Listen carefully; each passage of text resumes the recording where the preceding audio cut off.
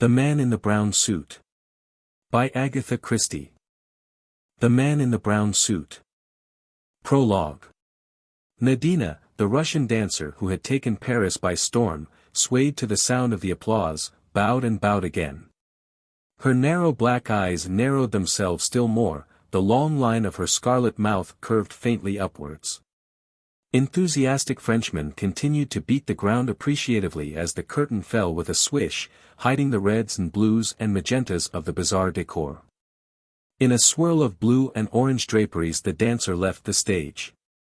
A bearded gentleman received her enthusiastically in his arms. It was the manager. "Magnificent, petite, magnificent," he cried. "Tonight you have surpassed yourself."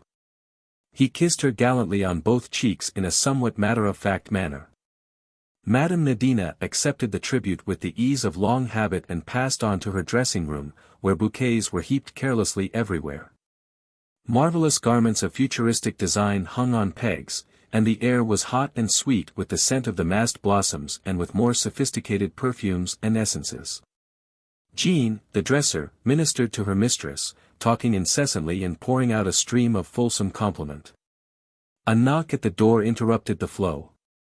Jean went to answer it, and returned with a card in her hand. "Madame will receive." "Let me see." The dancer stretched out a languid hand, but at the sight of the name on the card, Count Sergius Paulovitch, a sudden flicker of interest came into her eyes.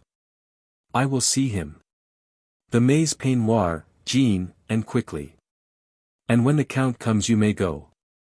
"Bien, madame." Jean brought the peignoir, an exquisite wisp of corn-colored chiffon and ermine. Nadina slipped into it, and sat smiling to herself, whilst one long white hand beat a slow tattoo on the glass of the dressing-table. The count was prompt to avail himself of the privilege accorded to him, a man of medium height, very slim, very elegant, very pale, extraordinarily weary. In feature, little to take hold of, a man difficult to recognize again if one left his mannerisms out of account. He bowed over the dancer's hand with exaggerated courtliness. "Madam, this is a pleasure indeed." So much Jean heard before she went out, closing the door behind her. Alone with her visitor, a subtle change came over Nadina's smile. "Compatriots though we are, we will not speak Russian, I think," she observed. "Since we neither of us know a word of the language, it might be as well," agreed her guest. By common consent, they dropped into English, and nobody, now that the Count's mannerisms had dropped from him, could doubt that it was his native language. He had, indeed, started life as a quick-change music hall artiste in London. "You had a great success tonight," he remarked. "I congratulate you." "All the same," said the woman, "I am disturbed. My position is not what it was. The suspicions aroused during the war have never died down. I am continually watched and spied upon. But no charge of espionage was ever brought against you. Our chief lays his plans too carefully for that." "Long life to the colonel," said the count, smiling. "Amazing news, is it not, that he means to retire?" "To retire. Just like a doctor, or a butcher, or a plumber. Or any other business man," finished Nadina. "It should not surprise us. That is what the colonel has always been, an excellent man of business. He has organized crime as another man might organize a boot factory. Without committing himself, he has planned and directed a series of stupendous coups, embracing every branch of what we might call his profession. Jewel robberies, forgery, espionage, the latter very profitable in wartime, sabotage, discreet assassination, there is hardly anything he has not touched. Wisest of all, he knows when to stop. The game begins to be dangerous, he retires gracefully, with an enormous fortune." Said the count doubtfully. "It is rather upsetting for all of us. We are at a loose end, as it were. But we are being paid off, on a most generous scale." Some undercurrent of mockery in her tone, made the man look at her sharply. She was smiling to herself, and the quality of her smile aroused his curiosity. But he proceeded diplomatically. "Yes, the colonel has always been a generous paymaster. I attribute much of his success to that, and to his invariable plan of providing a suitable scapegoat. A great brain, undoubtedly a great brain. And an apostle of the maxim, if you want a thing done safely, do not do it yourself. Here are we, every one of us incriminated up to the hilt and absolutely in his power, and not one of us has anything on him. He paused, almost as though he were expecting her to disagree with him, but she remained silent, smiling to herself as before. Not one of us, he mused. Still, you know, he is superstitious, the old man. Years ago, I believe, he went to one of these fortune-telling people. She prophesied a lifetime of success, but declared that his downfall would be brought about through a woman. He had interested her now. She looked up eagerly. That is strange, very strange. Through a woman, you say? He smiled and shrugged his shoulders.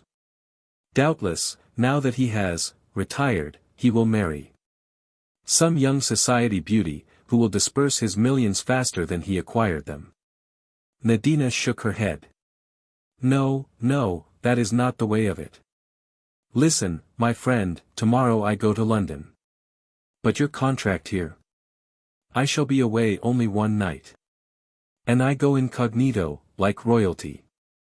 No one will ever know that I have left France. And why do you think that I go? Hardly for pleasure at this time of year. January, a detestable foggy month.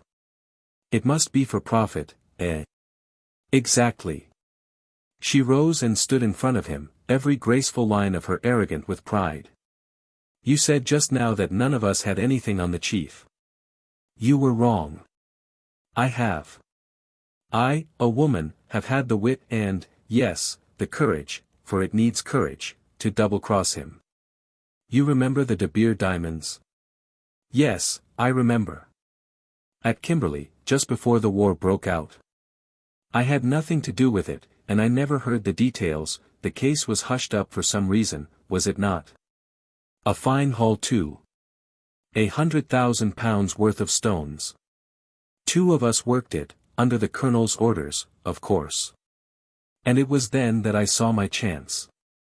You see, the plan was to substitute some of the De Beer diamonds for some sample diamonds brought from South America by 2 young prospectors who happened to be in Kimberley at the time.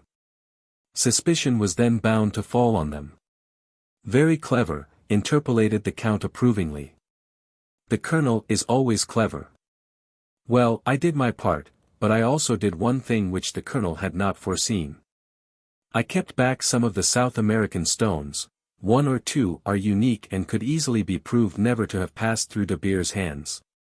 With these diamonds in my possession, I have the whip hand of my esteemed chief.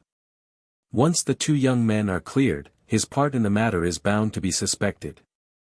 I have said nothing all these years. I have been content to know that I had this weapon in reserve, but now matters are different. I want my price, and it will be a big, I might almost say, a staggering price. Extraordinary, said the Count. And doubtless you carry these diamonds about with you everywhere? His eyes roamed gently round the disordered room. Nadina laughed softly. You need suppose nothing of the sort. I am not a fool. The diamonds are in a safe place where no one will dream of looking for them. I never thought you a fool, my dear lady, but may I venture to suggest that you are somewhat foolhardy? The colonel is not the type of man to take kindly to being blackmailed, you know. I am not afraid of him, she laughed. There is only one man I have ever feared, and he is dead. The man looked at her curiously. Let us hope that he will not come to life again, then, he remarked lightly. What do you mean? Cried the dancer sharply. The Count looked slightly surprised. I only meant that a resurrection would be awkward for you, he explained. A foolish joke. She gave a sigh of relief. Oh, no, he is dead all right. Killed in the war. He was a man who once loved me. In South Africa? Asked the Count negligently. Yes, since you ask it, in South Africa. That is your native country, is it not? She nodded. Her visitor rose and reached for his hat.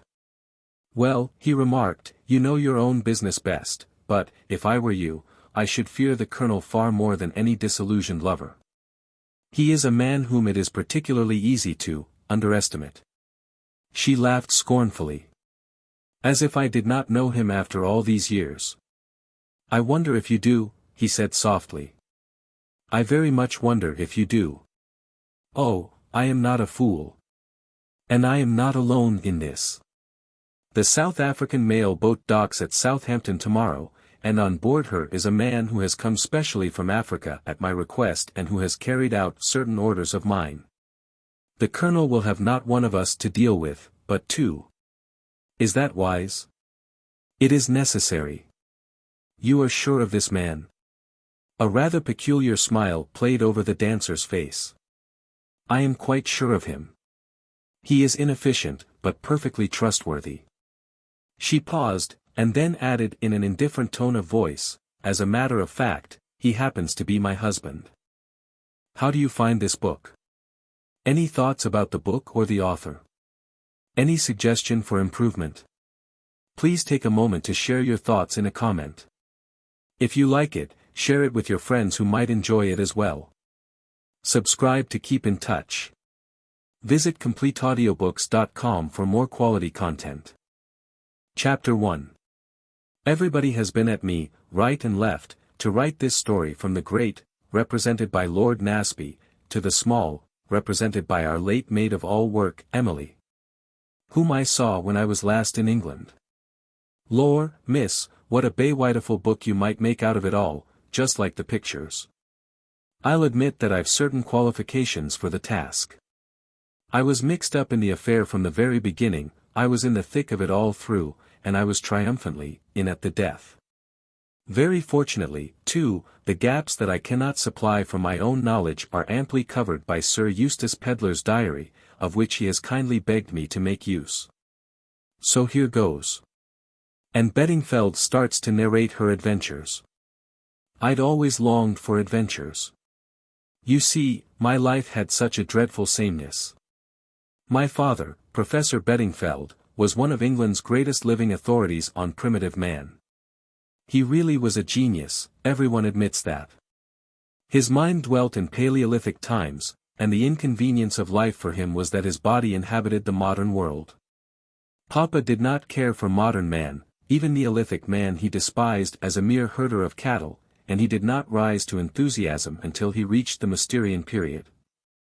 Unfortunately, one cannot entirely dispense with modern men. One is forced to have some kind of truck with butchers and bakers and milkmen and greengrocers. Therefore, Papa being immersed in the past, Mama having died when I was a baby, it fell to me to undertake the practical side of living.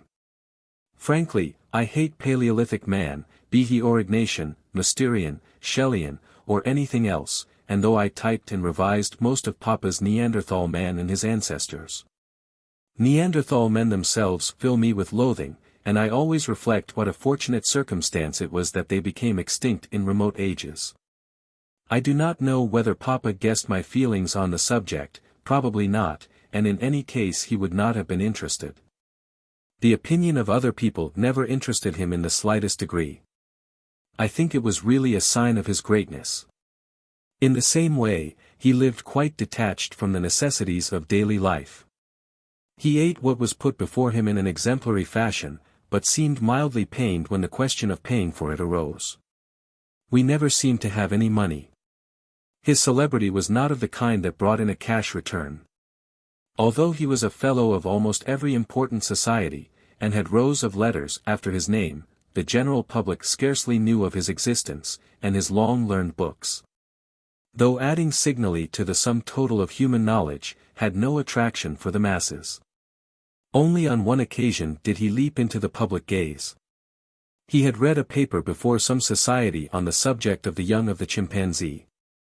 The young of the human race show some anthropoid features, whereas the young of the chimpanzee approach more nearly to the human than the adult chimpanzee does. That seems to show that whereas our ancestors were more simian than we are, the chimpanzees were of a higher type than the present species. In other words, the chimpanzee is a degenerate.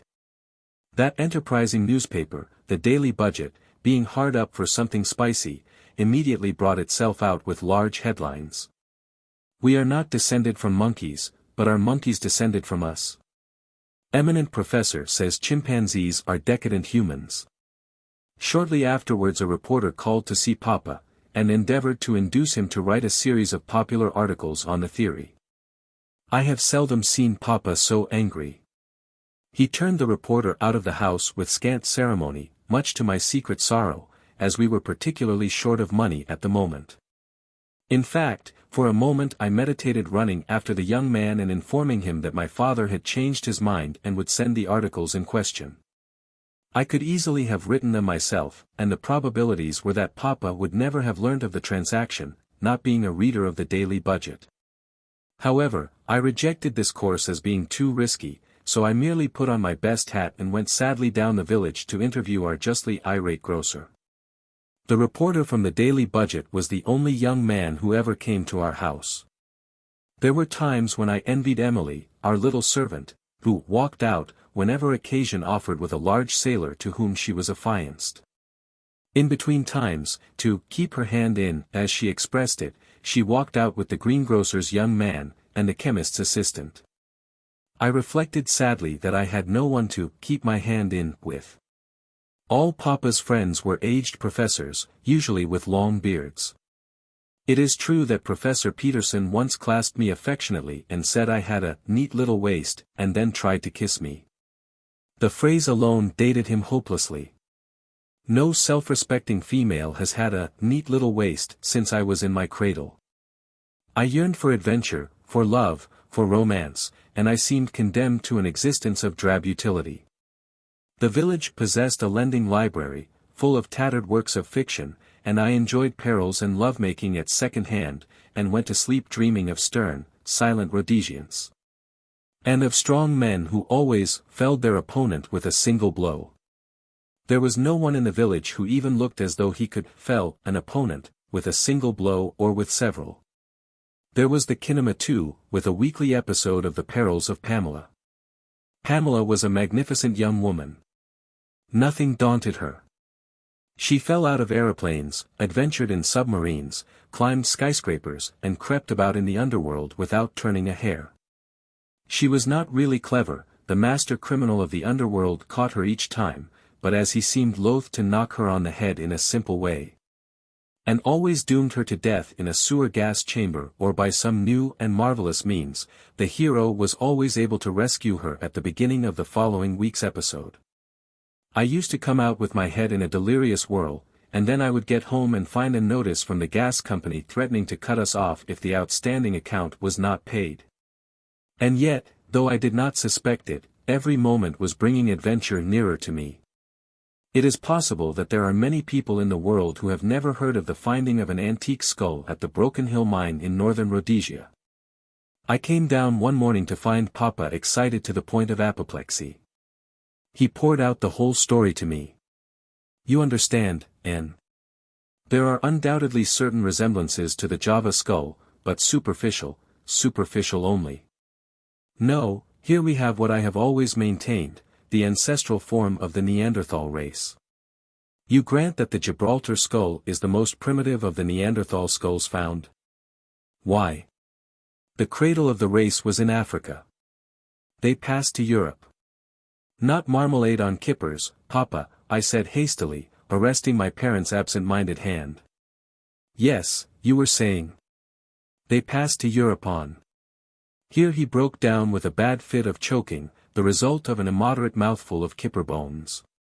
"But we must start at once," he declared, as he rose to his feet at the conclusion of the meal. "There is no time to be lost. We must be on the spot. There are doubtless incalculable finds to be found in the neighborhood.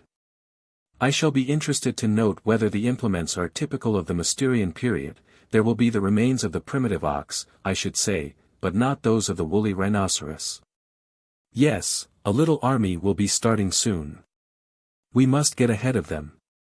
You will write to Cook's today, Anne. What about money, Papa?" I hinted delicately. He turned a reproachful eye upon me. "Your point of view always depresses me, my child. We must not be sordid. No, no, in the cause of science one must not be sordid. I feel cooks might be sordid, Papa. Papa looked pained. My dear Anne, you will pay them in ready money.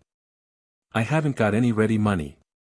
Papa looked thoroughly exasperated. My child, I really cannot be bothered with these vulgar money details. The bank, I had something from the manager yesterday, saying I had £27. That's your overdraft, I fancy. Ah, I have it. Write to my publishers. I acquiesced doubtfully, Papa's books bringing in more glory than money. I liked the idea of going to Rhodesia immensely. Stern silent men, I murmured to myself in an ecstasy. Then something in my parents' appearance struck me as unusual. You have odd boots on, Papa, I said. Take off the brown one and put on the other black one. And don't forget your muffler. It's a very cold day. In a few minutes Papa stalked off, correctly booted and well mufflered. He returned late that evening, and, to my dismay, I saw his muffler and overcoat were missing. Dear me, Anne, you are quite right. I took them off to go into the cavern. One gets so dirty there. I nodded feelingly, remembering an occasion when Papa had returned literally plastered from head to foot with rich Pliocene clay. Our principal reason for settling in Little Hampsley had been the neighborhood of Hampsley Cavern, a buried cave rich in deposits of the Aurignacian culture. We had a tiny museum in the village, and the curator and Papa spent most of their days messing about underground and bringing to light portions of woolly rhinoceros and cave bear. Papa coughed badly all the evening, and the following morning I saw he had a temperature and sent for the doctor. Poor Papa, he never had a chance. It was double pneumonia. He died 4 days later. Chapter 2. Everyone was very kind to me. Dazed as I was, I appreciated that. I felt no overwhelming grief. Papa had never loved me, I knew that well enough. If he had, I might have loved him in return. No, there had not been love between us, but we had belonged together, and I had looked after him, and had secretly admired his learning and his uncompromising devotion to science. And it hurt me that Papa should have died just when the interest of life was at its height for him. I should have felt happier if I could have buried him in a cave, with paintings of reindeer and flint implements. But the force of public opinion constrained a neat tomb, with marble slab, in our hideous local churchyard. The vicar's consolations, though well meant, did not console me in the least. It took some time to dawn upon me that the thing I had always longed for, freedom, was at last mine. I was an orphan, and practically penniless, but free. At the same time I realized the extraordinary kindness of all these good people. The vicar did his best to persuade me that his wife was in urgent need of a companion help. Our tiny local library suddenly made up its mind to have an assistant librarian. Finally, the doctor called upon me, and after making various ridiculous excuses for failing to send in a proper bill, he hummed and hawed a good deal and suddenly suggested that I should marry him. I was very much astonished. The doctor was nearer 40 than 30, and a round, tubby little man. He was not at all like the hero of The Perils of Pamela, and even less like a stern and silent Rhodesian. I reflected a minute and then asked him why he wanted to marry me. That seemed to fluster him a good deal, and he murmured that a wife was a great help to a general practitioner. The position seemed even more unromantic than before, and yet something in me urged towards its acceptance. Safety, that was what I was being offered. Safety, and a comfortable home. Thinking it over now, I believe I did the little man an injustice. He was honestly in love with me, but a mistaken delicacy prevented him from pressing his suit on those lines. Anyway, my love of romance rebelled. It's extremely kind of you, I said. But it's impossible. I could never marry a man unless I loved him madly. You don't think? No, I don't, I said firmly. He sighed. But, my dear child, what do you propose to do? Have adventures and see the world, I replied, without the least hesitation. Miss N, you are very much of a child still. You don't understand. The practical difficulties. Yes, I do, doctor. I'm not a sentimental schoolgirl, I'm a hard-headed mercenary shrew. You'd know it if you married me. I wish you would reconsider. I can't. He sighed again. I have another proposal to make. An aunt of mine who lives in Wales is in want of a young lady to help her. How would that suit you? No, doctor, I'm going to London. If things happen anywhere, they happen in London. I shall keep my eyes open and you'll see, something will turn up. You'll hear of me next in China or Timbuktu. My next visitor was Mr. Fleming, Papa's London solicitor. He came down specially from town to see me. An ardent anthropologist himself, he was a great admirer of Papa's works. He was a tall, spare man with a thin face and grey hair. He rose to meet me as I entered the room and, taking both my hands in his, patted them affectionately. My poor child, he said. My poor, poor child. Without conscious hypocrisy, I found myself assuming the demeanor of a bereaved orphan. He hypnotized me into it. He was benignant, kind and fatherly, and without the least doubt he regarded me as a perfect fool of a girl left adrift to face an unkind world. From the first I felt that it was quite useless to try to convince him of the contrary. As things turned out, perhaps it was just as well I didn't. My dear child, do you think you can listen to me whilst I try to make a few things clear to you? Oh, yes. Your father, as you know, was a very great man. Posterity will appreciate him. But he was not a good man of business. I knew that quite as well, if not better than Mr. Fleming, but I restrained myself from saying so. He continued.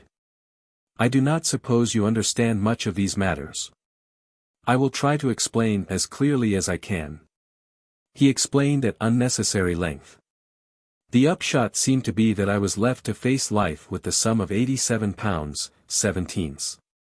For D, it seemed a strangely unsatisfying amount. I waited in some trepidation for what was coming next. I feared that Mr. Fleming would be sure to have an aunt in Scotland who was in want of a bright young companion. Apparently, however, he hadn't. The question is, he went on, the future. I understand you have no living relatives. I'm alone in the world, I said, and was struck anew by my likeness to a film heroine. You have friends? Everyone has been very kind to me, I said gratefully.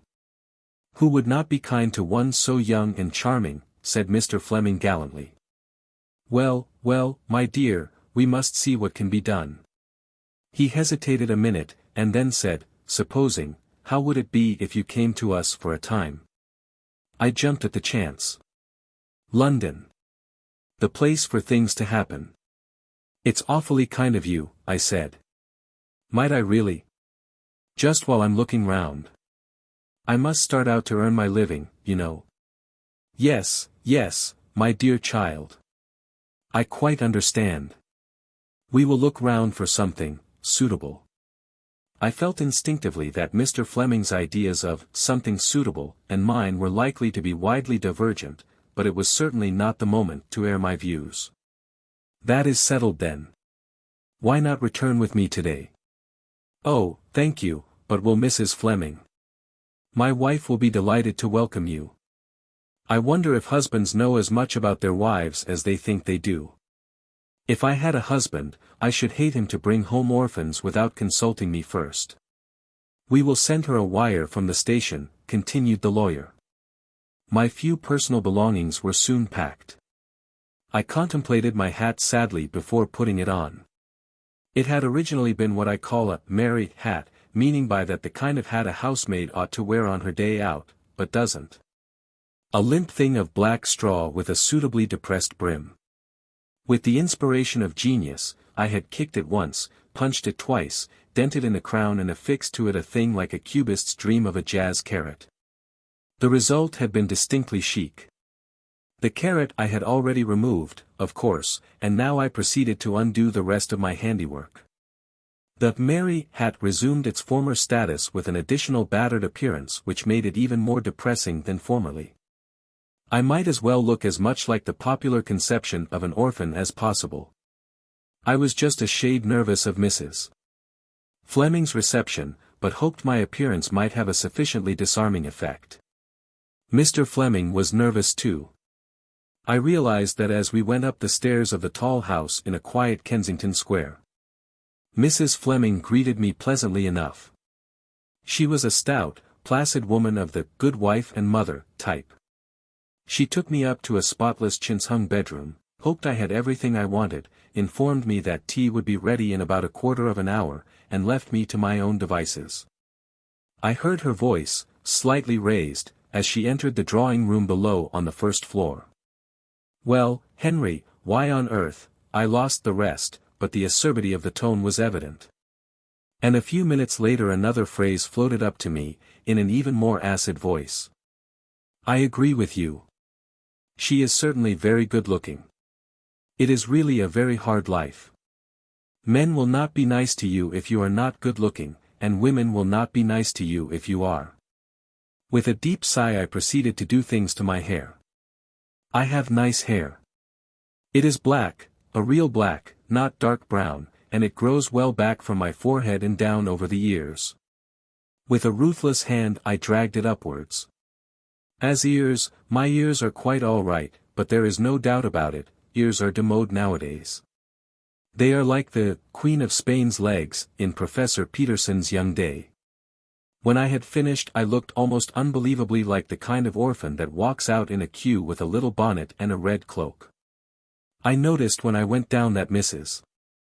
Fleming's eyes rested on my exposed ears with quite a kindly glance. Mr. Fleming seemed puzzled. I had no doubt that he was saying to himself, "What has the child done to herself?" On the whole the rest of the day passed off well. It was settled that I was to start at once to look for something to do. When I went to bed, I stared earnestly at my face in the glass. Was I really good-looking? Honestly, I couldn't say I thought so. I hadn't got a straight Grecian nose, or a rosebud mouth, or any of the things you ought to have. It is true that a curate once told me that my eyes were like imprisoned sunshine in a dark, dark wood, but curates always know so many quotations, and fire them off at random. I'd much prefer to have Irish blue eyes than dark green ones with yellow flecks. Still, green is a good color for adventuresses. I wound a black garment tightly round me, leaving my arms and shoulders bare. Then I brushed back my hair and pulled it well down over my ears again. I put a lot of powder on my face, so that the skin seemed even whiter than usual. I fished about until I found some old lip salve, and I put oceans of it on my lips. Then I did under my eyes with burnt cork. Finally, I draped a red ribbon over my bare shoulder, stuck a scarlet feather in my hair, and placed a cigarette in one corner of my mouth. The whole effect pleased me very much. "Anna the Adventuress," I said aloud, nodding at my reflection. Anna the Adventuress. Episode 1, The House in Kensington. Girls are foolish things. Chapter 3. In the succeeding weeks I was a good deal bored. Mrs. Fleming and her friends seemed to me to be supremely uninteresting. They talked for hours of themselves and their children and of the difficulties of getting good milk for the children and of what they said to the dairy when the milk wasn't good. Then they would go on to servants. And the difficulties of getting good servants and of what they had said to the woman at the registry office and of what the woman at the registry office had said to them. They never seemed to read the papers or to care about what went on in the world. They disliked traveling, everything was so different to England. The Riviera was all right, of course, because one met all one's friends there. I listened and contained myself with difficulty. Most of these women were rich. The whole wide beautiful world was theirs to wander in, and they deliberately stayed in dirty dull London and talked about milkmen and servants. I think now, looking back, that I was perhaps a shade intolerant. But they were stupid even at their chosen job. Most of them kept the most extraordinarily inadequate and muddled housekeeping accounts. My affairs did not progress very fast. The house and furniture had been sold, and the amount realized had just covered our debts. As yet, I had not been successful in finding a post. Not that I really wanted one. I had the firm conviction that, if I went about looking for adventure, adventure would meet me halfway. It is a theory of mine that one always gets what one wants. My theory was about to be proved in practice. It was early in January, the 8th, to be exact. I was returning from an unsuccessful interview with a lady who said she wanted a secretary companion, but really seemed to require a strong charwoman who would work 12 hours a day for £25 a year. Having parted with mutual veiled impolitenesses, I walked down Edgware Road. The interview had taken place in a house in St. John's Wood, and across Hyde Park to St. George's Hospital. There I entered Hyde Park Corner Tube Station and took a ticket to Gloucester Road. Once on the platform I walked to the extreme end of it. My inquiring mind wished to satisfy itself as to whether there really were points and an opening between the two tunnels just beyond the station in the direction of Down Street. I was foolishly pleased to find I was right. There were not many people on the platform, and at the extreme end there was only myself and one man. As I passed him, I sniffed dubiously. If there is one smell I cannot bear, it is that of mothballs. This man's heavy overcoat simply reeked of them. And yet most men begin to wear their winter overcoats before January, and consequently by this time the smell ought to have worn off. The man was beyond me, standing close to the edge of the tunnel. He seemed lost in thought, and I was able to stare at him without rudeness.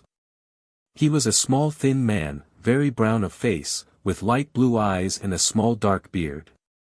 Just come from abroad, I deduced. That's why his overcoat smells so. He's come from India. Not an officer, or he wouldn't have a beard. Perhaps a tea planter. At this moment the man turned as though to retrace his steps along the platform. He glanced at me and then his eyes went on to something behind me, and his face changed.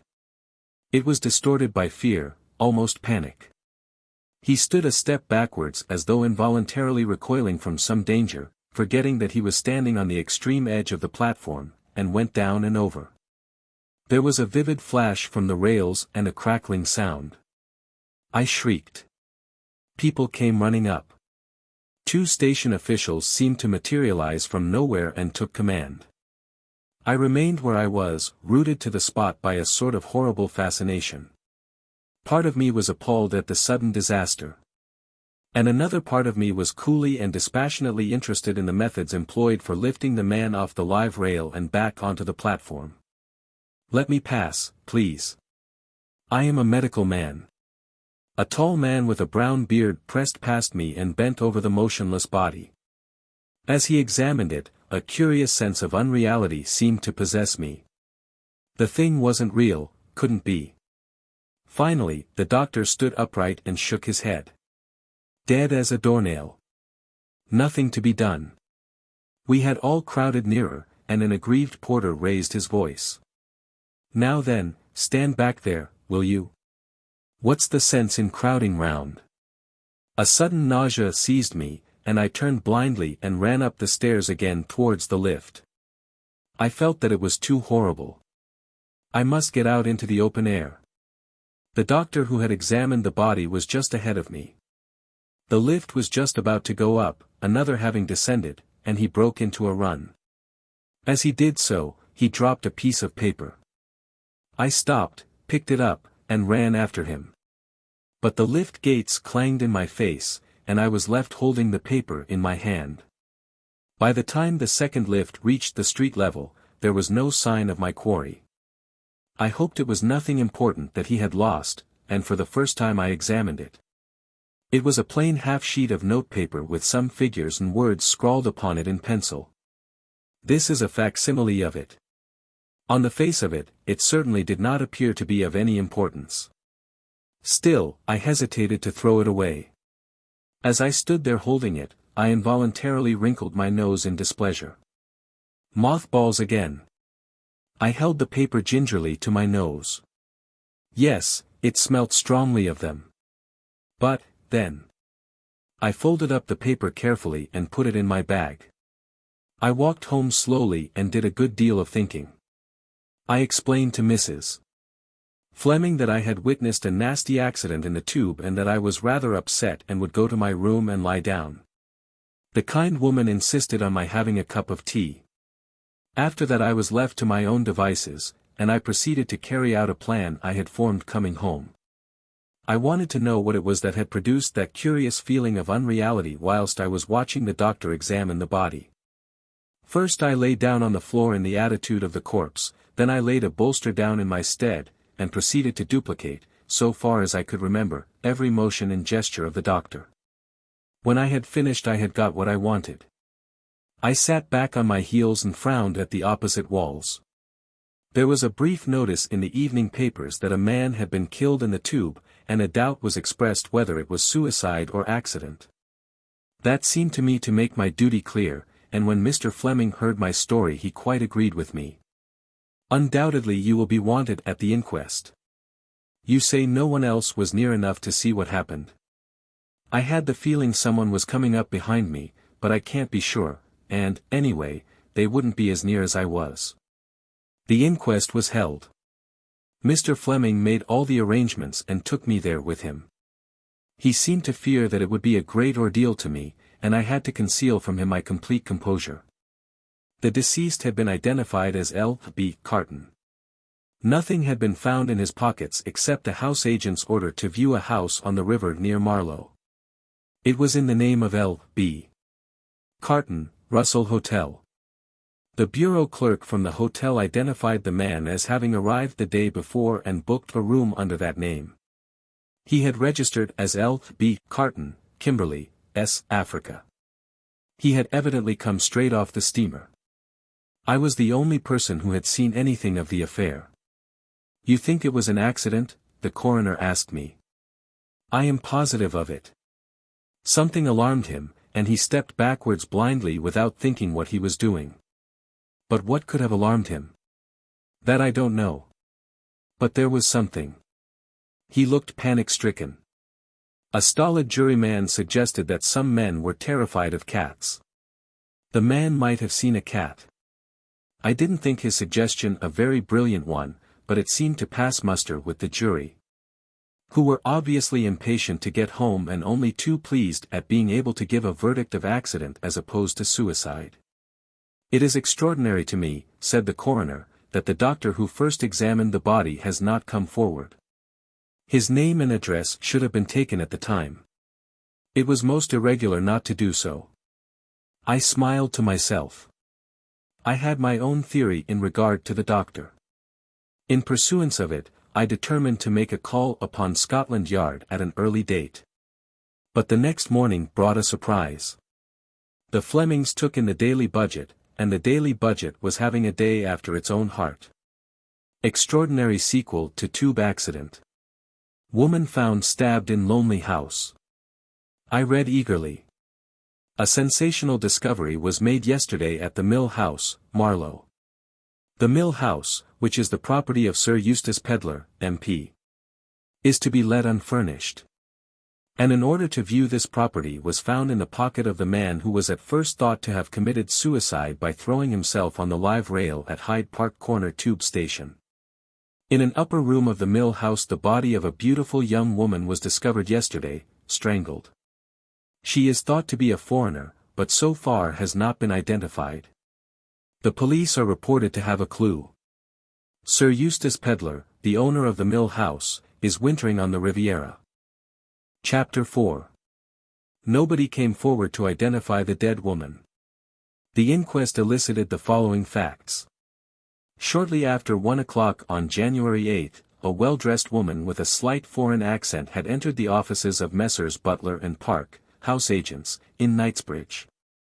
She explained that she wanted to rent or purchase a house on the Thames within easy reach of London. The particulars of several were given to her, including those of the Mill House. She gave the name of Mrs. de Castina and her address as the Ritz, but there proved to be no one of that name staying there, and the hotel people failed to identify the body. Mrs. James, the wife of Sir Eustace Pedlar's gardener, who acted as caretaker to the mill house and inhabited the small lodge opening on the main road, gave evidence. About 3 o'clock that afternoon, a lady came to see over the house. She produced an order from the house agents, and, as was the usual custom, Mrs. James gave her the keys of the house. It was situated at some distance from the lodge, and she was not in the habit of accompanying prospective tenants. A few minutes later a young man arrived. Mrs. James described him as tall and broad-shouldered, with a bronzed face and light gray eyes. He was clean-shaven and was wearing a brown suit. He explained to Mrs. James that he was a friend of the lady who had come to look over the house, but had stopped at the post office to send a telegram. She directed him to the house, and thought no more about the matter. 5 minutes later he reappeared, handed her back the keys and explained that he feared the house would not suit them. Mrs. James did not see the lady, but thought that she had gone on ahead. What she did notice was that the young man seemed very much upset about something. He looked like a man who'd seen a ghost. I thought he was taken ill. On the following day another lady and gentleman came to see the property and discovered the body lying on the floor in one of the upstairs rooms. Mrs. James identified it as that of the lady who had come the day before. The house agents also recognized it as that of Mrs. de Castina. The police surgeon gave it as his opinion that the woman had been dead about 24 hours. The Daily Budget had jumped to the conclusion that the man in the tube had murdered the woman and afterwards committed suicide. However, as the tube victim was dead at 2 o'clock, and the woman was alive and well at 3 o'clock. The only logical conclusion to come to was that the two occurrences had nothing to do with each other. And that the order to view the house at Marlow found in the dead man's pocket was merely one of those coincidences which so often occur in this life. A verdict of willful murder against some person or persons unknown was returned, and the police, and the Daily Budget, were left to look for the man in the brown suit. Since Mrs. James was positive that there was no one in the house when the lady entered it, and that nobody except the young man in question entered it until the following afternoon. It seemed only logical to conclude that he was the murderer of the unfortunate Mrs. de Castina. She had been strangled with a piece of stout black cord, and had evidently been caught unawares with no time to cry out. The black silk handbag which she carried contained a well-filled note-case and some loose change, a fine lace handkerchief, unmarked, and the return half of a first-class ticket to London. Nothing much there to go upon. Such were the details published broadcast by the Daily Budget, and "Find the man in the brown suit" was their daily war cry. On an average about 500 people wrote daily to announce their success in the quest. And tall young men with well-tanned faces cursed the day when their tailors had persuaded them to a brown suit. The accident in the tube, dismissed as a coincidence, faded out of the public mind. Was it a coincidence? I was not so sure. No doubt I was prejudiced. The tube incident was my own pet mystery, but there certainly seemed to me to be a connection of some kind between the two fatalities. In each there was a man with a tanned face, evidently an Englishman living abroad, and there were other things. It was the consideration of these other things that finally impelled me to what I considered a dashing step.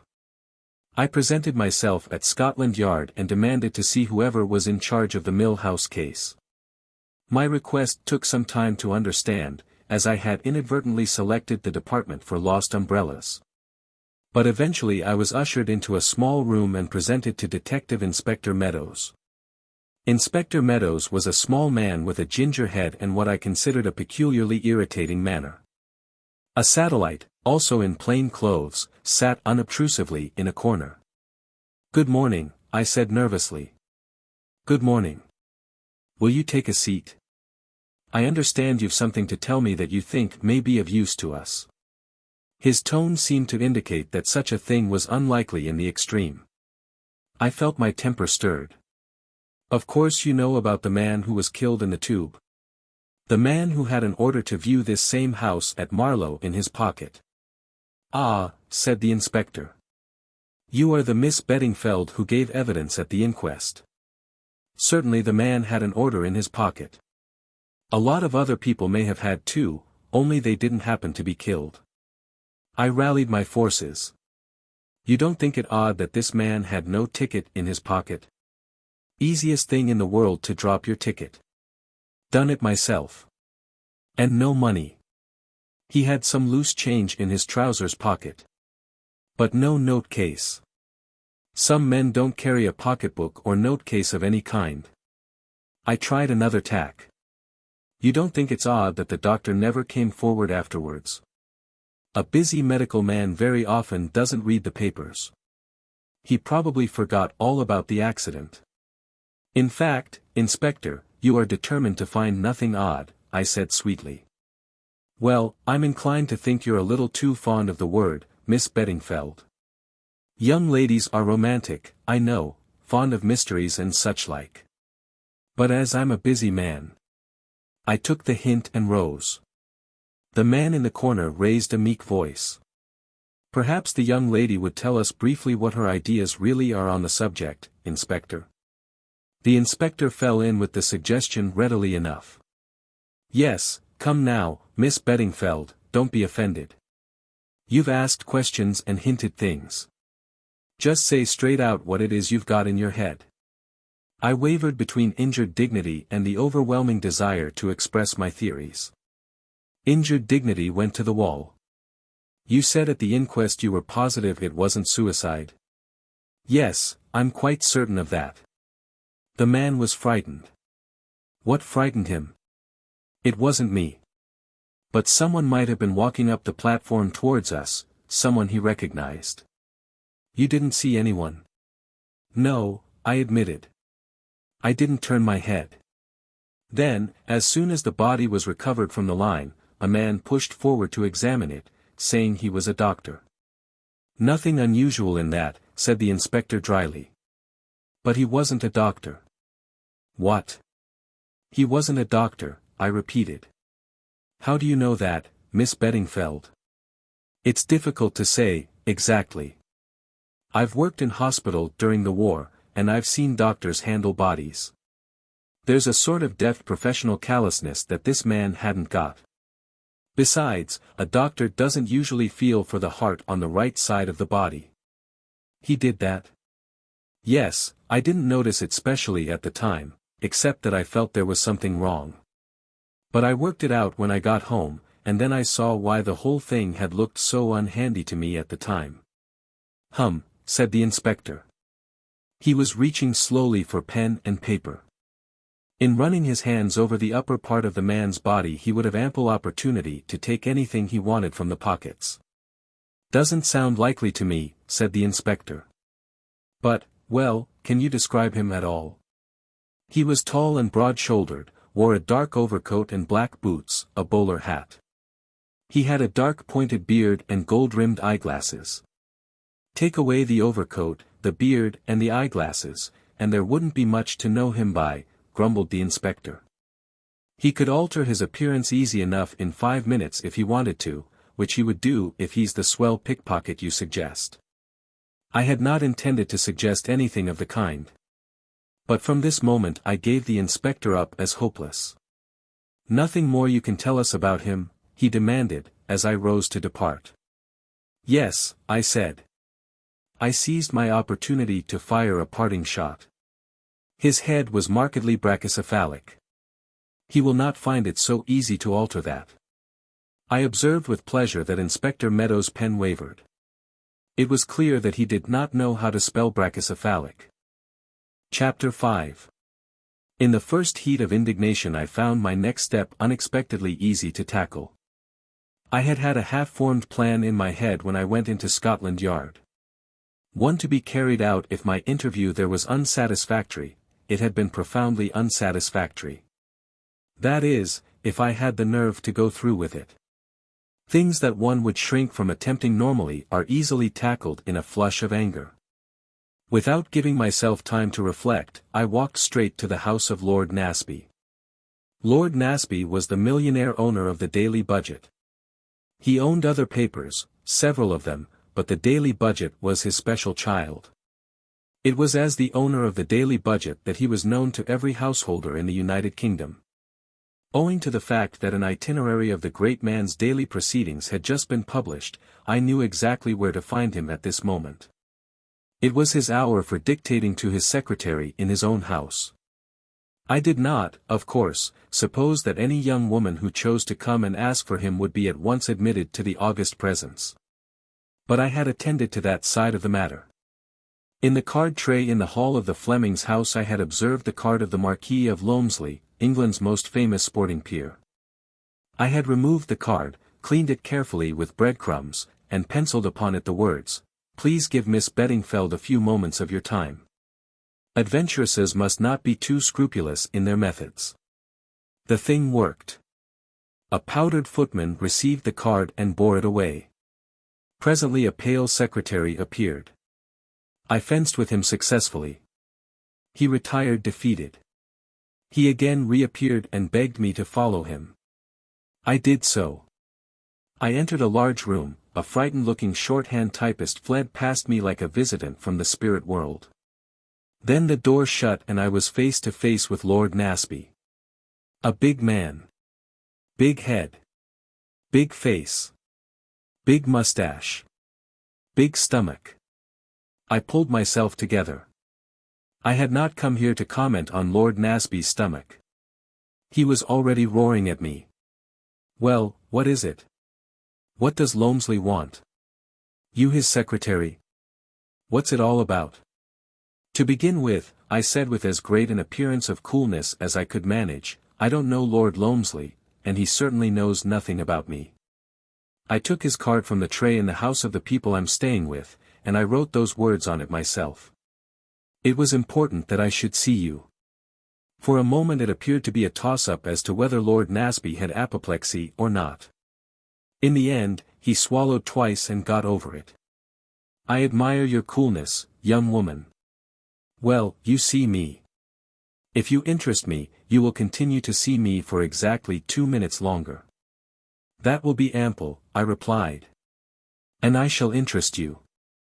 It's the Mill House mystery." "If you found the man in the brown suit, write to the editor," he interrupted hastily. "If you will interrupt, I shall be more than 2 minutes," I said sternly. "I haven't found the man in the brown suit, but I'm quite likely to do so." In as few words as possible I put the facts of the tube accident and the conclusions I had drawn from them before him. When I had finished he said unexpectedly, "What do you know of brachycephalic heads?" I mentioned Papa. "The monkey man?" "Eh. Well, you seem to have a head of some kind upon your own shoulders, young woman. But it's all pretty thin, you know. Not much to go upon. And no use to us, as it stands. I'm perfectly aware of that. What do you want, then?" "I want a job on your paper to investigate this matter." "Can't do that. We've got our own special man on it. And I've got my own special knowledge." "What you've just told me, eh?" "Oh, no, Lord Nasby. I've still got something up my sleeve." "Oh, you have you? You seem a bright sort of girl." "Well, what is it?" When this so-called doctor got into the lift, he dropped a piece of paper. I picked it up. It smelt of mothballs. So did the dead man. The doctor didn't. So I saw at once that the doctor must have taken it off the body. It had 2 words written on it and some figures. "Let's see it." Lord Nasby stretched out a careless hand. "I think not," I said, smiling. "It's my find, you see. I'm right. You are a bright girl. Quite right to hang on to it. No scruples about not handing it over to the police. I went there to do so this morning. They persisted in regarding the whole thing as having nothing to do with the Marlowe affair, so I thought that in the circumstances I was justified in retaining the paper. Besides, the inspector put my back up. Short-sighted man. Well, my dear girl, here's all I can do for you. Go on working on this line of yours. If you get anything that's publishable, send it along and you shall have your chance. There's always room for real talent on the daily budget. But you've got to make good first. See, I thanked him, and apologized for my methods. Don't mention it. I rather like cheek, from a pretty girl. By the way, you said 2 minutes and you've been 3, allowing for interruptions. For a woman, that's quite remarkable.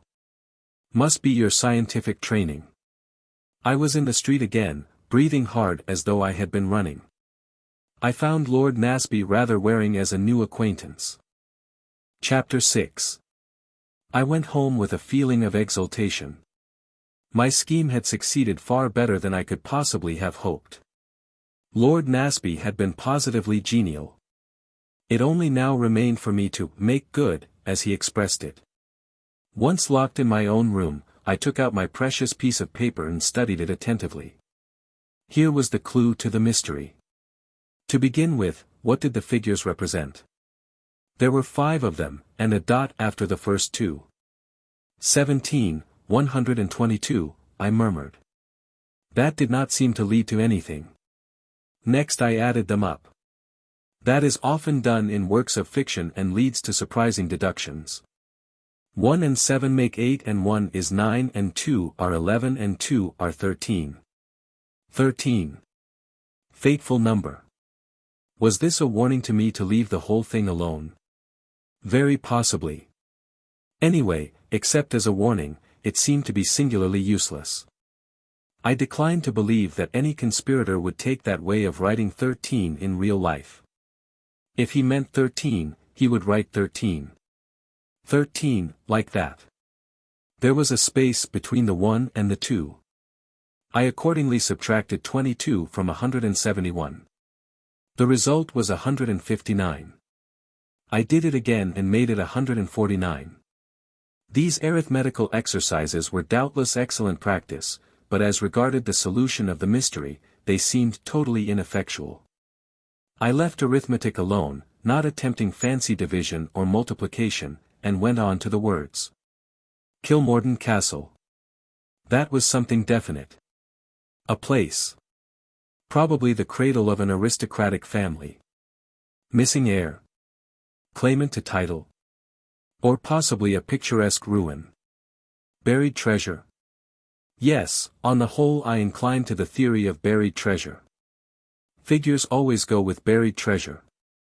1 pace to the right, 7 paces to the left, dig 1 foot, descend 22 steps. That sort of idea. I could work out that later. The thing was to get to Kilmorden Castle as quickly as possible. I made a strategic sally from my room and returned laden with books of reference. Who's Who, Whitaker, a gazetteer, a history of Scotch ancestral homes, and Somebody or Other's British Isles. Time passed. I searched diligently, but with growing annoyance. Finally, I shut the last book with a bang. There appeared to be no such place as Kilmorden Castle. Here was an unexpected check. There must be such a place. Why should anyone invent a name like that and write it down on a piece of paper? Absurd. Another idea occurred to me. Possibly it was a castellated abomination in the suburbs with a high-sounding name invented by its owner. But if so, it was going to be extraordinarily hard to find. I sat back gloomily on my heels, I always sit on the floor to do anything really important, and wondered how on earth I was to set about it. Was there any other line I could follow? I reflected earnestly and then sprang to my feet delightedly. Of course. I must visit the scene of the crime. Always done by the best sleuths. And no matter how long afterwards it may be, they always find something that the police have overlooked. My course was clear. I must go to Marlow. But how was I to get into the house? I discarded several adventurous methods, and plumped for stern simplicity. The house had been to let, presumably was still to let. I would be a prospective tenant. I also decided on attacking the local house agents, as having fewer houses on their books. Here, however, I reckoned without my host. A pleasant clerk produced particulars of about half a dozen desirable properties. It took all my ingenuity to find objections to them. In the end I feared I had drawn a blank. And you've really nothing else? I asked, gazing pathetically into the clerk's eyes. Something right on the river, and with a fair amount of garden and a small lodge, I added, summing up the main points of the mill house, as I had gathered them from the papers. Well, of course there's Sir Eustace Pedlar's place, said the man doubtfully. The mill house, you know. Not where, I faltered. Really, faltering is getting to be my strong point. That's it. Where the murder took place. But perhaps you wouldn't like. Oh, I don't think I should mind, I said with an appearance of rallying. I felt my bona fides was now quite established. And perhaps I might get it cheap, in the circumstances. A master touch that, I thought. Well, it's possible. There's no pretending that it will be easy to let now, servants and all that, you know. If you like the place after you've seen it, I should advise you to make an offer. Shall I write you out an order? If you please. A quarter of an hour later I was at the lodge of the mill house. In answer to my knock, the door flew open and a tall middle-aged woman literally bounced out.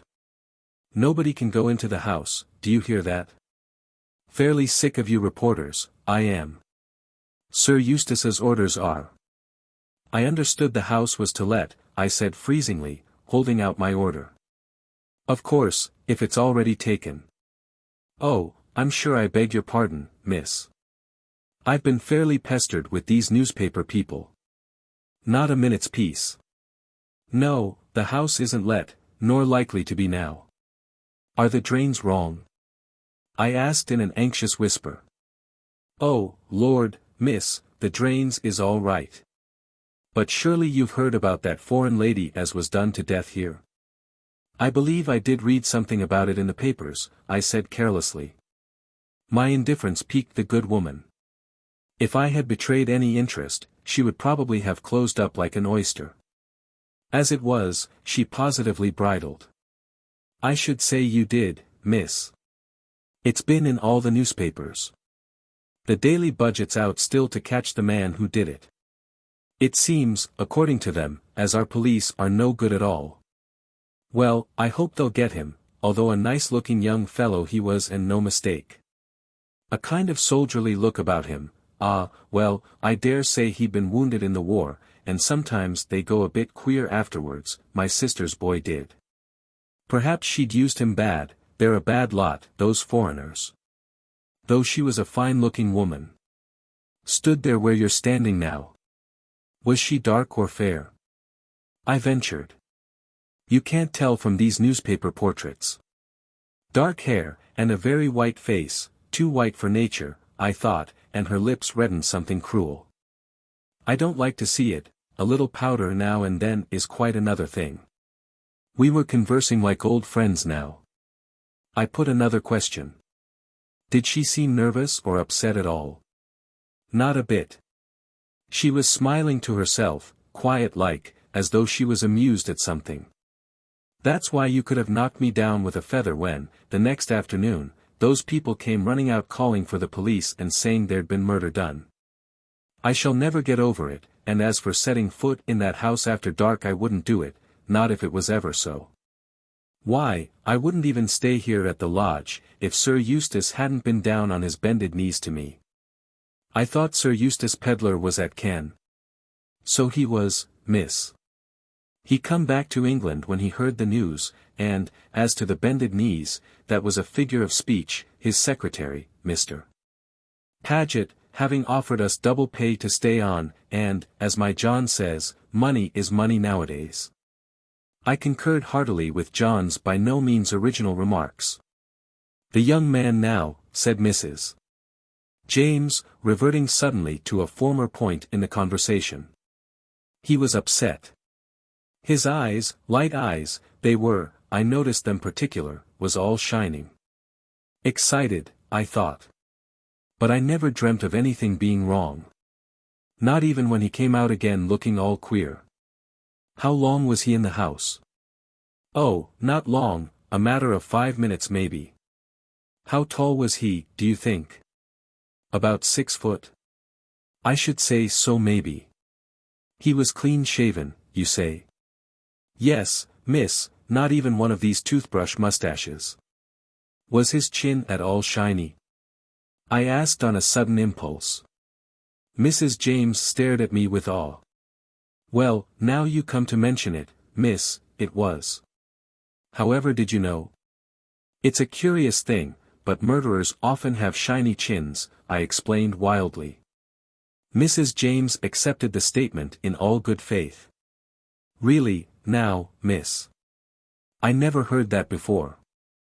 You didn't notice what kind of a head he had, I suppose. Just the ordinary kind, miss. I'll fetch you the keys, shall I? I accepted them, and went on my way to the mill house. My reconstruction so far I considered good. All along I had realized that the differences between the man Mrs. James had described and my tube doctor were those of non-essentials. An overcoat, a beard, gold-rimmed eyeglasses. The doctor had appeared middle-aged, but I remembered that he had stooped over the body like a comparatively young man. There had been a suppleness which told of young joints. The victim of the accident, the mothball man, as I called him to myself, and the foreign woman, Mrs. de Castina, or whatever her real name was, had had an assignation to meet at the mill house. That was how I pieced the thing together. Either because they feared they were being watched or for some other reason, they chose the rather ingenious method of both getting an order to view the same house. Thus their meeting there might have the appearance of pure chance. That the mothball man had suddenly caught sight of the doctor, and that the meeting was totally unexpected and alarming to him, was another fact of which I was fairly sure. What had happened next? The doctor had removed his disguise and followed the woman to Marlow. But it was possible that had he removed it rather hastily traces of spirit gum might still linger on his chin. Hence my question to Mrs. James. Whilst occupied with my thoughts I had arrived at the low old-fashioned door of the mill house. Unlocking it with the key, I passed inside. The hall was low and dark, the place smelt forlorn and mildewy. In spite of myself, I shivered. Did the woman who had come here, smiling to herself, a few days ago feel no chill of premonition as she entered this house? I wondered. Did the smile fade from her lips, and did a nameless dread close round her heart? Or had she gone upstairs, smiling still, unconscious of the doom that was so soon to overtake her? My heart beat a little faster. Was the house really empty? Was doom waiting for me in it also? For the first time, I understood the meaning of the much-used word, atmosphere.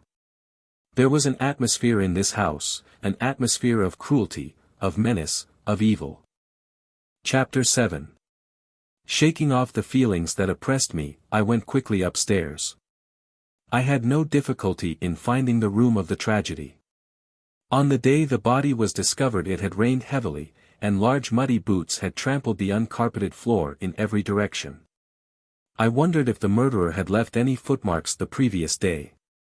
It was likely that the police would be reticent on the subject if he had, but on consideration I decided it was unlikely. The weather had been fine and dry. There was nothing of interest about the room. It was almost square with two big bay windows, plain white walls and a bare floor, the boards being stained round the edges where the carpet had ceased. I searched it carefully, but there was not so much as a pin lying about. The gifted young detective did not seem likely to discover a neglected clue. I had brought with me a pencil and notebook. There did not seem much to note, but I duly dotted down a brief sketch of the room to cover my disappointment at the failure of my quest. As I was in the act of returning the pencil to my bag, it slipped from my fingers and rolled along the floor. The mill house was really old, and the floors were very uneven. The pencil rolled steadily, with increasing momentum, until it came to rest under one of the windows. In the recess of each window there was a broad window seat, underneath which there was a cupboard. My pencil was lying right against the cupboard door. The cupboard was shut, but it suddenly occurred to me that if it had been open my pencil would have rolled inside. I opened the door, and my pencil immediately rolled in and sheltered modestly in the farthest corner. I retrieved it, noting as I did so that owing to the lack of light and the peculiar formation of the cupboard one could not see it, but had to feel for it. Apart from my pencil the cupboard was empty, but being thorough by nature I tried the one under the opposite window. At first sight, it looked as though that also was empty, but I grubbed about perseveringly, and was rewarded by feeling my hand close on a hard paper cylinder which lay in a sort of trough, or depression, in the far corner of the cupboard. As soon as I had it in my hand, I knew what it was. A roll of Kodak films. Here was a find. I realized, of course, that these films might very well be an old roll belonging to Sir Eustace Pedlar which had rolled in here and had not been found when the cupboard was emptied. But I did not think so. The red paper was far too fresh-looking. It was just as dusty as it would have been had it laid there for 2 or 3 days, that is to say, since the murder. Had it been there for any length of time, it would have been thickly coated. Who had dropped it? The woman or the man? I remembered that the contents of her handbag had appeared to be intact.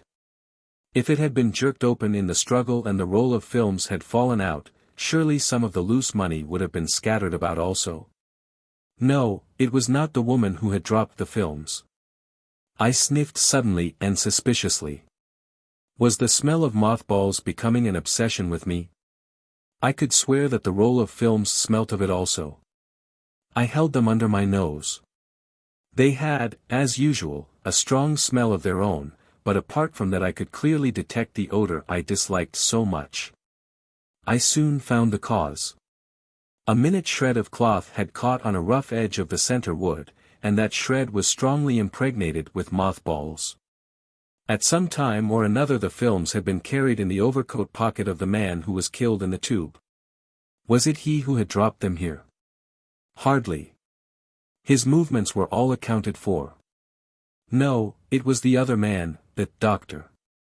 He had taken the films when he had taken the paper.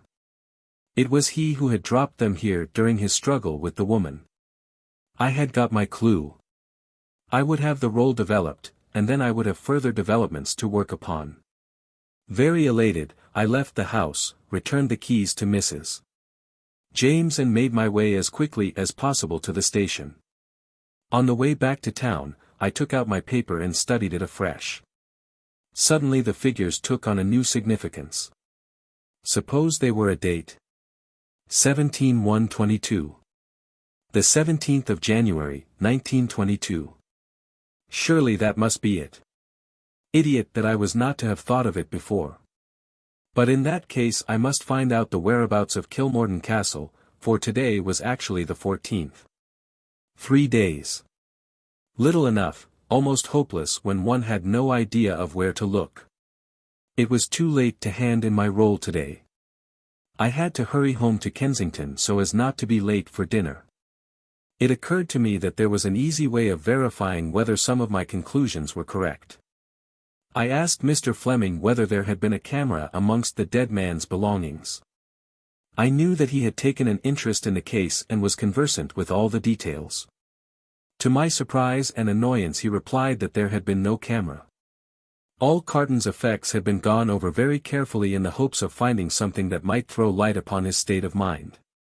He was positive that there had been no photographic apparatus of any kind. That was rather a setback to my theory. If he had no camera, why should he be carrying a roll of films? I set out early next morning to take my precious roll to be developed. I was so fussy that I went all the way to Regent Street to the big Kodak place. I handed it in and asked for a print of each film. The man finished stacking together a heap of films packed in yellow tin cylinders for the tropics, and picked up my roll. He looked at me.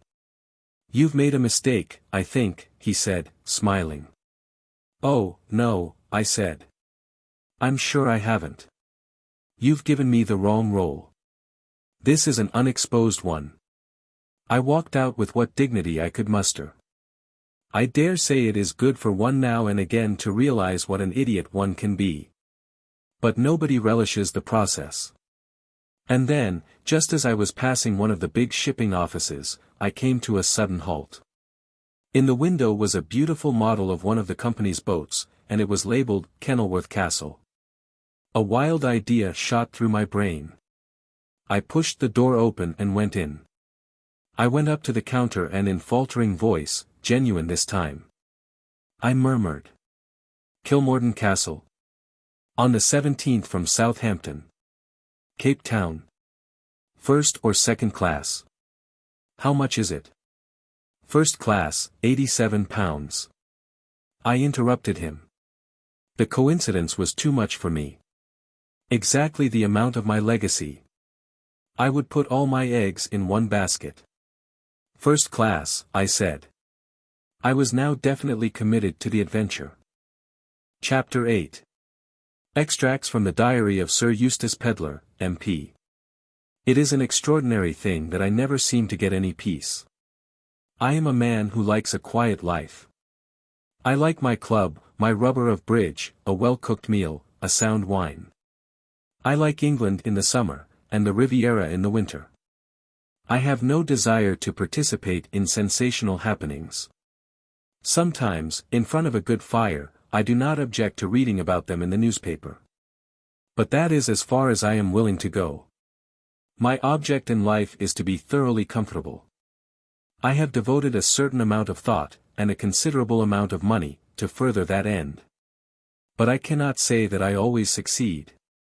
If things do not actually happen to me, they happen round me, and frequently, in spite of myself, I become involved. I hate being involved. All this because Guy Paget came into my bedroom this morning with a telegram in his hand and a face as long as a mute at a funeral.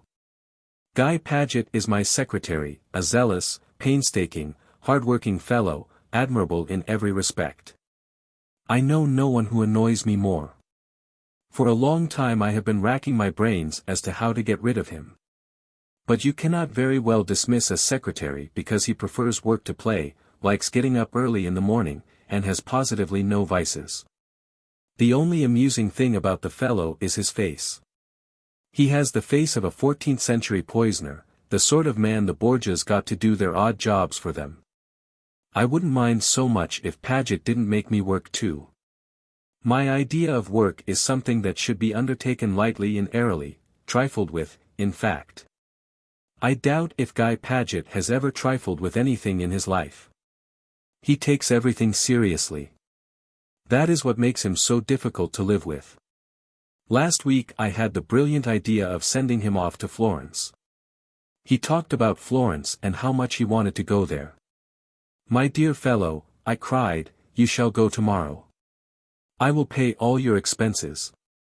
January isn't the usual time for going to Florence, but it would be all one to Paget. I could imagine him going about, guidebook in hand, religiously doing all the picture galleries. And a week's freedom was cheap to me at the price. It has been a delightful week. I have done everything I wanted to, and nothing that I did not want to do. But when I blinked my eyes open, and perceived Paget standing between me and the light at the unearthly hour of 9 a.m. this morning, I realized that freedom was over. My dear fellow, I said, has the funeral already taken place, or is it for later in the morning? Paget does not appreciate dry humor. He merely stared. So you know, Sir Eustace. Know what? I said crossly. From the expression of your face I inferred that one of your near and dear relatives was to be interred this morning. Paget ignored the sally as far as possible. I thought you couldn't know about this. He tapped the telegram. I know you dislike being aroused early, but it is 9 o'clock, Paget insists on regarding 9 a.m. as practically the middle of the day, and I thought that under the circumstances. He tapped the telegram again. What is that thing? I asked. It's a telegram from the police at Marlow. A woman has been murdered in your house. That aroused me in earnest. What colossal cheek, I exclaimed. Why in my house? Who murdered her? They don't say. I suppose we shall go back to England at once, Sir Eustace. You need suppose nothing of the kind. Why should we go back? The police. What on earth have I to do with the police? Well, it was your house. That, I said, appears to be more my misfortune than my fault. Guy Paget shook his head gloomily. It will have a very unfortunate effect upon the constituency, he remarked lugubriously. I don't see why it should have, and yet I have a feeling that in such matters Paget's instincts are always right. On the face of it, a member of Parliament will be none the less efficient because a stray young woman comes and gets herself murdered in an empty house that belongs to him, but there is no accounting for the view the respectable British public takes of a matter. She's a foreigner too, and that makes it worse, continued Paget gloomily. Again I believe he is right. If it is disreputable to have a woman murdered in your house, it becomes more disreputable if the woman is a foreigner. Another idea struck me. Good heavens, I exclaimed, I hope this won't upset Caroline. Caroline is the lady who cooks for me. Incidentally, she is the wife of my gardener. What kind of a wife she makes I do not know, but she is an excellent cook. James, on the other hand, is not a good gardener, but I support him in idleness and give him the lodge to live in solely on account of Caroline's cooking. I don't suppose she'll stay after this, said Paget. You always were a cheerful fellow, I said. I expect I shall have to go back to England. Paget clearly intends that I shall. And there is Caroline to pacify. 3 days later. It is incredible to me that anyone who can get away from England in winter does not do so. It is an abominable climate. All this trouble is very annoying. The house agents say it will be next to impossible to let the mill house after all the publicity. Caroline has been pacified, with double pay. We could have sent her a cable to that effect from Cannes. In fact, as I have said all along, there was no earthly purpose to serve by our coming over. I shall go back tomorrow. 1 day later. Several very surprising things have occurred. To begin with, I met Augustus Milray, the most perfect example of an old ass the present government has produced. His manner oozed diplomatic secrecy as he drew me aside in the club into a quiet corner. He talked a good deal. About South Africa and the industrial situation there. About the growing rumors of a strike on the Rand. Of the secret causes actuating that strike. I listened as patiently as I could. Finally, he dropped his voice to a whisper and explained that certain documents had come to light which ought to be placed in the hands of General Smuts. I've no doubt you're quite right, I said, stifling a yawn. But how are we to get them to him? Our position in the matter is delicate, very delicate. What's wrong with the post? I said cheerfully. Put a 2-penny stamp on and drop M in the nearest letterbox. He seemed quite shocked at the suggestion. My dear peddler. The common post. It has always been a mystery to me why governments employ king's messengers and draw such attention to their confidential documents. If you don't like the post, send one of your young Foreign Office fellows. He'll enjoy the trip. Impossible, said Milray, wagging his head in a senile fashion. There are reasons, my dear peddler, I assure you there are reasons. Well, I said, rising, all this is very interesting, but I must be off. 1 minute, my dear peddler, 1 minute, I beg of you. Now tell me, in confidence, is it not true that you intend visiting South Africa shortly yourself? You have large interests in Rhodesia, I know, and the question of Rhodesia joining in the Union is one in which you have a vital interest. Well, I had thought of going out in about a month's time. You couldn't possibly make it sooner. This month? This week, in fact. I could, I said, eyeing him with some interest. But I don't know that I particularly want to. You would be doing the government a great service, a very great service. You would not find them ungrateful. Meaning, you want me to be the postman? Exactly. Your position is an unofficial one, your journey is bona fide. Everything would be eminently satisfactory. Well, I said slowly, I don't mind if I do. The one thing I am anxious to do is to get out of England again as soon as possible. You will find the climate of South Africa delightful, quite delightful. My dear fellow, I know all about the climate. I was out there shortly before the war. I am really much obliged to you, peddler. I will send you round the package by messenger. To be placed in General Smuts's own hands, you understand. The Kilmorden Castle sails on Saturday, quite a good boat. I accompanied him a short way along Pall Mall before we parted. He shook me warmly by the hand, and thanked me again effusively. I walked home reflecting on the curious byways of governmental policy. It was the following evening that Jarvis, my butler, informed me that a gentleman wished to see me on private business, but declined to give his name. I have always a lively apprehension of insurance touts, so told Jarvis to say I could not see him. Guy Paget, unfortunately, when he might for once have been of real use, was laid up with a bilious attack. These earnest, hard-working young men with weak stomachs are always liable to bilious attacks.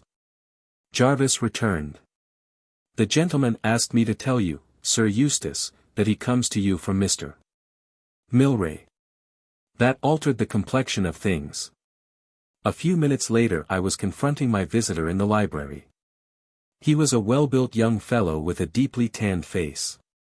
A scar ran diagonally from the corner of his eye to the jaw, disfiguring what would otherwise have been a handsome though somewhat reckless countenance. "Well," I said, "what's the matter?"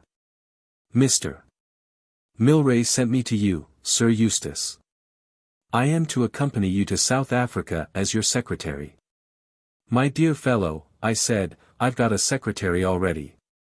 I don't want another." "I think you do, Sir Eustace." "Where is your secretary now?" "He's down with a bilious attack," I explained. "You are sure it's only a bilious attack?" "Of course it is. He's subject to them." My visitor smiled. "It may or may not be a bilious attack. Time will show. But I can tell you this, Sir Eustace, Mr. Milray would not be surprised if an attempt were made to get your secretary out of the way." "Oh, you need have no fear for yourself." I suppose a momentary alarm had flickered across my face. "You are not threatened. Your secretary out of the way, access to you would be easier. In any case, Mr. Milray wishes me to accompany you. The passage money will be our affair, of course, but you will take the necessary steps about the passport, as though you had decided that you needed the services of a second secretary." He seemed a determined young man. We stared at each other and he stared me down. "Very well," I said feebly. "You will say nothing to anyone as to my accompanying you." "Very well," I said again. After all, perhaps it was better to have this fellow with me, but I had a premonition that I was getting into deep waters. Just when I thought I had attained peace, I stopped my visitor as he was turning to depart. "It might be just as well if I knew my new secretary's name," I observed sarcastically. He considered for a minute. "Harry Rayburn seems quite a suitable name," he observed. It was a curious way of putting it. "Very well," I said for the third time. Chapter 9. Anne's narrative resumed. It is most undignified for a heroine to be seasick. In books the more it rolls and tosses, the better she likes it. When everybody else is ill, she alone staggers along the deck, braving the elements and positively rejoicing in the storm. I regret to say that at the first roll the Kilmorden gave, I turned pale and hastened below. A sympathetic stewardess received me. She suggested dry toast and ginger ale.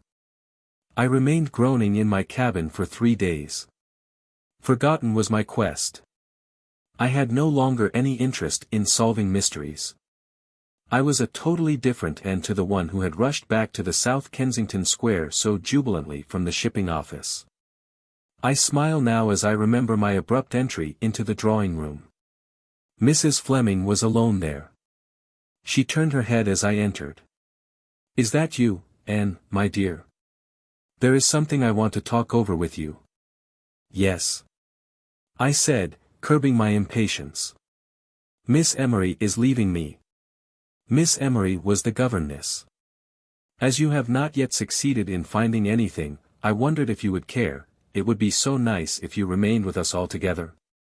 I was touched. She didn't want me, I knew.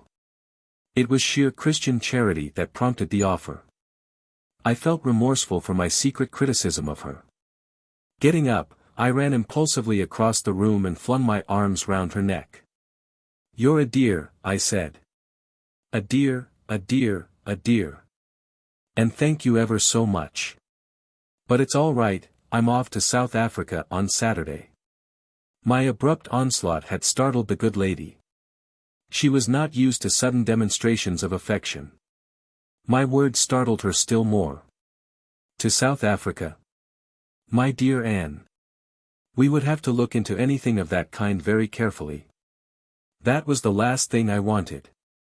I explained that I had already taken my passage, and that upon arrival I proposed to take up the duties of a parlour-maid. It was the only thing I could think of on the spur of the moment. There was, I said, a great demand for parlour-maids in South Africa. I assured her that I was equal to taking care of myself, and in the end, with a sigh of relief at getting me off her hands, she accepted the project without further query. At parting, she slipped an envelope into my hand. Inside it I found 5 new crisp £5 notes and the words, "I hope you will not be offended and will accept this with my love." She was a very good, kind woman. I could not have continued to live in the same house with her, but I did recognize her intrinsic worth. So here I was, with £25 in my pocket, facing the world and pursuing my adventure. It was on the 4th day that the stewardess finally urged me up on deck. Under the impression that I should die quicker below, I had steadfastly refused to leave my bunk. She now tempted me with the advent of Madeira. Hope rose in my breast. I could leave the boat and go ashore and be a parlour-maid there. Anything for dry land. Muffled in coats and rugs, and weak as a kitten on my legs, I was hauled up and deposited, an inert mass, on a deck chair. I lay there with my eyes closed, hating life. The purser, a fair-haired young man, with a round boyish face, came and sat down beside me. "Hullo. Feeling rather sorry for yourself, eh?" "Yes," I replied, hating him. "Ah, you won't know yourself in another day or two. We've had rather a nasty dusting in the bay, but there's smooth weather ahead. I'll be taking you on at XVIII tomorrow." I did not reply. "Think you'll never recover, eh? But I've seen people much worse than you, and 2 days later they were the life and soul of the ship. You'll be the same." I did not feel sufficiently pugnacious to tell him outright that he was a liar. I endeavored to convey it by a glance. He chatted pleasantly for a few minutes more, then he mercifully departed. People passed and repassed, brisk couples exercising, curvetting children, laughing young people. A few other pallid sufferers lay, like myself, in deck chairs. The air was pleasant, crisp, not too cold, and the sun was shining brightly. Insensibly, I felt a little cheered. I began to watch the people. One woman in particular attracted me. She was about 30, of medium height and very fair with a round dimpled face and very blue eyes. Her clothes, though perfectly plain, had that indefinable air of cut about them which spoke of Paris. Also, in a pleasant but self-possessed way, she seemed to own the ship. Deck stewards ran to and fro obeying her commands. She had a special deck chair, and an apparently inexhaustible supply of cushions. She changed her mind 3 times as to where she would like it placed. Throughout everything she remained attractive and charming. She appeared to be one of those rare people in the world who know what they want, see that they get it, and manage to do so without being offensive. I decided that if I ever recovered, but of course I shouldn't, it would amuse me to talk to her. We reached Madeira about midday. I was still too inert to move, but I enjoyed the picturesque-looking merchants who came on board and spread their merchandise about the decks. There were flowers too. I buried my nose in an enormous bunch of sweet wet violets and felt distinctly better. In fact, I thought I might just possibly last out the end of the voyage. When my stewardess spoke of the attractions of a little chicken broth, I only protested feebly. When it came I enjoyed it. My attractive woman had been ashore. She came back escorted by a tall, soldierly-looking man with dark hair and a bronzed face whom I had noticed striding up and down the deck earlier in the day. I put him down at once as one of the strong, silent men of Rhodesia. He was about 40, with a touch of graying hair at either temple, and was easily the best-looking man on board.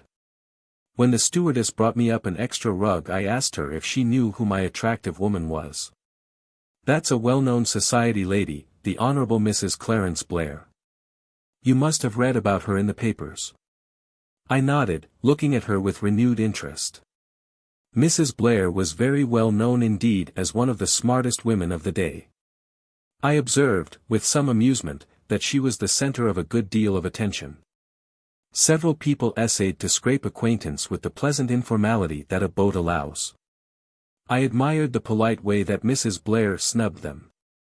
She appeared to have adopted the strong, silent man as her special cavalier, and he seemed duly sensible of the privilege accorded him. The following morning, to my surprise, after taking a few turns round the deck with her attentive companion, Mrs. Blair came to a halt by my chair. "Feeling better this morning?" I thanked her, and said I felt slightly more like a human being. "You did look ill yesterday. Colonel Race and I decided that we should have the excitement of a funeral at sea, but you've disappointed us." I laughed. "Being up in the air has done me good." "Nothing like fresh air," said Colonel Race, smiling. "Being shut up in those stuffy cabins would kill anyone," declared Mrs. Blair, dropping into a seat by my side and dismissing her companion with a little nod. "You've got an outside one, I hope." I shook my head. "My dear girl. Why don't you change? There's plenty of room. A lot of people got off at Madeira, and the boat's very empty. Talk to the purser about it. He's a nice little boy. He changed me into a beautiful cabin because I didn't care for the one I'd got. You talk to him at lunchtime when you go down." I shuddered. I couldn't move. "Don't be silly. Come and take a walk now with me." She dimpled at me encouragingly. I felt very weak on my legs at first, but as we walked briskly up and down I began to feel a brighter and better being. After a turn or two, Colonel Race joined us again. "You can see the grand peak of Tenerife from the other side. Can I get a photograph of it, do you think?" "No, but that won't deter you from snapping off at it." Mrs. Blair laughed. "You are unkind. Some of my photographs are very good. About 3% effective, I should say." We all went round to the other side of the deck. There, glimmering white and snowy, enveloped in a delicate rose-colored mist, rose the glistening pinnacle. I uttered an exclamation of delight. Mrs. Blair ran for her camera. Undeterred by Colonel Race's sardonic comments, she snapped vigorously. "There, that's the end of the roll." "Oh," her tone changed to one of chagrin, "I've had the thing at bulb all the time." "I always like to see a child with a new toy," murmured the colonel. "How horrid you are, but I've got another roll." She produced it in triumph from the pocket of her sweater. A sudden roll of the boat upset her balance, and as she caught at the rail to steady herself the roll of films flashed over the side. "Oh," cried Mrs. Blair, comically dismayed. She leaned over. "Do you think they have gone overboard?"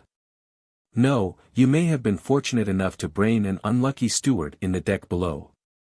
A small boy who had arrived unobserved a few paces to our rear blew a deafening blast on a bugle. "Lunch," declared Mrs. Blair ecstatically. "I've had nothing to eat since breakfast, except 2 cups of beef tea." "Lunch, Miss Beddingfeld?" "Well," I said waveringly. "Yes, I do feel rather hungry." "Splendid. You're sitting at the purser's table, I know. Tackle him about the cabin." I found my way down to the saloon, began to eat gingerly, and finished by consuming an enormous meal. My friend of yesterday congratulated me on my recovery. Everyone was changing cabins today, he told me, and he promised that my things should be moved to an outside one without delay. There were only 4 at our table, myself, a couple of elderly ladies, and a missionary who talked a lot about our poor black brothers. I looked round at the other tables. Mrs. Blair was sitting at the captain's table, Colonel Race next to her. On the other side of the captain was a distinguished-looking, grey-haired man. A good many people I had already noticed on deck, but there was one man who had not previously appeared. Had he done so, he could hardly have escaped my notice. He was tall and dark, and had such a peculiarly sinister type of countenance that I was quite startled. I asked the purser, with some curiosity, who he was. That man? Oh, that's Sir Eustace Pedlar's secretary. Been very seasick, poor chap, and not appeared before. Sir Eustace has got 2 secretaries with him, and the sea's been too much for both of them. The other fellow hasn't turned up yet. This man's name is Paget. So Sir Eustace Pedlar, the owner of the mill house, was on board. Probably only a coincidence, and yet. That's Sir Eustace, my informant continued, sitting next to the captain. Pompous old ass. The more I studied the secretary's face, the less I liked it. Its even pallor, the secretive, heavy-lidded eyes, the curiously flattened head, it all gave me a feeling of distaste, of apprehension. Leaving the saloon at the same time as he did, I was close behind him as he went up on deck. He was speaking to Sir Eustace, and I overheard a fragment or two. I'll see about the cabin at once then, shall I? It's impossible to work in yours, with all your trunks. My dear fellow, Sir Eustace replied. My cabin is intended, A, for me to sleep in, and, B, to attempt to dress in. I never had any intentions of allowing you to sprawl about the place making an infernal clicking with that typewriter of yours. That's just what I say, Sir Eustace, we must have somewhere to work. Here I parted company from them, and went below to see if my removal was in progress. I found my steward busy at the task. Very nice cabin, miss. On D deck. Number 13. Oh, no. I cried. Not 13. 13 is the one thing I am superstitious about. It was a nice cabin too. I inspected it, wavered, but a foolish superstition prevailed. I appealed almost tearfully to the steward. Isn't there any other cabin I can have? The steward reflected. Well, there's 17, just along on the starboard side. That was empty this morning, but I rather fancy it's been allotted to someone. Still, as the gentlemen's things aren't in yet, and as gentlemen aren't anything like so superstitious as ladies, I dare say he wouldn't mind changing. I hailed the proposition gratefully, and the steward departed to obtain permission from the purser. He returned grinning. That's all right, miss. We can go along. He led the way to 17. It was not quite as large as number 13, but I found it eminently satisfactory. I'll fetch your things right away, miss, said the steward. But at that moment, the man with the sinister face, as I had nicknamed him, appeared in the doorway. Excuse me, he said, but this cabin is reserved for the use of Sir Eustace Pedlar. That's all right, sir, explained the steward. We're fitting up number 13 instead. No, it was number 17 I was to have. Number 13 is a better cabin, sir, larger. I specially selected no. 17, and the purser said I could have it. I'm sorry, I said coldly. But number 17 has been allotted to me. I can't agree to that. The steward put in his oar. The other cabin's just the same, only better. I want number 17. What's all this? Demanded a new voice. Steward, put my things in here. This is my cabin.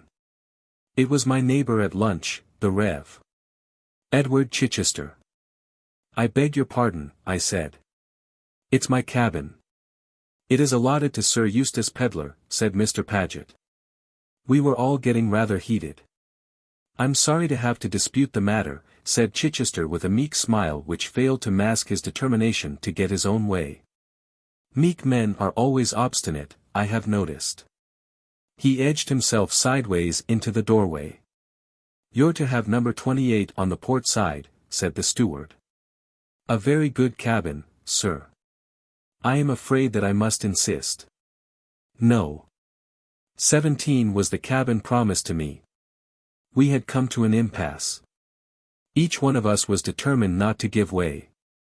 Strictly speaking, I, at any rate, might have retired from the contest and eased matters by offering to accept cabin 28.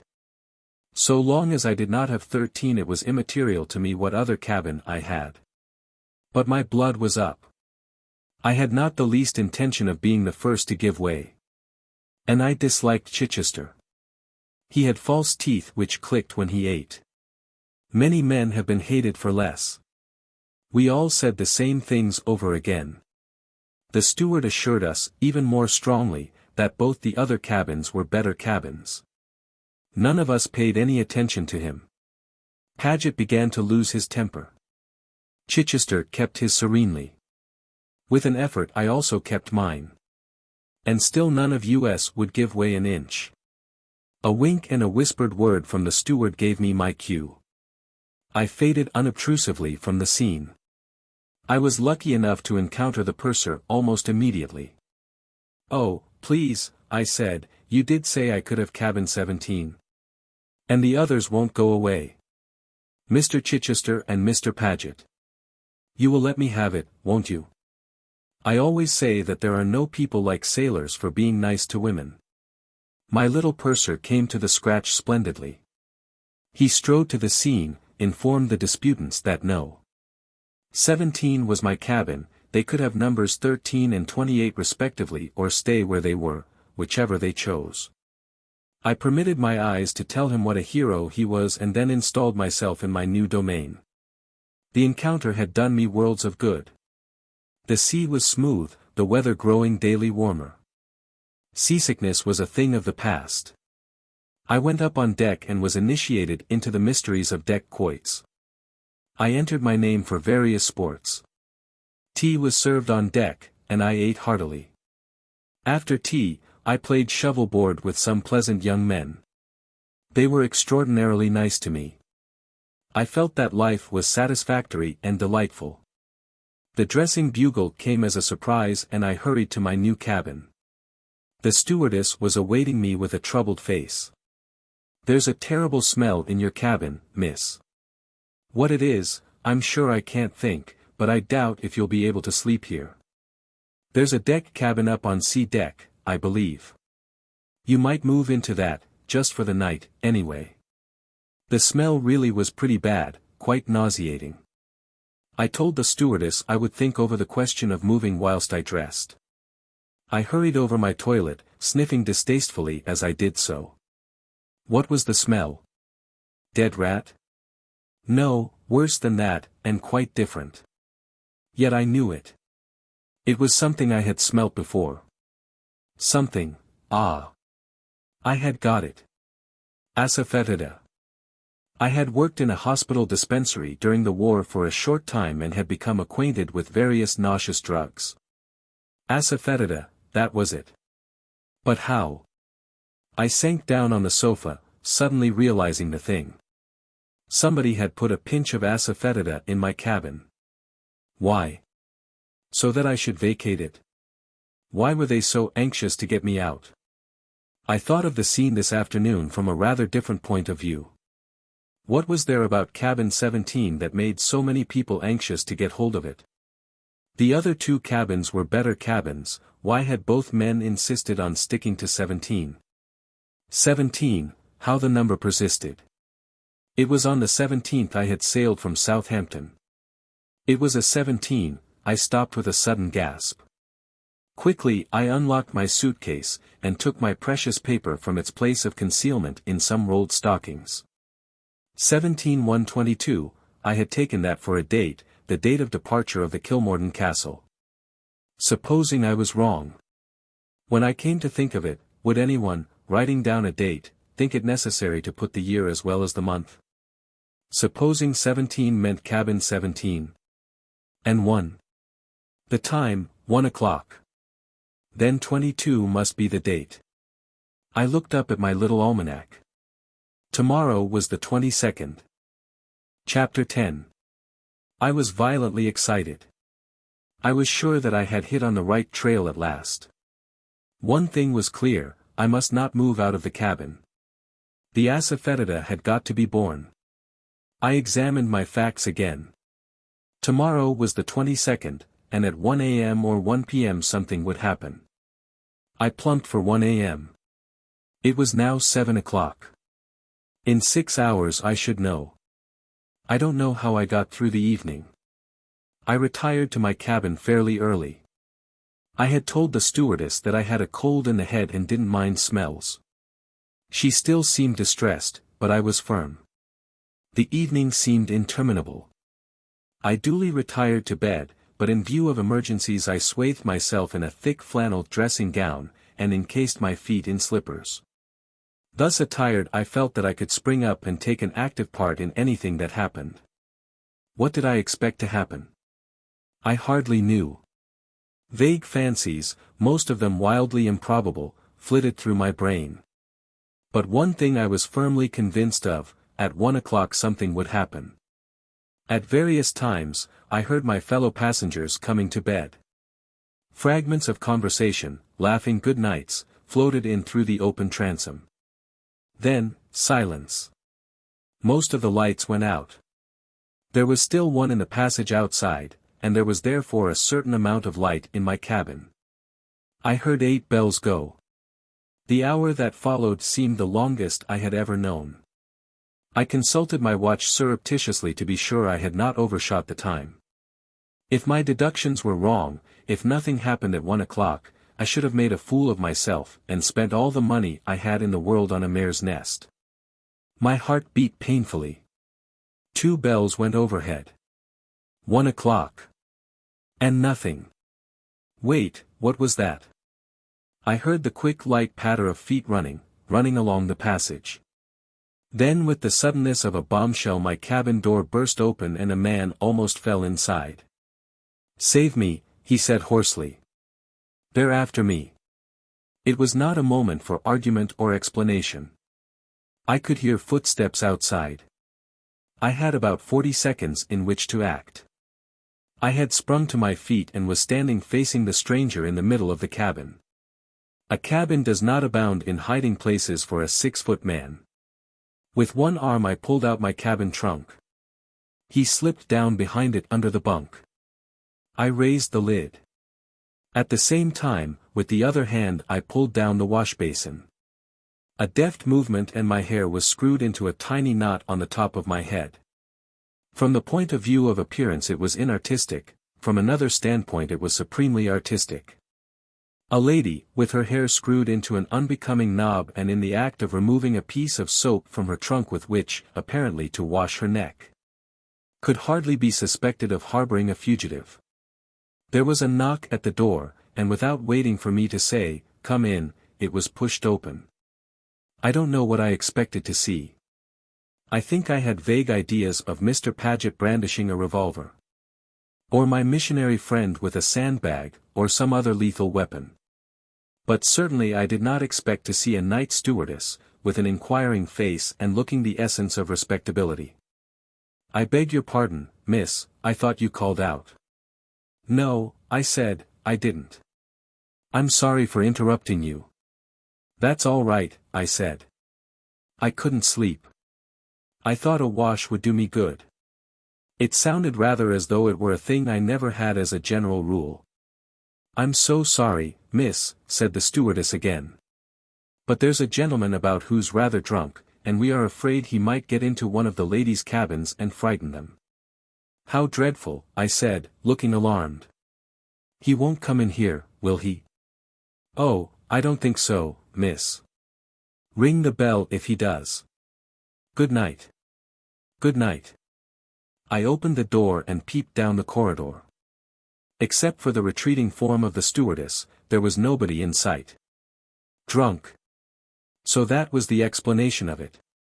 My histrionic talents had been wasted.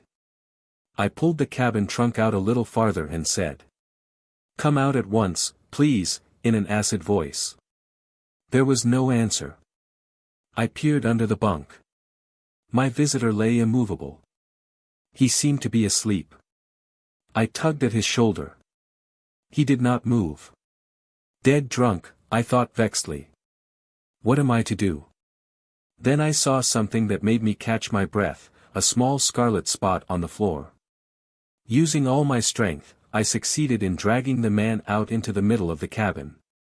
The dead whiteness of his face showed that he had fainted. I found the cause of his fainting easily enough. He had been stabbed under the left shoulder blade, a nasty deep wound. I got his coat off and set to work to attend to it. At the sting of the cold water he stirred, then sat up. "Keep still, please," I said. He was the kind of young man who recovers his faculties very quickly. He pulled himself to his feet and stood there swaying a little. "Thank you, I don't need anything done for me." His manner was defiant, almost aggressive. Not a word of thanks, of even common gratitude. "That is a nasty wound. You must let me dress it." "You will do nothing of the kind." He flung the words in my face as though I had been begging a favor of him. My temper, never placid, rose. "I cannot congratulate you upon your manners," I said coldly. "I can at least relieve you of my presence." He started for the door, but reeled as he did so. With an abrupt movement I pushed him down upon the sofa. "Don't be a fool," I said unceremoniously. "You don't want to go bleeding all over the ship, do you?" He seemed to see the sense of that, for he sat quietly whilst I bandaged up the wound as best I could. "There," I said, bestowing a pat on my handiwork, "that will have to do for the present. Are you better tempered now, and do you feel inclined to tell me what it's all about? I'm sorry that I can't satisfy your very natural curiosity." "Why not?" I said, chagrined. He smiled nastily. "If you want a thing broadcasted, tell a woman. Otherwise keep your mouth shut. Don't you think I could keep a secret?" "I don't think, I know." He rose to his feet. "At any rate," I said spitefully, "I shall be able to do a little broadcasting about the events of this evening." "I've no doubt you will too," he said indifferently. "How dare you?" I cried angrily. We were facing each other, glaring at each other with the ferocity of bitter enemies. For the first time, I took in the details of his appearance, the close-cropped dark head, the lean jaw, the scar on the brown cheek. The curious light grey eyes that looked into mine with a sort of reckless mockery hard to describe. There was something dangerous about him. "You haven't thanked me yet for saving your life," I said with false sweetness. I hit him there. I saw him flinch distinctly. Intuitively I knew that he hated above all to be reminded that he owed his life to me. I didn't care. I wanted to hurt him. I had never wanted to hurt anyone so much. "I wish to God you hadn't," he said explosively. "I'd be better dead and out of it. I'm glad you acknowledge the debt. You can't get out of it. I saved your life and I'm waiting for you to say, thank you. If looks could have killed, I think you would have liked to kill me then." He pushed roughly past me. At the door he turned back, and spoke over his shoulder. "I shall not thank you, now or at any other time. But I acknowledge the debt. Some day I will pay it." He was gone, leaving me with clenched hands, and my heart beating like a mill race. Chapter 11. There were no further excitements that night. I had breakfast in bed and got up late the next morning. Mrs. Blair hailed me as I came on deck. "Good morning, gypsy girl, sit down here by me. You look as though you hadn't slept well." "Why do you call me that?" I asked, as I sat down obediently. "Do you mind? It suits you somehow. I've called you that in my own mind from the beginning. It's the gypsy element in you that makes you so different from anyone else. I decided in my own mind that you and Colonel Race were the only two people on board who wouldn't bore me to death to talk to." "That's funny," I said, "I thought the same about you, only it's more understandable in your case. You're such an exquisitely finished product." "Not badly put," said Mrs. Blair, nodding her head. "Tell me all about yourself, gypsy girl. Why are you going to South Africa?" I told her something about Papa's life work. So you're Charles Beddingfeld's daughter? I thought you weren't a mere provincial miss. Are you going to Broken Hill to grub up more skulls? I may, I said cautiously. I've got other plans as well. What a mysterious minx you are. But you do look tired this morning. Didn't you sleep well? I can't keep awake on board a boat. 10 hours sleep for a fool, they say. I could do with 20. She yawned, looking like a sleepy kitten. An idiot of a steward woke me up in the middle of the night to return me that roll of films I dropped yesterday. He did it in the most melodramatic manner, stuck his arm through the ventilator and dropped them nearly in the middle of my tummy. I thought it was a bomb for a moment. Here's your colonel, I said, as the tall soldierly figure of Colonel Race appeared on the deck. He's not my colonel particularly. In fact, he admires you very much, gypsy girl. So don't run away. I want to tie something round my head. It will be more comfortable than a hat. I slipped quickly away. For some reason or other I was uncomfortable with Colonel Race. He was one of the few people who were capable of making me feel shy. I went down to my cabin and began looking for a broad band of ribbon, or a motor veil, with which I could restrain my rebellious locks. Now I am a tidy person, I like my things always arranged in a certain way and I keep them so. I had no sooner opened my drawer than I realized that somebody had been disarranging my things. Everything had been turned over and scattered. I looked in the other drawers and the small hanging cupboard. They told me the same tale. It was as though someone had been making a hurried and ineffectual search for something. I sat down on the edge of the bunk with a grave face. Who had been searching my cabin and what had they been looking for? Was it the half-sheet of paper with scribbled figures and words? I shook my head, dissatisfied. Surely that was past history now. But what else could there be? I wanted to think. The events of last night, though exciting, had not really done anything to elucidate matters. Who was the young man who had burst into my cabin so abruptly? I had not seen him on board previously, either on deck or in the saloon. Was he one of the ship's company or was he a passenger? Who had stabbed him? Why had they stabbed him? And why, in the name of goodness, should cabin number 17 figure so prominently? It was all a mystery, but there was no doubt that some very peculiar occurrences were taking place on the Kilmorden Castle. I counted off on my fingers the people on whom it behoved me to keep a watch. Setting aside my visitor of the night before, but promising myself that I would discover him on board before another day had passed, I selected the following persons as worthy of my notice. Sir Eustace Pedlar. He was the owner of the mill house and his presence on the Kilmorden Castle seemed something of a coincidence. Mr. Paget, the sinister-looking secretary, whose eagerness to obtain cabin 17 had been so very marked. N.B. Find out whether he had accompanied Sir Eustace to Cannes. The Reverend Edward Chichester. All I had against him was his obstinacy over cabin 17, and that might be entirely due to his own peculiar temperament. Obstinacy can be an amazing thing. But a little conversation with Mr. Chichester would not come amiss, I decided. Hastily tying a handkerchief round my rebellious locks, I went up on deck again, full of purpose. I was in luck. My quarry was leaning against the rail, drinking beef tea. I went up to him. I hope you've forgiven me over cabin 17, I said, with my best smile. I consider it unchristian to bear a grudge, said Mr. Chichester coldly. But the purser had distinctly promised me that cabin. Pursers are such busy men, aren't they? I said vaguely. I suppose they're bound to forget sometimes. Mr. Chichester did not reply. Is this your first visit to Africa? I inquired conversationally. To South Africa, yes. But I have worked for the last 2 years amongst the cannibal tribes in the interior of East Africa. How thrilling. Have you had many narrow escapes? Escapes?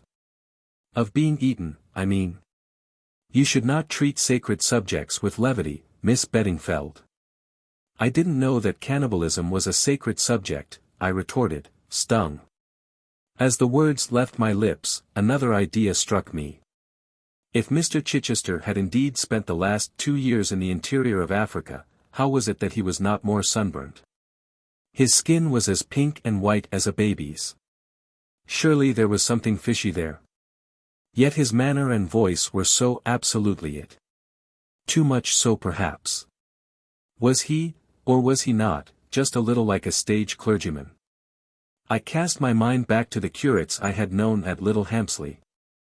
Some of them I had liked, some of them I had not, but certainly none of them had been quite like Mr. Chichester. They had been human, he was a glorified type. I was debating all this when Sir Eustace Pedlar passed down the deck. Just as he was abreast of Mr. Chichester, he stooped and picked up a piece of paper which he handed to him, remarking, "You've dropped something." He passed on without stopping, and so probably did not notice Mr. Chichester's agitation. I did. Whatever it was he had dropped, its recovery agitated him considerably. He turned a sickly green, and crumpled up the sheet of paper into a ball. My suspicions were accentuated 100-fold. He caught my eye, and hurried into explanations. A fragment of a sermon I was composing," he said with a sickly smile. "Indeed?" I rejoined politely. "A fragment of a sermon, indeed. No, Mr. Chichester, too weak for words." He soon left me with a muttered excuse. I wished, oh, how I wished, that I had been the one to pick up that paper and not Sir Eustace Pedlar. One thing was clear, Mr. Chichester could not be exempted from my list of suspects. I was inclined to put him top of the three. After lunch, when I came up to the lounge for coffee, I noticed Sir Eustace and Paget sitting with Mrs. Blair and Colonel Race. Mrs. Blair welcomed me with a smile, so I went over and joined them. They were talking about Italy. "But it is misleading," Mrs. Blair insisted. "Aqua calda certainly ought to be cold water, not hot." "You're not a Latin scholar," said Sir Eustace, smiling. "Men are so superior about their Latin," said Mrs. Blair. "But all the same I notice that when you ask them to translate inscriptions in old churches they can never do it. They hem and haw, and get out of it somehow." "Quite right," said Colonel Race. "I always do. But I love the Italians," continued Mrs. Blair. "They're so obliging, though even that has its embarrassing side. You ask them the way somewhere, and instead of saying, first to the right, second to the left, or something that one could follow, they pour out a flood of well-meaning directions. And when you look bewildered they take you kindly by the arm and walk all the way there with you." "Is that your experience in Florence, Paget?" asked Sir Eustace, turning with a smile to his secretary. For some reason the question seemed to disconcert Mr. Paget. He stammered and flushed. "Oh, quite so, yes, or quite so." Then with a murmured excuse, he rose and left the table. "I am beginning to suspect Guy Paget of having committed some dark deed in Florence," remarked Sir Eustace, gazing after his secretary's retreating figure. "Whenever Florence or Italy is mentioned, he changes the subject, or bolts precipitately." "Perhaps he murdered someone there," said Mrs. Blair hopefully. "He looks, I hope I'm not hurting your feelings, Sir Eustace, but he does look as though he might murder someone." "Yes, pure Cinquecento. It amuses me sometimes, especially when one knows as well as I do how essentially law-abiding and respectable the poor fellow really is." "He's been with you some time, hasn't he, Sir Eustace?" asked Colonel Race. 6 years, said Sir Eustace, with a deep sigh. "He must be quite invaluable to you," said Mrs. Blair. "Oh, invaluable. Yes, quite invaluable." The poor man sounded even more depressed, as though the invaluableness of Mr. Paget was a secret grief to him. Then he added more briskly, "But his face should really inspire you with confidence, my dear lady. No self-respecting murderer would ever consent to look like one. Crippen, now, I believe, was one of the pleasantest fellows imaginable.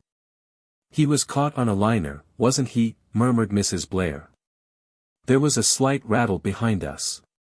I turned quickly. Mr. Chichester had dropped his coffee cup. Our party soon broke up. Mrs. Blair went below to sleep and I went out on deck. Colonel Race followed me. You're very elusive, Miss Beddingfeld. I looked for you everywhere last night at the dance. I went to bed early, I explained. Are you going to run away tonight too? Or are you going to dance with me? I shall be very pleased to dance with you, I murmured shyly. But Mrs. Blair. Our friend, Mrs. Blair, doesn't care for dancing. And you do. I care for dancing with you. Oh. I said nervously. I was a little afraid of Colonel Race. Nevertheless I was enjoying myself. This was better than discussing fossilized skulls with stuffy old professors.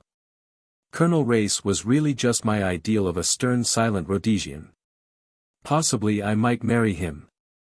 I hadn't been asked, it is true, but, as the Boy Scouts say, be prepared. And all women, without in the least meaning it, consider every man they meet as a possible husband for themselves or for their best friend. I danced several times with him that evening. He danced well. When the dancing was over, and I was thinking of going to bed, he suggested a turn round the deck. We walked round 3 times and finally subsided into 2 deck chairs. There was nobody else in sight. We made desultory conversation for some time. Do you know, Miss Beddingfeld, I think that I once met your father. A very interesting man, on his own subject, and it's a subject that has a special fascination for me. In my humble way, I've done a bit in that line myself. Why, when I was in the Dordogne region. Our talk became technical. Colonel Race's boast was not an idle one. He knew a great deal. At the same time, he made 1 or 2 curious mistakes, slips of the tongue, I might almost have thought them. But he was quick to take his cue from me and to cover them up. Once he spoke of the Mysterian period as succeeding the Aurignacian, an absurd mistake for one who knew anything of the subject. It was 12 o'clock when I went to my cabin. I was still puzzling over those queer discrepancies. Was it possible that he had got the whole subject up for the occasion, that really he knew nothing of archaeology? I shook my head, vaguely dissatisfied with that solution. Just as I was dropping off to sleep, I sat up with a sudden start as another idea flashed into my head. Had he been pumping me? Were those slight inaccuracies just tests, to see whether I really knew what I was talking about? In other words, he suspected me of not being genuinely Anne Beddingfeld. Why? Chapter 12. Extract from the Diary of Sir Eustace Pedlar. There is something to be said for life on board ship. It is peaceful. My grey hairs fortunately exempt me from the indignities of bobbing for apples, running up and down the deck with potatoes and eggs, and the more painful sports of Brother Bill and Bolster Bar. What amusement people can find in these painful proceedings has always been a mystery to me. But there are many fools in the world. One praises God for their existence and keeps out of their way. Fortunately I am an excellent sailor. Paget, poor fellow, is not. He began turning green as soon as we were out of the Solent. I presume my other so-called secretary is also seasick. At any rate he has not yet made his appearance. But perhaps it is not seasickness, but high diplomacy. The great thing is that I have not been worried by him. On the whole, the people on board are a mangy lot. Only 2 decent bridge players and 1 decent-looking woman, Mrs. Clarence Blair. I've met her in town of course. She is one of the only women I know who can lay claim to a sense of humor. I enjoy talking to her, and should enjoy it more if it were not for a long-legged taciturn ass who has attached himself to her like a limpet. I cannot think that this Colonel Race really amuses her. He's good-looking in his way, but dull as ditch water. One of these strong silent men that lady novelists and young girls always rave over. Guy Paget struggled up on deck after we left Madeira and began babbling in a hollow voice about work. What the devil does anyone want to work for on board ship? It is true that I promised my publishers my reminiscences early in the summer, but what of it? Who really reads reminiscences? Old ladies in the suburbs. And what do my reminiscences amount to? I've knocked against a certain number of so-called famous people in my lifetime. With the assistance of Paget, I invent insipid anecdotes about them. And, the truth of the matter is, Paget is too honest for the job. He won't let me invent anecdotes about the people I might have met but haven't. I tried kindness with him. You look a perfect wreck still, my dear chap, I said easily. What you need is a deck chair in the sun. No, not another word.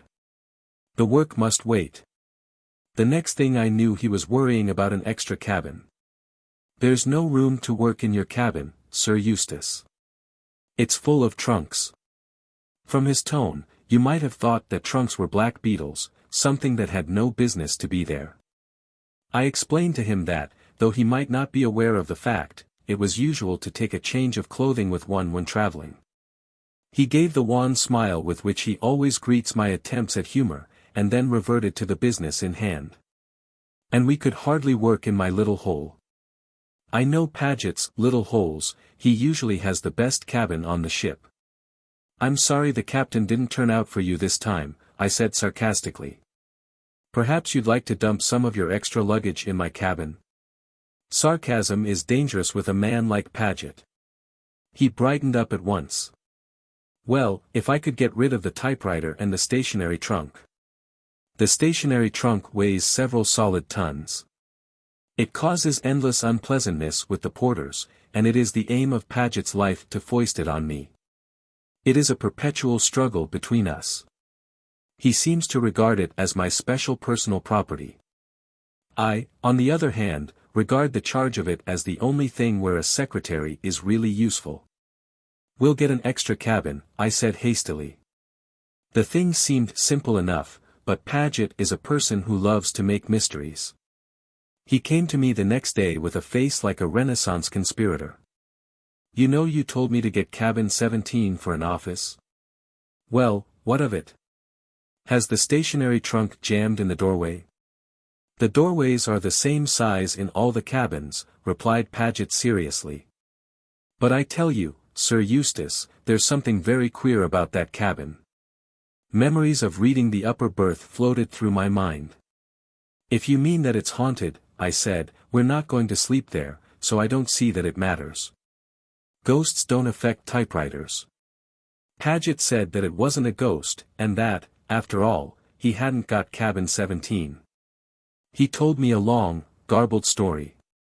Apparently he, and a Mr. Chichester, and a girl called Beddingfeld, had almost come to blows over the cabin. Needless to say, the girl had won, and Paget was apparently feeling sore over the matter. Both 13 and 28 are better cabins, he reiterated. But they wouldn't look at them. Well, I said, stifling a yawn, for that matter, no more would you, my dear Paget. He gave me a reproachful look. You told me to get cabin 17. There is a touch of the boy upon the burning deck about Paget. My dear fellow, I said testily, I mentioned no. 17 because I happened to observe that it was vacant. But I didn't mean you to make a stand to the death about it, 13 or 28 would have done us equally well. He looked hurt. There's something more, though, he insisted. Miss Beddingfeld got the cabin, but this morning I saw Chichester coming out of it in a furtive sort of way. I looked at him severely. If you're trying to get up a nasty scandal about Chichester, who is a missionary, though a perfectly poisonous person, and that attractive child, and Beddingfeld, I don't believe a word of it. I said coldly. And Beddingfeld is an extremely nice girl, with particularly good legs. I should say she had far and away the best legs on board. Paget did not like my reference to Anne Beddingfeld's legs. He is the sort of man who never notices legs himself, or, if he does, would die sooner than say so. Also he thinks my appreciation of such things frivolous. I like annoying Paget, so I continued maliciously. As you've made her acquaintance, you might ask her to dine at our table tomorrow night. It's the fancy dress dance. By the way, you'd better go down to the barber and select a fancy costume for me. Surely you will not go in fancy dress, said Paget, in tones of horror. I could see that it was quite incompatible with his idea of my dignity. He looked shocked and pained. I had really had no intention of donning fancy dress, but the complete discomfiture of Paget was too tempting to be forborne. What do you mean? I said. Of course I shall wear fancy dress. So will you. Paget shuddered. So go down to the barber's and see about it, I finished. I don't think he'll have any outsizes, murmured Paget, measuring my figure with his eye. Without meaning it, Paget can occasionally be extremely offensive. And order a table for 6 in the saloon, I said. We'll have the captain, the girl with the nice legs, Mrs. Blair. You won't get Mrs. Blair without Colonel Race, Paget interposed. He's asked her to dine with him, I know. Paget always knows everything. I was justifiably annoyed. Who is Race? I demanded, exasperated. As I said before, Paget always knows everything, or thinks he does. He looked mysterious again. They say he's a Secret Service chap, Sir Eustace. Rather a great gun too. But of course I don't know for certain. Isn't that like the government? I exclaimed. Here's a man on board whose business it is to carry about secret documents, and they go giving them to a peaceful outsider, who only asks to be let alone. Paget looked even more mysterious. He came a pace nearer and dropped his voice. If you ask me, the whole thing is very queer, Sir Eustace. Look at that illness of mine before we started. My dear fellow, I interrupted brutally, that was a bilious attack. You're always having bilious attacks. Paget winced slightly. It wasn't the usual sort of bilious attack. This time. For God's sake, don't go into the details of your condition, Paget. I don't want to hear them. Very well, Sir Eustace. But my belief is that I was deliberately poisoned. Ah. I said. You've been talking to Rayburn. He did not deny it.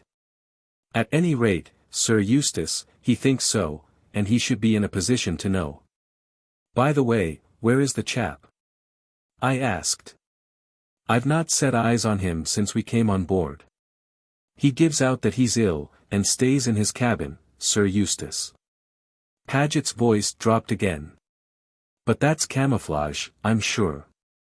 So that he can watch better. Watch. Over your safety, Sir Eustace. In case an attack should be made upon you. You're such a cheerful fellow, Paget, I said. I trust that your imagination runs away with you. If I were you I should go to the dance as a death's head or an executioner. It will suit your mournful style of beauty. That shut him up for the time being. I went on deck. The Beddingfeld girl was deep in conversation with the missionary parson, Chichester. Women always flutter round parsons. A man of my figure hates stooping, but I had the courtesy to pick up a bit of paper that was fluttering round the parson's feet. I got no word of thanks for my pains. As a matter of fact, I couldn't help seeing what was written on the sheet of paper. There was just one sentence. Don't try to play a lone hand or it will be the worse for you. That's a nice thing for a parson to have. Who is this fellow Chichester, I wonder? He looks mild as milk.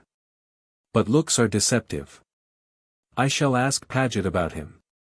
Paget always knows everything. I sank gracefully into my deck chair by the side of Mrs. Blair, thereby interrupting her tête-à-tête with Race, and remarked that I didn't know what the clergy were coming to nowadays. Then I asked her to dine with me on the night of the fancy dress dance. Somehow or other Race managed to get included in the invitation. After lunch the Beddingfeld girl came and sat with us for coffee. I was right about her legs. They are the best on the ship. I shall certainly ask her to dinner as well. I would very much like to know what mischief Paget was up to in Florence. Whenever Italy is mentioned, he goes to pieces. If I did not know how intensely respectable he is, I should suspect him of some disreputable amour. I wonder now.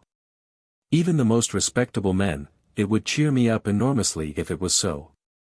Paget, with a guilty secret. Splendid. Chapter 13. It has been a curious evening. The only costume that fitted me in the barber's emporium was that of a teddy bear. I don't mind playing bears with some nice young girls on a winter's evening in England, but it's hardly an ideal costume for the equator. However, I created a good deal of merriment, and won first prize for brought on board, an absurd term for a costume hired for the evening. Still, as nobody seemed to have the least idea whether they were made or brought, it didn't matter. Mrs. Blair refused to dress up. Apparently she is at one with Paget on the matter. Colonel Race followed her example. Anne Beddingfeld had concocted a gypsy costume for herself, and looked extraordinarily well. Paget said he had a headache and didn't appear. To replace him I asked a quaint little fellow called Reeves. He's a prominent member of the South African Labour Party. Horrible little man, but I want to keep in with him, as he gives me information that I need. I want to understand this Rand business from both sides. Dancing was a hot affair.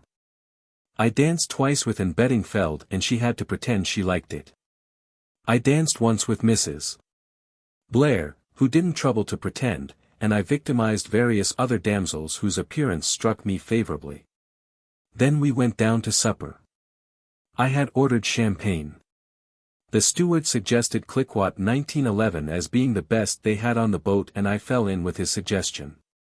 I seemed to have hit on the one thing that would loosen Colonel Race's tongue. Far from being taciturn, the man became actually talkative. For a while this amused me, then it occurred to me that Colonel Race, and not myself, was becoming the life and soul of the party. He chaffed me at length about keeping a diary. It will reveal all your indiscretions one of these days, peddler. My dear Race, I said, I venture to suggest that I am not quite the fool you think me. I may commit indiscretions, but I don't write them down in black and white. After my death, my executors will know my opinion of a great many people, but I doubt if they will find anything to add or detract from their opinion of me. A diary is useful for recording the idiosyncrasies of other people, but not one's own. There is such a thing as unconscious self-revelation, though. In the eyes of the psychoanalyst, all things are vile, I replied sententiously. You must have had a very interesting life, Colonel Race, said Miss Beddingfeld, gazing at him with wide, starry eyes. That's how they do it, these girls. Othello charmed Desdemona by telling her stories, but, oh, didn't Desdemona charm Othello by the way she listened? Anyway, the girls set Race off all right. He began to tell lion stories. A man who has shot lions in large quantities has an unfair advantage over other men. It seemed to me that it was time I, too, told a lion story. One of a more sprightly character. By the way, I remarked, that reminds me of a rather exciting tale I heard. A friend of mine was out on a shooting trip somewhere in East Africa. One night he came out of his tent for some reason, and was startled by a low growl. He turned sharply and saw a lion crouching to spring. He had left his rifle in the tent. Quick as thought, he ducked, and the lion sprang right over his head. Annoyed at having missed him, the animal growled and prepared to spring again. Again he ducked, and again the lion sprang right over him.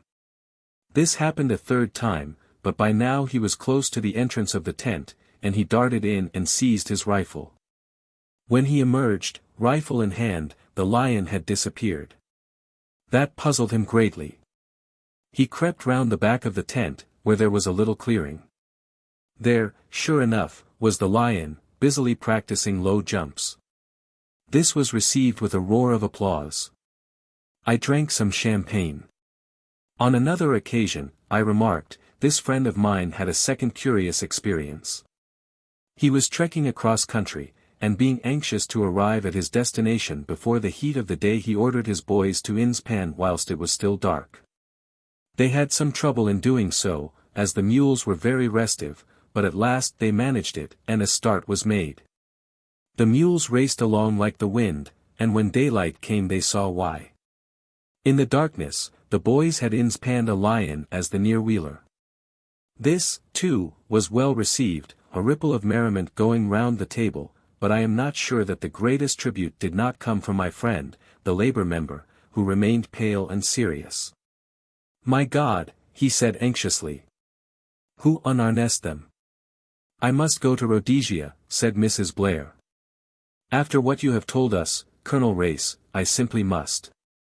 It's a horrible journey though, 5 days in the train." "You must join me on my private car," I said gallantly. "Oh, Sir Eustace, how sweet of you, do you really mean it?"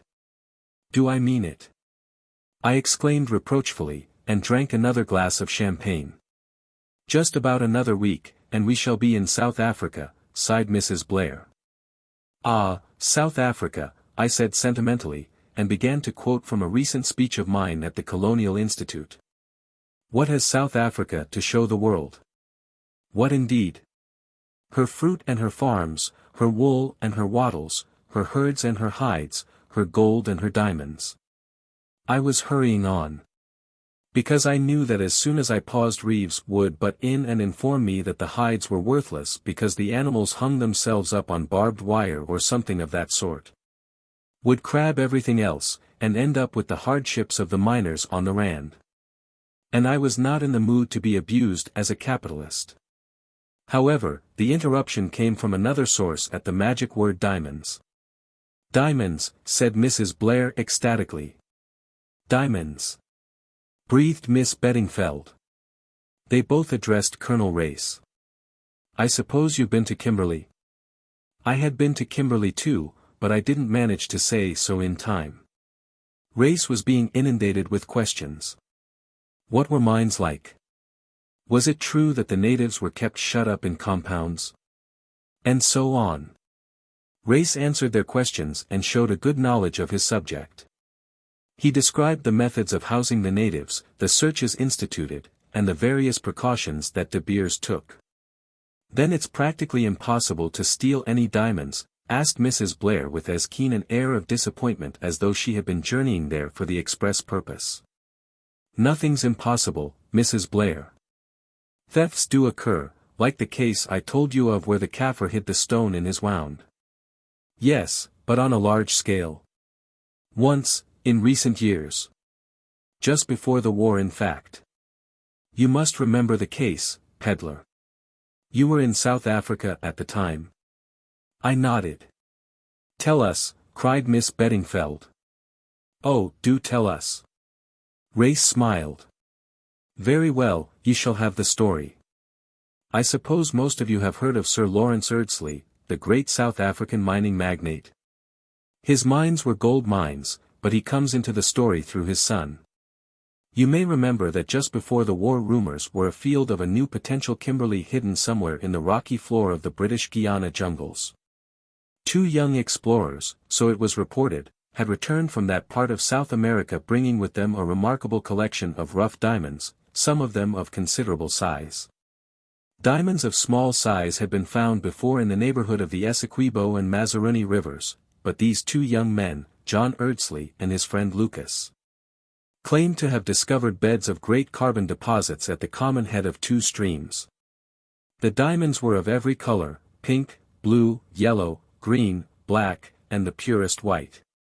Erdsley and Lucas came to Kimberley where they were to submit their gems to inspection. At the same time a sensational robbery was found to have taken place at De Beers. When sending diamonds to England they are made up into a packet. This remains in the big safe, of which the 2 keys are held by 2 different men whilst a 3rd man knows the combination. They are handed to the bank, and the bank send them to England. Each package is worth, roughly, about £100,000. On this occasion, the bank were struck by something a little unusual about the sealing of the packet. It was opened, and found to contain knobs of sugar. Exactly how suspicion came to fasten on John Erdsley I do not know. It was remembered that he had been very wild at Cambridge and that his father had paid his debts more than once. Anyhow, it soon got about that this story of South American diamond fields was all a fantasy. John Erdsley was arrested. In his possession was found a portion of the De Beers diamonds. But the case never came to court. Sir Lawrence Erdsley paid over a sum equal to the missing diamonds and De Beers did not prosecute. Exactly how the robbery was committed has never been known. But the knowledge that his son was a thief broke the old man's heart. He had a stroke shortly afterwards. As for John, his fate was in a way merciful. He enlisted, went to the war, fought there bravely, and was killed, thus wiping out the stain on his name. Sir Lawrence himself had a third stroke and died about a month ago. He died intestate and his vast fortune passed to his next of kin, a man whom he hardly knew. The colonel paused. A babble of ejaculations and questions broke out. Something seemed to attract Miss Beddingfeld's attention, and she turned in her chair. At the little gasp she gave, I, too, turned. My new secretary, Rayburn, was standing in the doorway. Under his tan, his face had the pallor of one who has seen a ghost. Evidently Race's story had moved him profoundly. Suddenly conscious of our scrutiny, he turned abruptly and disappeared. "Do you know who that is?" asked Anne Beddingfeld abruptly. "That's my other secretary," I explained. "Mr. Rayburn. He's been seedy up to now." She toyed with the bread by her plate. "Has he been your secretary long?" "Not very long," I said cautiously. But caution is useless with a woman, the more you hold back, the more she presses forward. And Beddingfeld made no bones about it. "How long?" she asked bluntly. "Well, I engaged him just before I sailed. Old friend of mine recommended him." She said nothing more, but relapsed into a thoughtful silence. I turned to Race with the feeling that it was my turn to display an interest in his story. "Who is Sir Lawrence's next of kin, Race? Do you know?" "I should say so," he replied, with a smile. "I am." Chapter 14. Anne's narrative resumed. It was on the night of the fancy dress dance that I decided that the time had come for me to confide in someone. So far I had played a lone hand and rather enjoyed it. Now suddenly everything was changed. I distrusted my own judgment and for the first time a feeling of loneliness and desolation crept over me. I sat on the edge of my bunk, still in my gypsy dress, and considered the situation. I thought first of Colonel Race. He had seemed to like me. He would be kind, I was sure. And he was no fool. Yet, as I thought it over, I wavered. He was a man of commanding personality. He would take the whole matter out of my hands. And it was my mystery. There were other reasons, too, which I would hardly acknowledge to myself, but which made it inadvisable to confide in Colonel Race. Then I thought of Mrs. Blair. She, too, had been kind to me. I did not delude myself into the belief that that really meant anything. It was probably a mere whim of the moment. All the same, I had it in my power to interest her. She was a woman who had experienced most of the ordinary sensations of life. I proposed to supply her with an extraordinary one. And I liked her. Liked her ease of manner, her lack of sentimentality, her freedom from any form of affectation. My mind was made up. I decided to seek her out then and there. She would hardly be in bed yet. Then I remembered that I did not know the number of her cabin. My friend, the night stewardess, would probably know. I rang the bell. After some delay it was answered by a man. He gave me the information I wanted. Mrs. Blair's cabin was number 71. He apologized for the delay in answering the bell, but explained that he had all the cabins to attend to. "Where is the stewardess, then?" I asked. "They all go off duty at 10 o'clock. "No, I mean the night stewardess." "No stewardess on at night, miss." "But, but a stewardess came the other night, about 1 o'clock. You must have been dreaming, miss. There's no stewardess on duty after 10. He withdrew and I was left to digest this morsel of information. Who was the woman who had come to my cabin on the night of the 22nd? My face grew graver as I realized the cunning and audacity of my unknown antagonists. Then, pulling myself together, I left my own cabin and sought that of Mrs. Blair. I knocked at the door. "Who's that?" called her voice from within. "It's me, Anne Beddingfeld."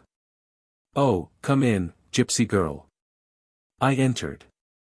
A good deal of scattered clothing lay about, and Mrs. Blair herself was draped in one of the loveliest kimonos I had ever seen. It was all orange and gold and black and made my mouth water to look at it. "Mrs. Blair," I said abruptly, "I want to tell you the story of my life, that is, if it isn't too late, and you won't be bored." "Not a bit. I always hate going to bed," said Mrs. Blair, her face crinkling into smiles in the delightful way it had. "And I should love to hear the story of your life. You're a most unusual creature, gypsy girl. Nobody else would think of bursting in on me at 1 a.m. to tell me the story of their life. Especially after snubbing my natural curiosity for weeks as you have done. I'm not accustomed to being snubbed. It's been quite a pleasing novelty. Sit down on the sofa and unburden your soul." I told her the whole story. It took some time as I was conscientious over all the details. She gave a deep sigh when I had finished, but she did not say at all what I had expected her to say. Instead she looked at me, laughed a little and said, "Do you know, Anne, you're a very unusual girl. Haven't you ever had qualms?"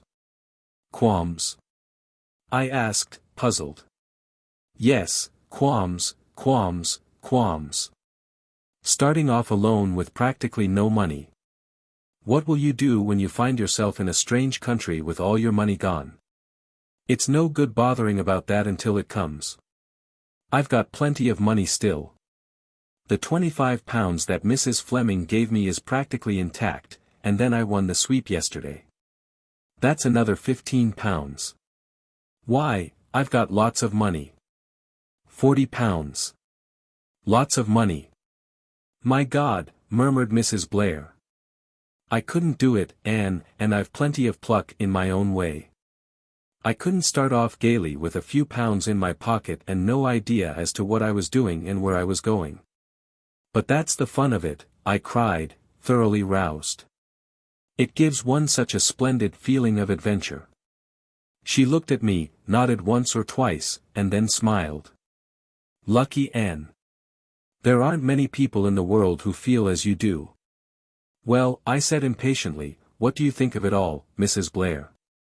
"I think it's the most thrilling thing I ever heard. Now, to begin with, you will stop calling me Mrs. Blair. Suzanne will be ever so much better. Is that agreed?" "I should love it, Suzanne." "Good girl. Now let's get down to business. You say that in Sir Eustace's secretary, not that long-faced Paget, the other one, you recognized the man who was stabbed and came into your cabin for shelter?" I nodded. "That gives us two links connecting Sir Eustace with the tangle. The woman was murdered in his house, and it's his secretary who gets stabbed at the mystic hour of 1 o'clock. I don't suspect Sir Eustace himself, but it can't be all coincidence. There's a connection somewhere even if he himself is unaware of it. Then there's the queer business of the stewardess," she continued thoughtfully. "What was she like?" "I hardly noticed her. I was so excited and strung up, and a stewardess seemed such an anticlimax. But, yes, I did think her face was familiar. Of course it would be if I'd seen her about the ship." "Her face seemed familiar to you," said Suzanne. "Sure she wasn't a man?" "She was very tall," I admitted.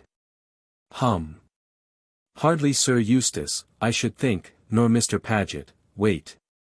She caught up a scrap of paper and began drawing feverishly. She inspected the result with her head poised on one side.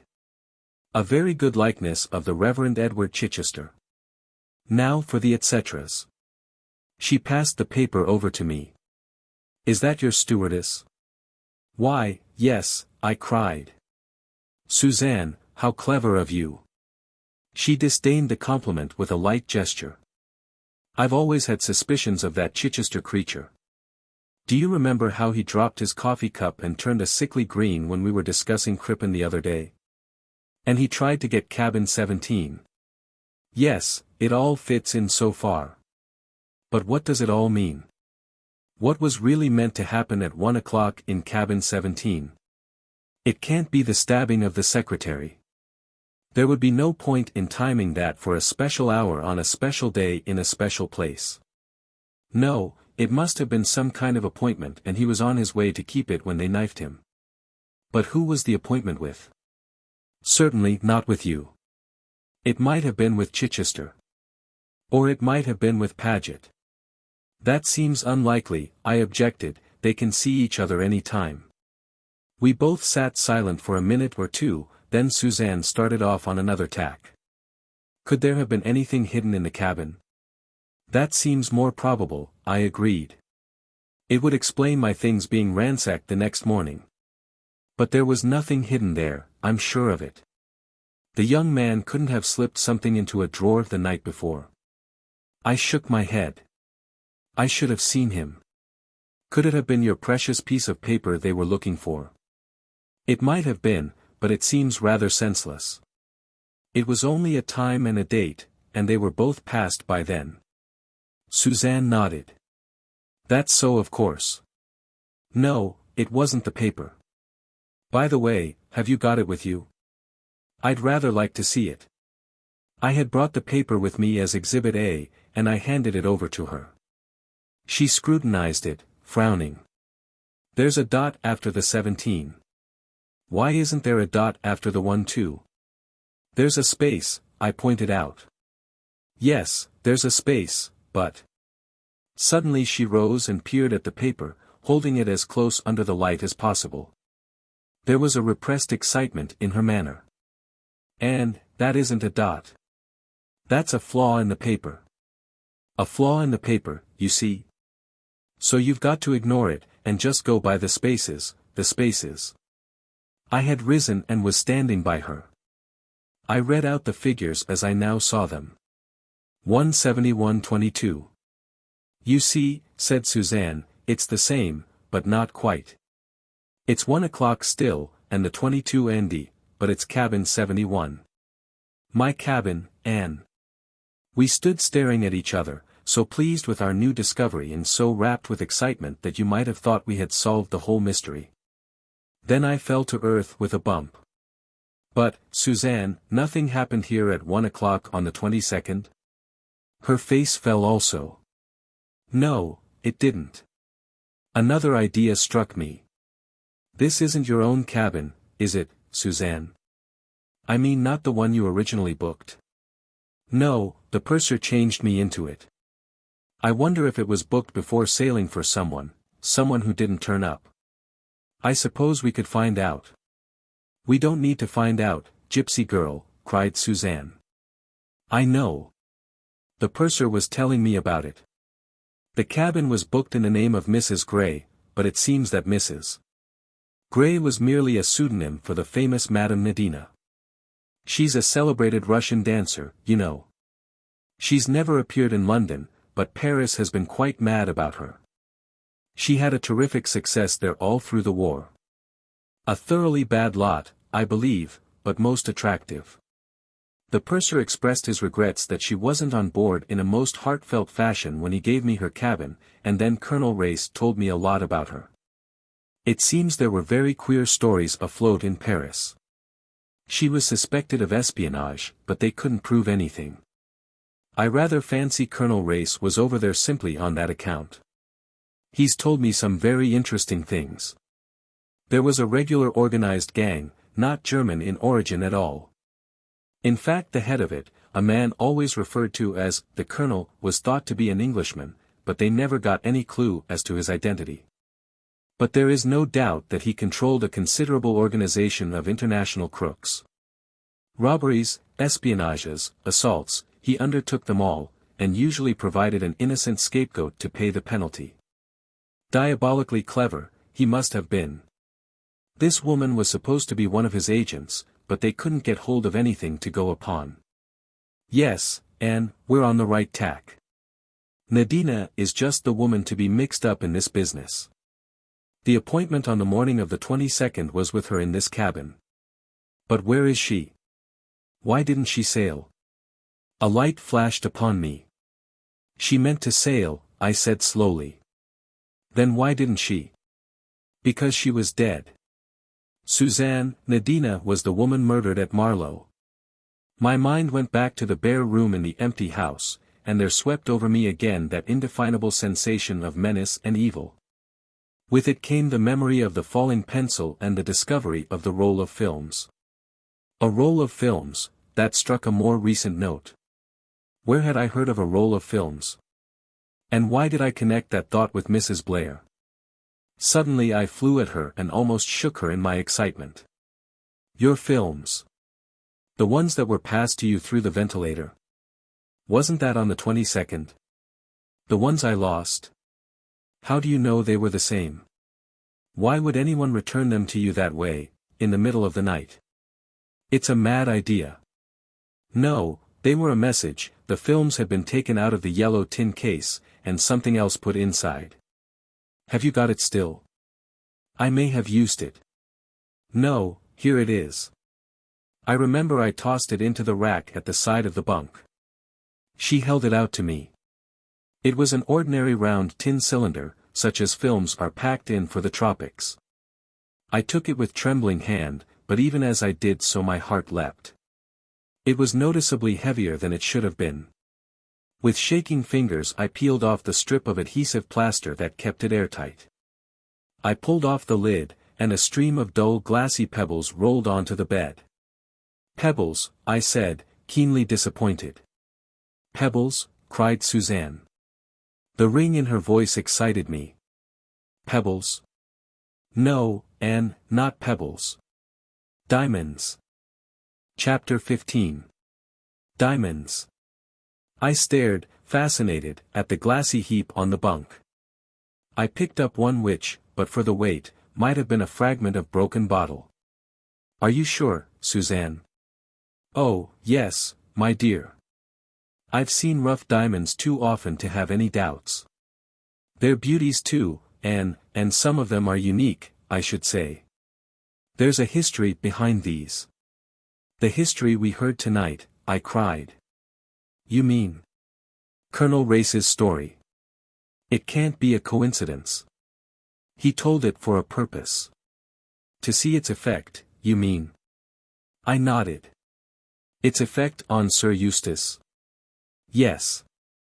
But, even as I said it, a doubt assailed me. Was it Sir Eustace who had been subjected to a test, or had the story been told for my benefit? I remembered the impression I had received on that former night of having been deliberately pumped. For some reason or other, Colonel Race was suspicious. But where did he come in? What possible connection could he have with the affair? Who is Colonel Race? I asked. That's rather a question, said Suzanne. He's pretty well known as a big game hunter, and, as you heard him say tonight, he was a distant cousin of Sir Lawrence Eardsley. I've never actually met him until this trip. He journeys to and from Africa a good deal. There's a general idea that he does Secret Service work. I don't know whether it's true or not. He's certainly rather a mysterious creature. I suppose he came into a lot of money as Sir Lawrence Eardsley's heir. My dear Anne, he must be rolling. You know, he'd be a splendid match for you. I can't have a good go at him with you aboard the ship, I said, laughing. Oh, these married women. We do have a pull, murmured Suzanne complacently. And everybody knows that I am absolutely devoted to Clarence, my husband, you know. It's so safe and pleasant to make love to a devoted wife.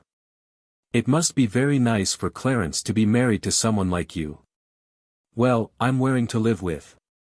Still, he can always escape to the Foreign Office, where he fixes his eyeglass in his eye, and goes to sleep in a big armchair. We might cable him to tell us all he knows about race. I love sending cables. And they annoy Clarence so. He always says a letter would have done as well. I don't suppose he'd tell us anything, though. He is so frightfully discreet. That's what makes him so hard to live with for long on end. But let us go on with our matchmaking. I'm sure Colonel Race is very attracted to you, Anne.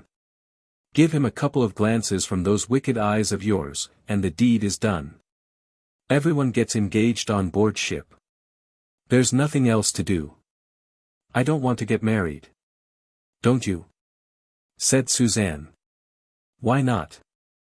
I love being married, even to Clarence. I disdained her flippancy. What I want to know is, I said with determination, what has Colonel Race got to do with this? He's in it somewhere. You don't think it was mere chance, his telling that story? No, I don't, I said decidedly. He was watching us all narrowly. You remember, some of the diamonds were recovered, not all. Perhaps these are the missing ones, or perhaps. Perhaps what? I did not answer directly. I should like to know, I said, what became of the other young man. Not Erdsley but, what was his name, Lucas. We're getting some light on the thing, anyway. It's the diamonds all these people are after. It must have been to obtain possession of the diamonds that the man in the brown suit killed Nadina. He didn't kill her, I said sharply. Of course he killed her. Who else could have done so? I don't know. But I'm sure he didn't kill her. He went into that house 3 minutes after her and came out as white as a sheet. Because he found her dead. But nobody else went in. Then the murderer was in the house already, or else he got in some other way. There's no need for him to pass the lodge, he could have climbed over the wall. Suzanne glanced at me sharply. The man in the brown suit, she mused. Who was he, I wonder? Anyway, he was identical with the doctor in the tube. He would have had time to remove his makeup and follow the woman to Marlow. She and Carton were to have met there, they both had an order to view the same house. And if they took such elaborate precautions to make their meeting appear accidental, they must have suspected they were being followed. All the same, Carton did not know that his shadower was the man in the brown suit. When he recognized him, the shock was so great that he lost his head completely and stepped back onto the line. That all seems pretty clear, don't you think so, Anne? I did not reply. Yes, that's how it was. He took the paper from the dead man, and in his hurry to get away he dropped it. Then he followed the woman to Marlow. What did he do when he left there, when he had killed her, or, according to you, found her dead? Where did he go? Still I said nothing. I wonder, now, said Suzanne musingly. Is it possible that he induced Sir Eustace Pedlar to bring him on board as his secretary? It would be a unique chance of getting safely out of England, and dodging the hue and cry. But how did he square Sir Eustace? It looks as though he had some hold over him. Or over Paget, I suggested in spite of myself. You don't seem to like Paget, Anne. Sir Eustace says he's a most capable and hard-working young man. And, really, he may be for all we know against him. Well, to continue my surmises. Raeburn is the man in the brown suit. He had read the paper he dropped. Therefore, misled by the dot as you were, he attempts to reach cabin 17 at 1 o'clock on the 22nd, having previously tried to get possession of the cabin through Paget. On the way there somebody knifes him. Who? I interpolated. Chichester. Yes, it all fits in. Cable to Lord Naseby that you have found the man in the brown suit, and your fortune's made, Anne. There are several things you've overlooked. What things? Raeburn's got a scar, I know, but a scar can be faked easily enough.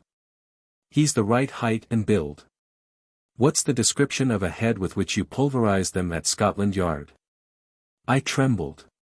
Suzanne was a well-educated, well-read woman, but I prayed that she might not be conversant with technical terms of anthropology. Dolichocephalic, I said lightly. Suzanne looked doubtful. Was that it? Yes. Long-headed, you know. A head whose width is less than 75% of its length, I explained fluently. There was a pause. I was just beginning to breathe freely when Suzanne said suddenly, "What's the opposite?" "What do you mean, the opposite?" "Well, there must be an opposite.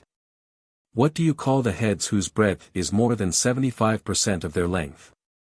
"Brachycephalic," I murmured unwillingly. "That's it. I thought that was what you said." "Did I?" It was a slip of the tongue. "I meant dolichocephalic," I said with all the assurance I could muster. Suzanne looked at me searchingly. Then she laughed. "You lie very well, gypsy girl. But it will save time and trouble now if you tell me all about it."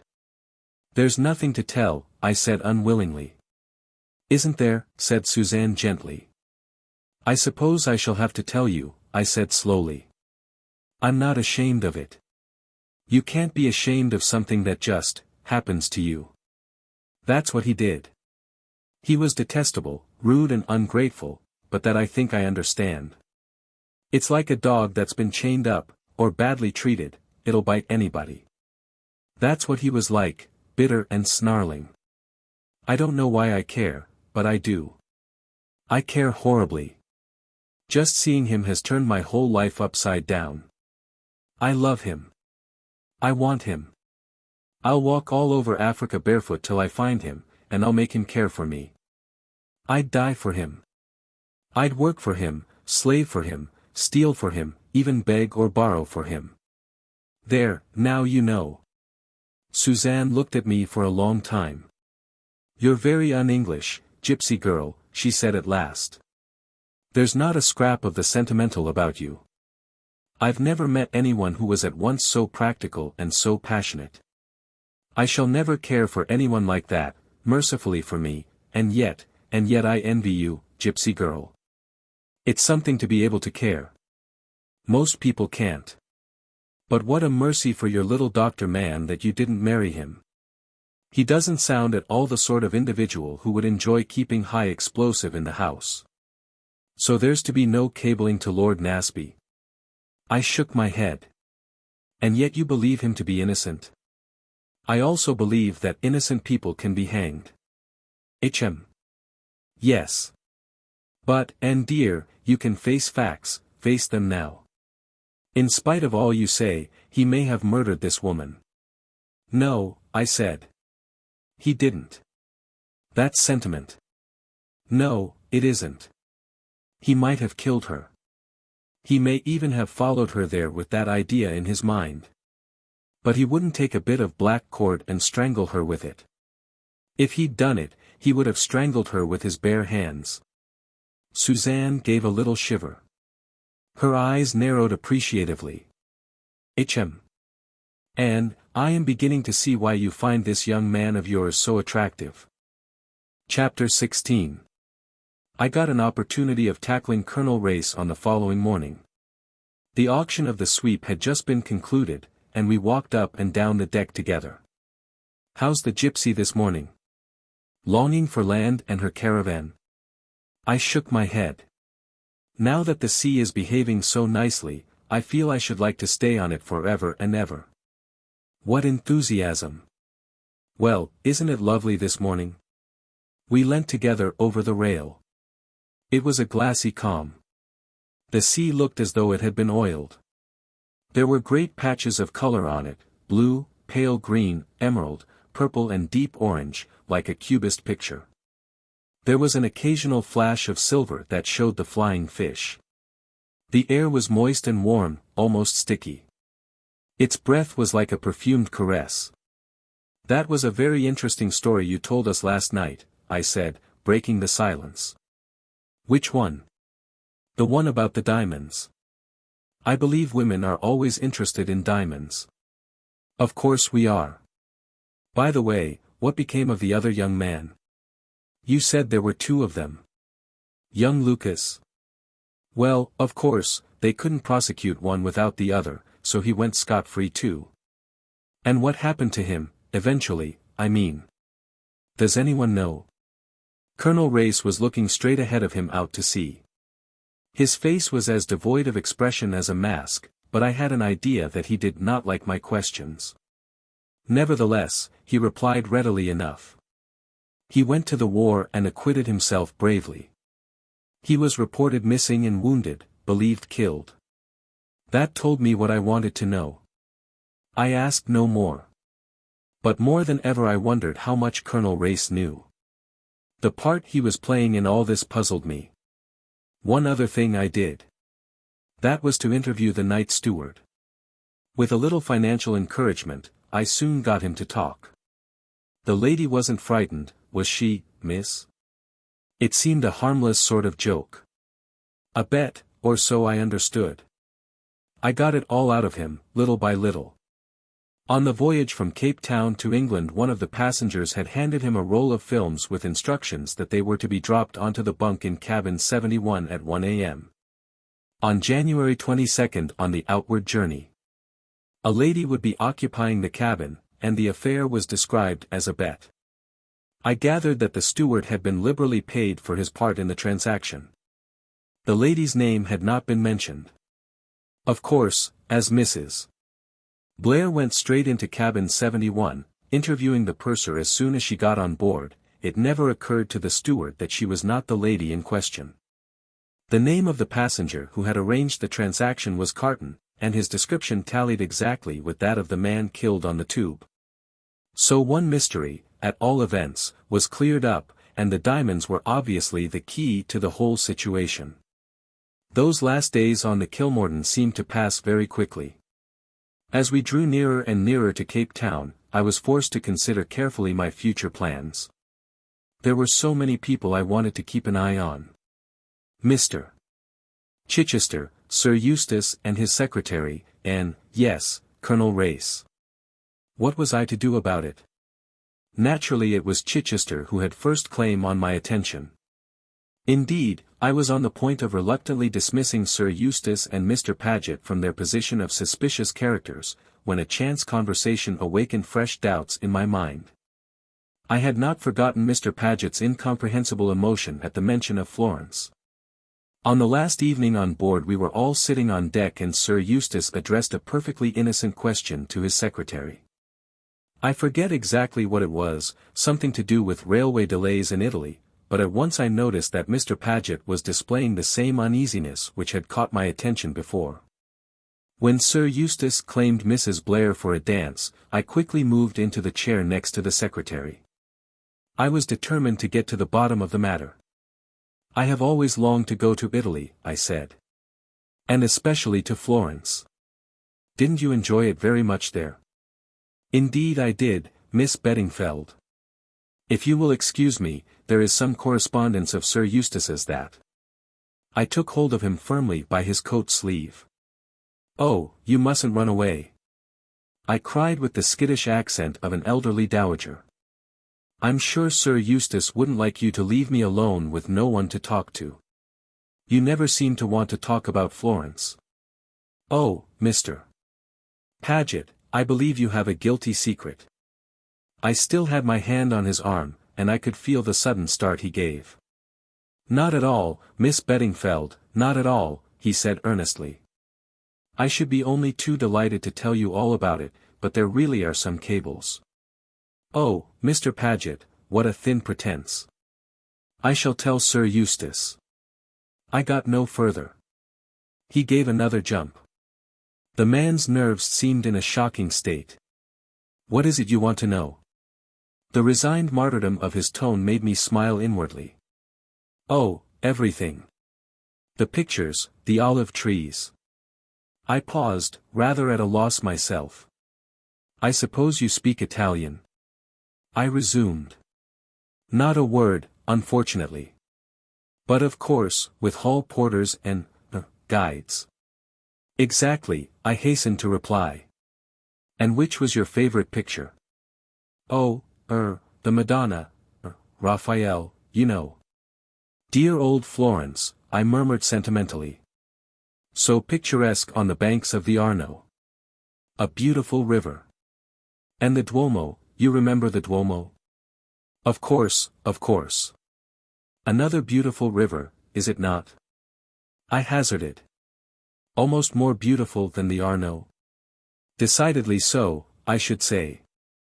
Emboldened by the success of my little trap, I proceeded further. But there was little room for doubt. Mr. Paget delivered himself into my hands with every word he uttered. The man had never been in Florence in his life. But, if not in Florence, where had he been? In England? Actually in England at the time of the Mill House mystery. I decided on a bold step. The curious thing is, I said, that I fancied I had seen you before somewhere. But I must be mistaken, since you were in Florence at the time. And yet. I studied him frankly. There was a hunted look in his eyes. He passed his tongue over his dry lips. Where? Did I think I had seen you? I finished for him. At Marlow. You know Marlow? Why, of course, how stupid of me, Sir Eustace has a house there. But with an incoherent muttered excuse, my victim rose and fled. That night I invaded Suzanne's cabin, alight with excitement. You see, Suzanne, I urged, as I finished my tale, he was in England, in Marlow, at the time of the murder. Are you so sure now that the man in the brown suit is guilty? I'm sure of one thing, said Suzanne, twinkling unexpectedly. What's that? That the man in the brown suit is better looking than poor Mr. Paget. No, Anne, don't get cross. I was only teasing. Sit down here. Joking apart, I think you've made a very important discovery. Up till now, we've considered Paget as having an alibi. Now we know he hasn't. Exactly, I said. We must keep an eye on him. As well as everybody else, she said ruefully. Well, that's one of the things I wanted to talk to you about. That, and finance. No, don't stick your nose in the air. I know you are absurdly proud and independent, but you've got to listen to horse sense over this. We're partners. I wouldn't offer you a penny because I liked you, or because you're a friendless girl. What I want is a thrill, and I'm prepared to pay for it. We're going into this together regardless of expense. To begin with, you'll come with me to the Mount Nelson Hotel at my expense, and we'll plan out our campaign. We argued the point. In the end I gave in. But I didn't like it. I wanted to do the thing on my own. That's settled, said Suzanne at last, getting up and stretching herself with a big yawn. I'm exhausted with my own eloquence. Now then, let us discuss our victims. Mr. Chichester is going on to Durban. Sir Eustace is going to the Mount Nelson Hotel in Cape Town and then up to Rhodesia. He's going to have a private car on the railway, and in a moment of expansion, after his fourth glass of champagne the other night, he offered me a place in it. I dare say he didn't really mean it, but, all the same, he can't very well back out if I hold him to it. Good, I approved. You keep an eye on Sir Eustace and Paget, and I take on Chichester. But what about Colonel Race? Suzanne looked at me queerly. Anne, you can't possibly suspect. I do. I suspect everybody. I'm in the mood when one looks round for the most unlikely person. Colonel Race is going to Rhodesia too, said Suzanne thoughtfully. If we could arrange for Sir Eustace to invite him also. You can manage it. You can manage anything. I love butter, purred Suzanne. We parted on the understanding that Suzanne should employ her talents to the best advantage. I felt too excited to go to bed immediately. It was my last night on board. Early tomorrow morning we should be in Table Bay. I slipped up on deck. The breeze was fresh and cool. The boat was rolling a little in the choppy sea. The decks were dark and deserted. It was after midnight. I leaned over the rail, watching the phosphorescent trail of foam. Ahead of us lay Africa, we were rushing towards it through the dark water. I felt alone in a wonderful world. Wrapped in a strange peace, I stood there, taking no heed of time, lost in a dream. And suddenly I had a curious intimate premonition of danger. I had heard nothing, but I swung round instinctively. A shadowy form had crept up behind me. As I turned, it sprang. One hand gripped my throat, stifling any cry I might have uttered. I fought desperately, but I had no chance. I was half choking from the grip on my throat, but I bit and clung and scratched in the most approved feminine fashion. The man was handicapped by having to keep me from crying out. If he had succeeded in reaching me unawares, it would have been easy enough for him to sling me overboard with a sudden heave. The sharks would have taken care of the rest. Struggle as I would, I felt myself weakening. My assailant felt it too. He put out all his strength. And then, running on swift noiseless feet, another shadow joined in. With one blow of his fist, he sent my opponent crashing headlong to the deck. Released, I fell back against the rail, sick and trembling. My rescuer turned to me with a quick movement. "You're hurt." There was something savage in his tone, a menace against the person who had dared to hurt me. Even before he spoke I had recognized him. It was my man, the man with the scar. But that one moment in which his attention had been diverted to me had been enough for the fallen enemy. Quick as a flash he had risen to his feet and taken to his heels down the deck. With an oath Rayburn sprang after him. I always hate being out of things. I joined the chase, a bad third. Round the deck we went to the starboard side of the ship. There by the saloon door lay the man in a crumpled heap. Rayburn was bending over him. "Did you hit him again?" I called breathlessly. "There was no need," he replied grimly. "I found him collapsed by the door. Or else he couldn't get it open and is shamming. We'll soon see about that. And we'll see who he is too." With a beating heart I drew near. I had realized at once that my assailant was a bigger man than Chichester. Anyway, Chichester was a flabby creature who might use a knife at a pinch, but who would have little strength in his bare hands. Rayburn struck a match. We both uttered an ejaculation. The man was Guy Paget. Rayburn appeared absolutely stupefied by the discovery. "Paget," he muttered. "My God, Paget." I felt a slight sense of superiority. "You seem surprised." "I am," he said heavily. "I never suspected." He wheeled suddenly round on me. "And you? You're not. You recognized him, I suppose, when he attacked you?" "No, I didn't." "All the same, I'm not so very surprised." He stared at me suspiciously. "Where do you come in, I wonder? And how much do you know?" I smiled. "A good deal, Mr. Lucas." He caught my arm, the unconscious strength of his grip made me wince. "Where did you get that name?" he asked hoarsely. "Isn't it yours?" I demanded sweetly. "Or do you prefer to be called the man in the brown suit?" That did stagger him. He released my arm and fell back a pace or two. "Are you a girl or a witch?" he breathed. "I'm a friend." I advanced a step towards him. "I offered you my help once, I offer it again. Will you have it?" The fierceness of his answer took me aback. "No. I'll have no truck with you or with any woman. Do your damnedest." As before, my own temper began to rise. "Perhaps," I said, "you don't realize how much in my power you are. A word from me to the captain." "Say it," he sneered.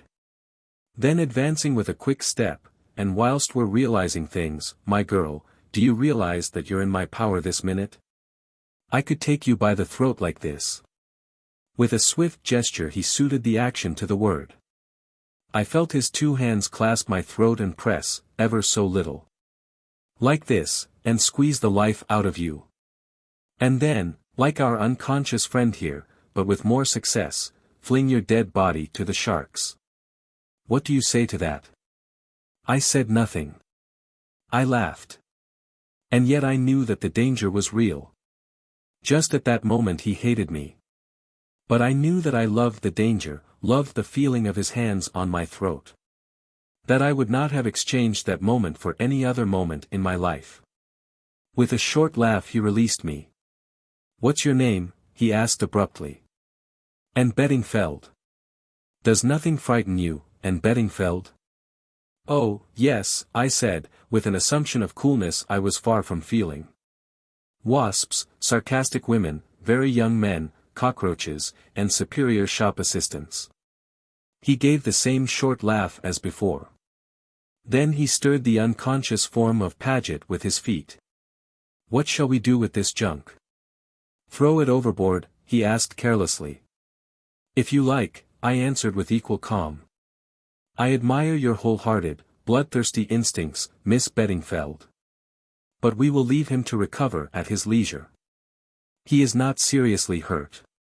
"You shrink from a second murder, I see," I said sweetly. "A second murder?" He looked genuinely puzzled. "The woman at Marlow," I reminded him, watching the effect of my words closely. An ugly brooding expression settled down on his face. He seemed to have forgotten my presence. "I might have killed her," he said. "Sometimes I believe that I meant to kill her." A wild rush of feeling, hatred of the dead woman, surged through me. I could have killed her that moment, had she stood before me. For he must have loved her once, he must, to have felt like that. I regained control of myself and spoke in my normal voice. "We seem to have said all there is to be said, except good night. Good night and goodbye, Miss Beddingfeld. Au revoir, Mr. Lucas." Again he flinched at the name. He came nearer. "Why do you say that, au revoir, I mean?" "Because I have a fancy that we shall meet again." "Not if I can help it." Emphatic as his tone was, it did not offend me. On the contrary, I hugged myself with secret satisfaction. I am not quite a fool. "All the same," I said gravely, "I think we shall." "Why?" I shook my head, unable to explain the feeling that had actuated my words. "I never wish to see you again," he said suddenly and violently. It was really a very rude thing to say, but I only laughed softly and slipped away into the darkness. I heard him start after me, and then pause, and a word floated down the deck. I think it was a witch. Chapter 17. Extract from the Diary of Sir Eustace Pedlar. Mount Nelson Hotel, Cape Town. It is really the greatest relief to get off the Kilmorden. The whole time that I was on board I was conscious of being surrounded by a network of intrigue. To put the lid on everything, Guy Paget must needs engage in a drunken brawl the last night. It is all very well to explain it away, but that is what it actually amounts to. What else would you think if a man comes to you with a lump the size of an egg on the side of his head and an eye colored all the tints of the rainbow? Of course Paget would insist on trying to be mysterious about the whole thing. According to him, you would think his black eye was the direct result of his devotion to my interests. His story was extraordinarily vague and rambling, and it was a long time before I could make head or tail of it. To begin with, it appears he caught sight of a man behaving suspiciously. Those are Paget's words. He has taken them straight from the pages of a German spy story. What he means by a man behaving suspiciously he doesn't know himself. I said so to him. He was slinking along in a very furtive manner, and it was the middle of the night, Sir Eustace. Well, what were you doing yourself?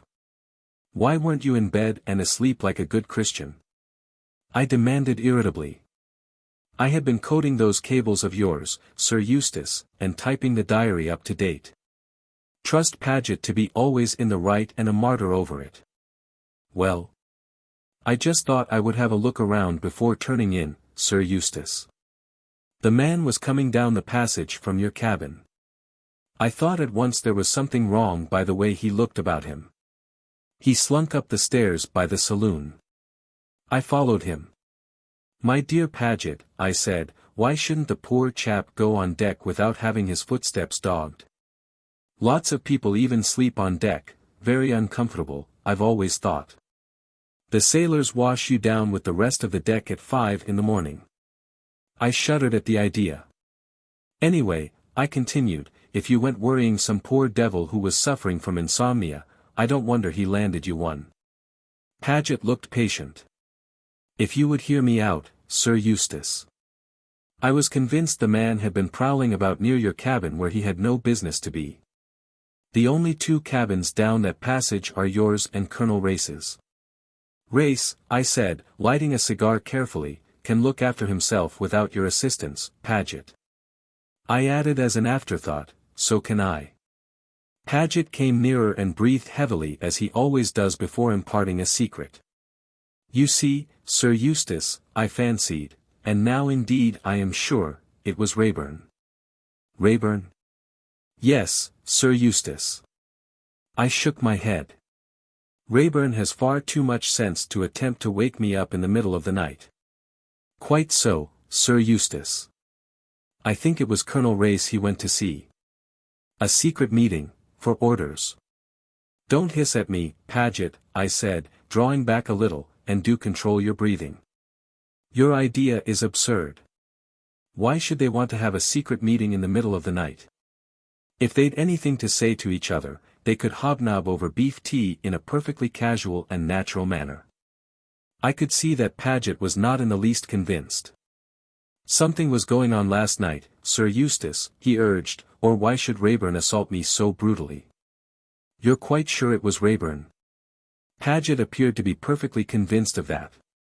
It was the only part of the story that he wasn't vague about. There's something very queer about all this, he said.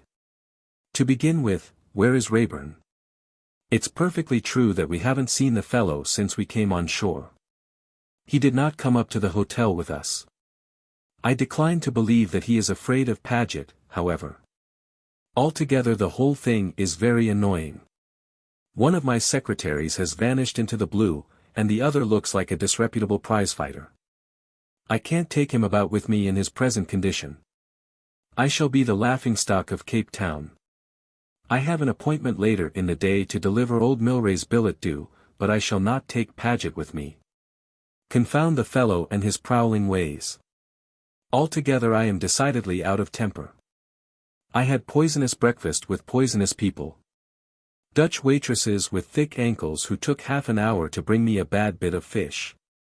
And this farce of getting up at 5 a.m. on arrival at the port to see a blinking doctor and hold your hands above your head simply makes me tired.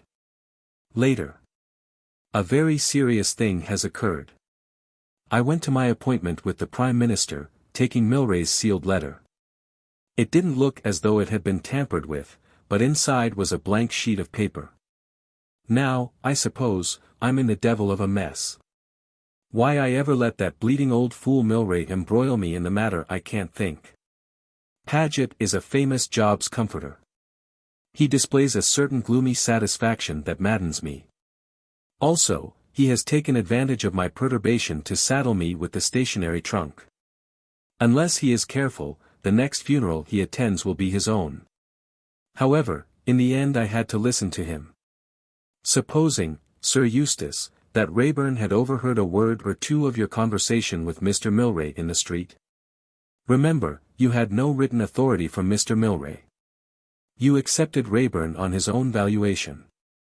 You think Rayburn is a crook, then? I said slowly. Paget did. How far his views were influenced by resentment over his black eye I don't know. He made out a pretty fair case against Rayburn. And the appearance of the latter told against him. My idea was to do nothing in the matter. A man who has permitted himself to be made a thorough fool of is not anxious to broadcast the fact. But Paget, his energy unimpaired by his recent misfortunes, was all for vigorous measures. He had his way of course. He bustled out to the police station, sent innumerable cables, and brought a herd of English and Dutch officials to drink whiskies and sodas at my expense. We got Milray's answer that evening. He knew nothing of my late secretary. There was only one spot of comfort to be extracted from the situation. At any rate, I said to Paget, you weren't poisoned. You had one of your ordinary bilious attacks. I saw him wince. It was my only score. Later. Paget is in his element.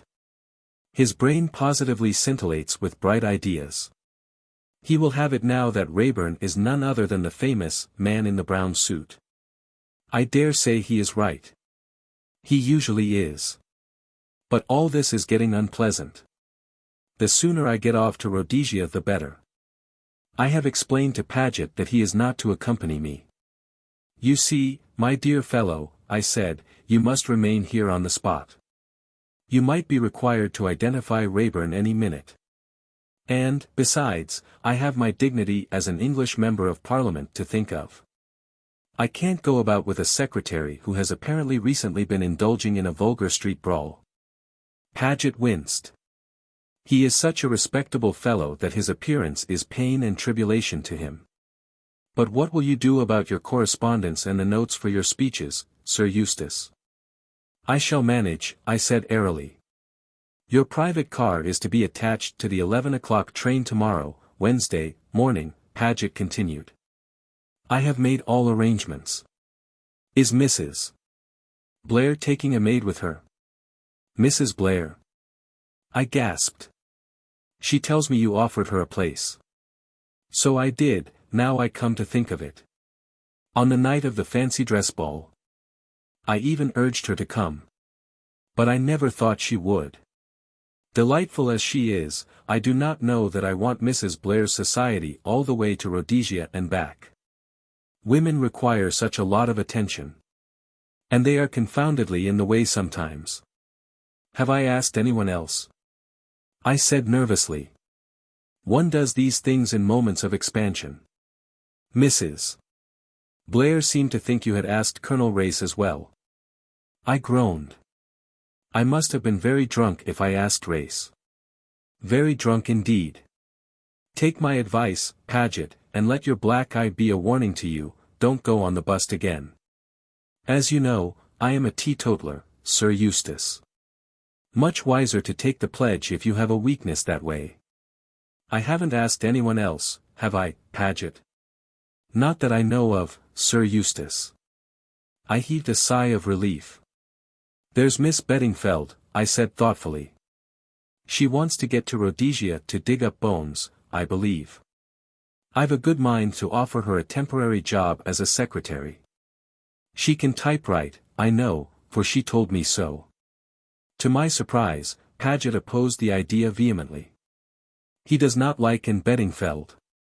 Ever since the night of the black eye, he has displayed uncontrollable emotion whenever she is mentioned. Paget is full of mysteries nowadays. Just to annoy him, I shall ask the girl. As I said before, she has extremely nice legs. Chapter 18. Anne's narrative resumed. I don't suppose that as long as I live I shall forget my first sight of Table Mountain. I got up frightfully early and went out on deck. I went right up to the boat deck, which I believe is a heinous offense, but I decided to dare something in the cause of solitude. We were just steaming into Table Bay. There were fleecy white clouds hovering above Table Mountain, and nestling on the slopes below, right down to the sea, was the sleeping town, gilded and bewitched by the morning sunlight. It made me catch my breath and have that curious hungry pain inside that seizes one sometimes when one comes across something that's extra beautiful. I'm not very good at expressing these things, but I knew well enough that I had found, if only for a fleeting moment, the thing that I had been looking for ever since I left Little Hampsley. Something new, something hitherto undreamed of, something that satisfied my aching hunger for romance. Perfectly silently, or so it seemed to me, the Kilmorden glided nearer and nearer. It was still very like a dream. Like all dreamers, however, I could not let my dream alone. We poor humans are so anxious not to miss anything. This is South Africa, I kept saying to myself industriously, South Africa, South Africa. You are seeing the world. This is the world. You are seeing it. Think of it, Anne Beddingfeld, you pudding head. You're seeing the world. I had thought that I had the boat deck to myself, but now I observed another figure leaning over the rail, absorbed as I had been in the rapidly approaching city. Even before he turned his head I knew who it was. The scene of last night seemed unreal and melodramatic in the peaceful morning sunlight. What must he have thought of me? It made me hot to realize the things that I had said. And I hadn't meant them, or had I? I turned my head resolutely away and stared hard at Table Mountain. If Rayburn had come up here to be alone, I, at least, need not disturb him by advertising my presence. But to my intense surprise I heard a light footfall on the deck behind me, and then his voice, pleasant and normal. "Miss Beddingfeld." "Yes." I turned. "I want to apologize to you. I behaved like a perfect boor last night."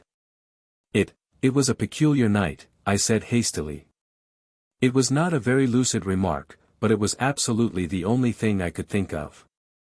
"Will you forgive me?" I held out my hand without a word. He took it. "There's something else I want to say." His gravity deepened. "Miss Beddingfeld, you may not know it, but you are mixed up in a rather dangerous business." "I gathered as much," I said. "No, you don't. You can't possibly know. I want to warn you. Leave the whole thing alone. It can't concern you really. Don't let your curiosity lead you to tamper with other people's business. No, please don't get angry again. I'm not speaking of myself. You've no idea of what you might come up against. These men will stop at nothing. They are absolutely ruthless. Already you're in danger, look at last night. They fancy you know something. Your only chance is to persuade them that they're mistaken. But be careful, always be on the lookout for danger, and, look here, if at any time you should fall into their hands, don't try and be clever, tell the whole truth, it will be your only chance." "You make my flesh creep, Mr. Rayburn," I said, with some truth. "Why do you take the trouble to warn me?" He did not answer for some minutes, then he said in a low voice. "It may be the last thing I can do for you. Once on shore I shall be all right, but I may not get on shore." "What?" I cried. "You see, I'm afraid you're not the only person on board who knows that I am the man in the brown suit." "If you think that I told," I said hotly. He reassured me with a smile. "I don't doubt you, Miss Beddingfeld. If I ever said I did, I lied. No, but there's one person on board who's known all along. He's only got to speak, and my number's up. All the same, I'm taking a sporting chance that he won't speak." "Why?" "Because he's a man who likes playing a lone hand. And when the police have got me I should be of no further use to him. Free, I might be. Well, an hour will show." He laughed rather mockingly, but I saw his face harden. If he had gambled with fate, he was a good gambler. He could lose and smile. "In any case," he said lightly, "I don't suppose we shall meet again." "No," I said slowly. "I suppose not. So, goodbye." "Goodbye." He gripped my hand hard. Just for a minute his curious light eyes seemed to burn into mine, then he turned abruptly and left me. I heard his footsteps ringing along the deck. They echoed and re-echoed. I felt that I should hear them always. Footsteps, going out of my life. I can admit frankly that I did not enjoy the next 2 hours. Not till I stood on the wharf, having finished with most of the ridiculous formalities that bureaucracies require, did I breathe freely once more. No arrest had been made, and I realized that it was a heavenly day, and that I was extremely hungry. I joined Suzanne. In any case, I was staying the night with her at the hotel. The boat did not go on to Port Elizabeth and Durban until the following morning. We got into a taxi and drove to the Mount Nelson. It was all heavenly. The sun, the air, the flowers. When I thought of Little Hampsley in January, the mud knee-deep, and the sure-to-be falling rain, I hugged myself with delight. Suzanne was not nearly so enthusiastic. She has traveled a great deal, of course. Besides, she is not the type that gets excited before breakfast. She snubbed me severely when I let out an enthusiastic yelp at the sight of a giant blue convolvulus.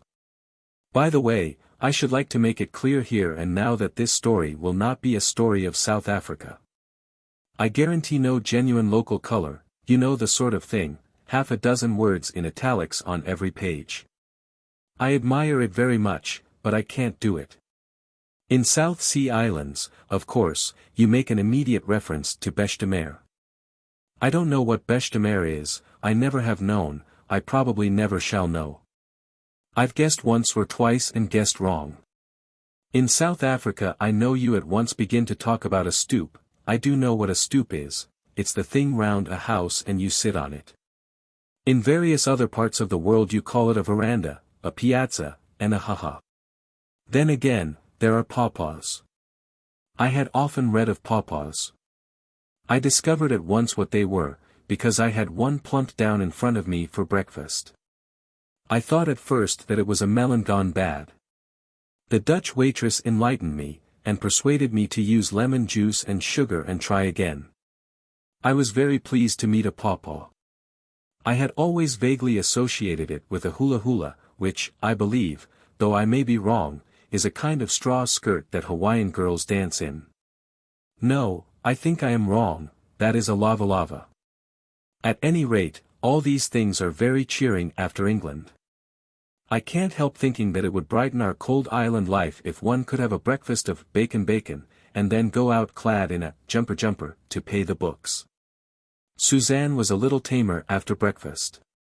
They had given me a room next to hers with a lovely view right out over Table Bay. I looked at the view whilst Suzanne hunted for some special face cream. When she had found it and started an immediate application, she became capable of listening to me. "Did you see Sir Eustace?" I asked. "He was marching out of the breakfast room as we went in. He'd had some bad fish or something and was just telling the head waiter what he thought about it. And he bounced a peach on the floor to show how hard it was, only it wasn't quite as hard as he thought and it squashed." Suzanne smiled. "Sir Eustace doesn't like getting up early any more than I do. But, Anne, did you see Mr. Paget? I ran against him in the passage. He's got a black eye. What can he have been doing?" "Only trying to push me overboard," I replied nonchalantly. It was a distinct score for me. Suzanne left her face half anointed and pressed for details. I gave them to her. "It all gets more and more mysterious," she cried. "I thought I was going to have the soft job sticking to Sir Eustace, and that you would have all the fun with the Rev. Edward Chichester, but now I'm not so sure. I hope Paget won't push me off the train some dark night. I think you're still above suspicion, Suzanne. But, if the worst happens, I'll wire to Clarence. That reminds me, give me a cable form. Let me see now, what shall I say? Implicated in the most thrilling mystery, please send me £1,000 at once, Suzanne." I took the form from her, and pointed out that she could eliminate an A, and possibly, if she didn't care about being polite, a please. Suzanne, however, appears to be perfectly reckless in money matters. Instead of attending to my economical suggestions, she added 3 words more, "enjoying myself hugely." Suzanne was engaged to lunch with friends of hers, who came to the hotel about 11 o'clock to fetch her. I was left to my own devices. I went down through the grounds of the hotel, crossed the tramlines and followed a cool shady avenue right down till I came to the main street. I strolled about, seeing the sights, enjoying the sunlight and the black-faced sellers of flowers and fruits. I also discovered a place where they had the most delicious ice cream sodas. Finally, I bought a 6-penny basket of peaches and retraced my steps to the hotel. To my surprise and pleasure, I found a note awaiting me. It was from the curator of the museum. He had read of my arrival on the Kilmorton, in which I was described as the daughter of the late Professor Beddingfeld. He had known my father slightly and had had a great admiration for him. He went on to say that his wife would be delighted if I would come out and have tea with them that afternoon at their villa at Musenberg. He gave me instructions for getting there. It was pleasant to think that poor Papa was still remembered and highly thought of. I foresaw that I would have to be personally escorted round the museum before I left Cape Town, but I risked that. To most people it would have been a treat, but one can have too much of a good thing if one is brought up on it, morning, noon and night. I put on my best hat, one of Suzanne's cast-offs, and my least crumpled white linen and started off after lunch. I caught a fast train to Musenberg and got there in about half an hour. It was a nice trip. We wound slowly round the base of Table Mountain, and some of the flowers were lovely. My geography being weak, I had never fully realized that Cape Town is on a peninsula, consequently I was rather surprised on getting out of the train to find myself facing the sea once more. There was some perfectly entrancing bathing going on. The people had short curved boards and came floating in on the waves. It was far too early to go to tea. I made for the bathing pavilion, and when they said would I have a surfboard, I said, yes, please. Surfing looks perfectly easy. It isn't. I say no more. I got very angry and fairly hurled my plank from me. Nevertheless, I determined to return on the first possible opportunity and have another go. I would not be beaten. Quite by mistake I then got a good run on my board, and came out delirious with happiness. Surfing is like that. You are either vigorously cursing or else you are idiotically pleased with yourself. I found the Villa Medji after some little difficulty. It was right up on the side of the mountain, isolated from the other cottages and villas. I rang the bell, and a smiling Kaffir boy answered it. Mrs. Raffini? I inquired. He ushered me in, preceded me down the passage and flung open a door. Just as I was about to pass in, I hesitated. I felt a sudden misgiving. I stepped over the threshold and the door swung sharply to behind me. A man rose from his seat behind a table and came forward with outstretched hand. So glad we have persuaded you to visit us, Miss Beddingfeld, he said. He was a tall man, obviously a Dutchman, with a flaming orange beard. He did not look in the least like the curator of a museum. In fact, I realized in a flash that I had made a fool of myself. I was in the hands of the enemy. Chapter 19. It reminded me forcibly of Episode 3 in The Perils of Pamela. How often had I not sat in the sixpenny seats, eating a twopenny bar of milk chocolate, and yearning for similar things to happen to me. Well, they had happened with a vengeance. And somehow it was not nearly so amusing as I had imagined. It's all very well on the screen, you have the comfortable knowledge that there's bound to be an episode 4. But in real life there was absolutely no guarantee that Anna the Adventuress might not terminate abruptly at the end of any episode. Yes, I was in a tight place. All the things that Rayburn had said that morning came back to me with unpleasant distinctness. Tell the truth, he had said. Well, I could always do that, but was it going to help me? To begin with, would my story be believed?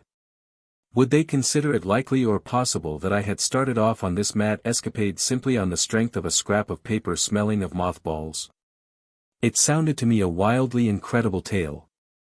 In that moment of cold sanity I cursed myself for a melodramatic idiot, and yearned for the peaceful boredom of Little Hampsley. All this passed through my mind in less time than it takes to tell. My first instinctive movement was to step backwards and feel for the handle of the door. My captor merely grinned. Here you are and here you stay, he remarked facetiously. I did my best to put a bold face upon the matter. I was invited to come here by the curator of the Cape Town Museum. If I have made a mistake. A mistake? Oh, yes, a big mistake. He laughed coarsely. What right have you to detain me? I shall inform the police. Yap, yap, yap, like a little toy dog. He laughed. I sat down on a chair. I can only conclude that you are a dangerous lunatic, I said coldly. Indeed? I should like to point out to you that my friends are perfectly well aware where I have gone, and that if I have not returned by this evening, they will come in search of me. You understand? So your friends know where you are, do they? Which of them? Thus challenged, I did a lightning calculation of chances. Should I mention Sir Eustace? He was a well-known man, and his name might carry weight. But if they were in touch with Paget, they might know I was lying. Better not risk Sir Eustace. Mrs. Blair, for one, I said lightly. A friend of mine with whom I am staying. I think not, said my captor, slyly shaking his orange head. You have not seen her since 11 this morning. And you received our note, bidding you come here, at lunchtime. His words showed me how closely my movements had been followed, but I was not going to give in without a fight. You are very clever, I said. Perhaps you have heard of that useful invention, the telephone. Mrs. Blair called me up on it when I was resting in my room after lunch. I told her then where I was going this afternoon. To my great satisfaction, I saw a shade of uneasiness pass over his face. Clearly he had overlooked the possibility that Suzanne might have telephoned to me. I wished she really had done so. Enough of this, he said harshly, rising. What are you going to do with me? I asked, still endeavoring to appear composed.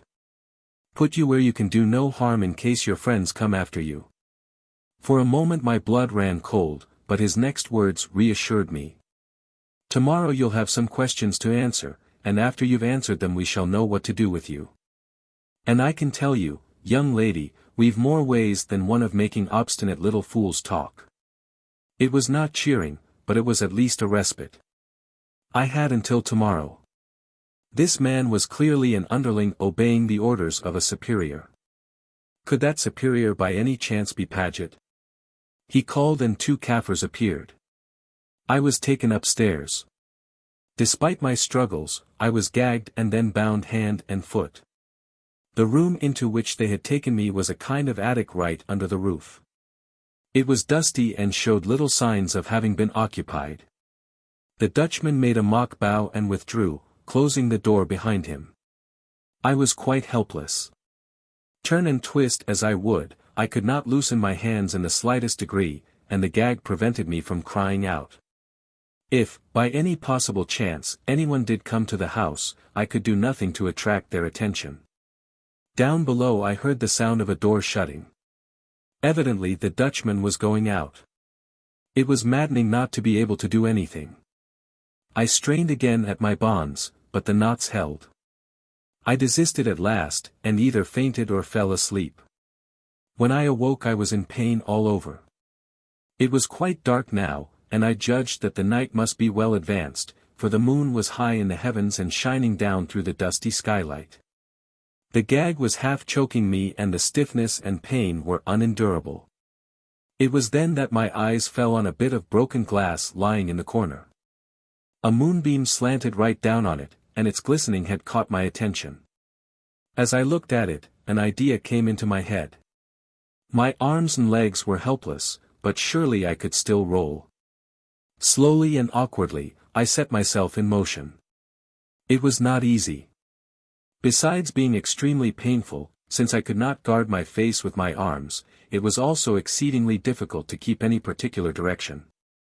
I tended to roll in every direction except the one I wanted to go. In the end, however, I came right up against my objective. It almost touched my bound hands. Even then it was not easy. It took an infinity of time before I could wriggle the glass into such a position, wedged against the wall, that it would rub up and down on my bonds. It was a long heart-rending process, and I almost despaired, but in the end I succeeded in sawing through the cords that bound my wrists. The rest was a matter of time. Once I had restored the circulation to my hands by rubbing the wrists vigorously, I was able to undo the gag. 1 or 2 full breaths did a lot for me. Very soon I had undone the last knot, though even then it was some time before I could stand on my feet, but at last I stood erect, swinging my arms to and fro to restore the circulation. And wishing above all things that I could get hold of something to eat. I waited about a quarter of an hour, to be quite sure of my recovered strength. Then I tiptoed noiselessly to the door.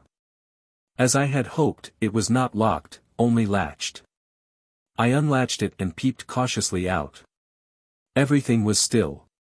The moonlight came in through a window and showed me the dusty uncarpeted staircase. Cautiously I crept down it. Still no sound, but as I stood on the landing below, a faint murmur of voices reached me. I stopped dead and stood there for some time. A clock on the wall registered the fact that it was after midnight. I was fully aware of the risks I might run if I descended lower, but my curiosity was too much for me. With infinite precautions I prepared to explore. I crept softly down the last flight of stairs and stood in the square hall.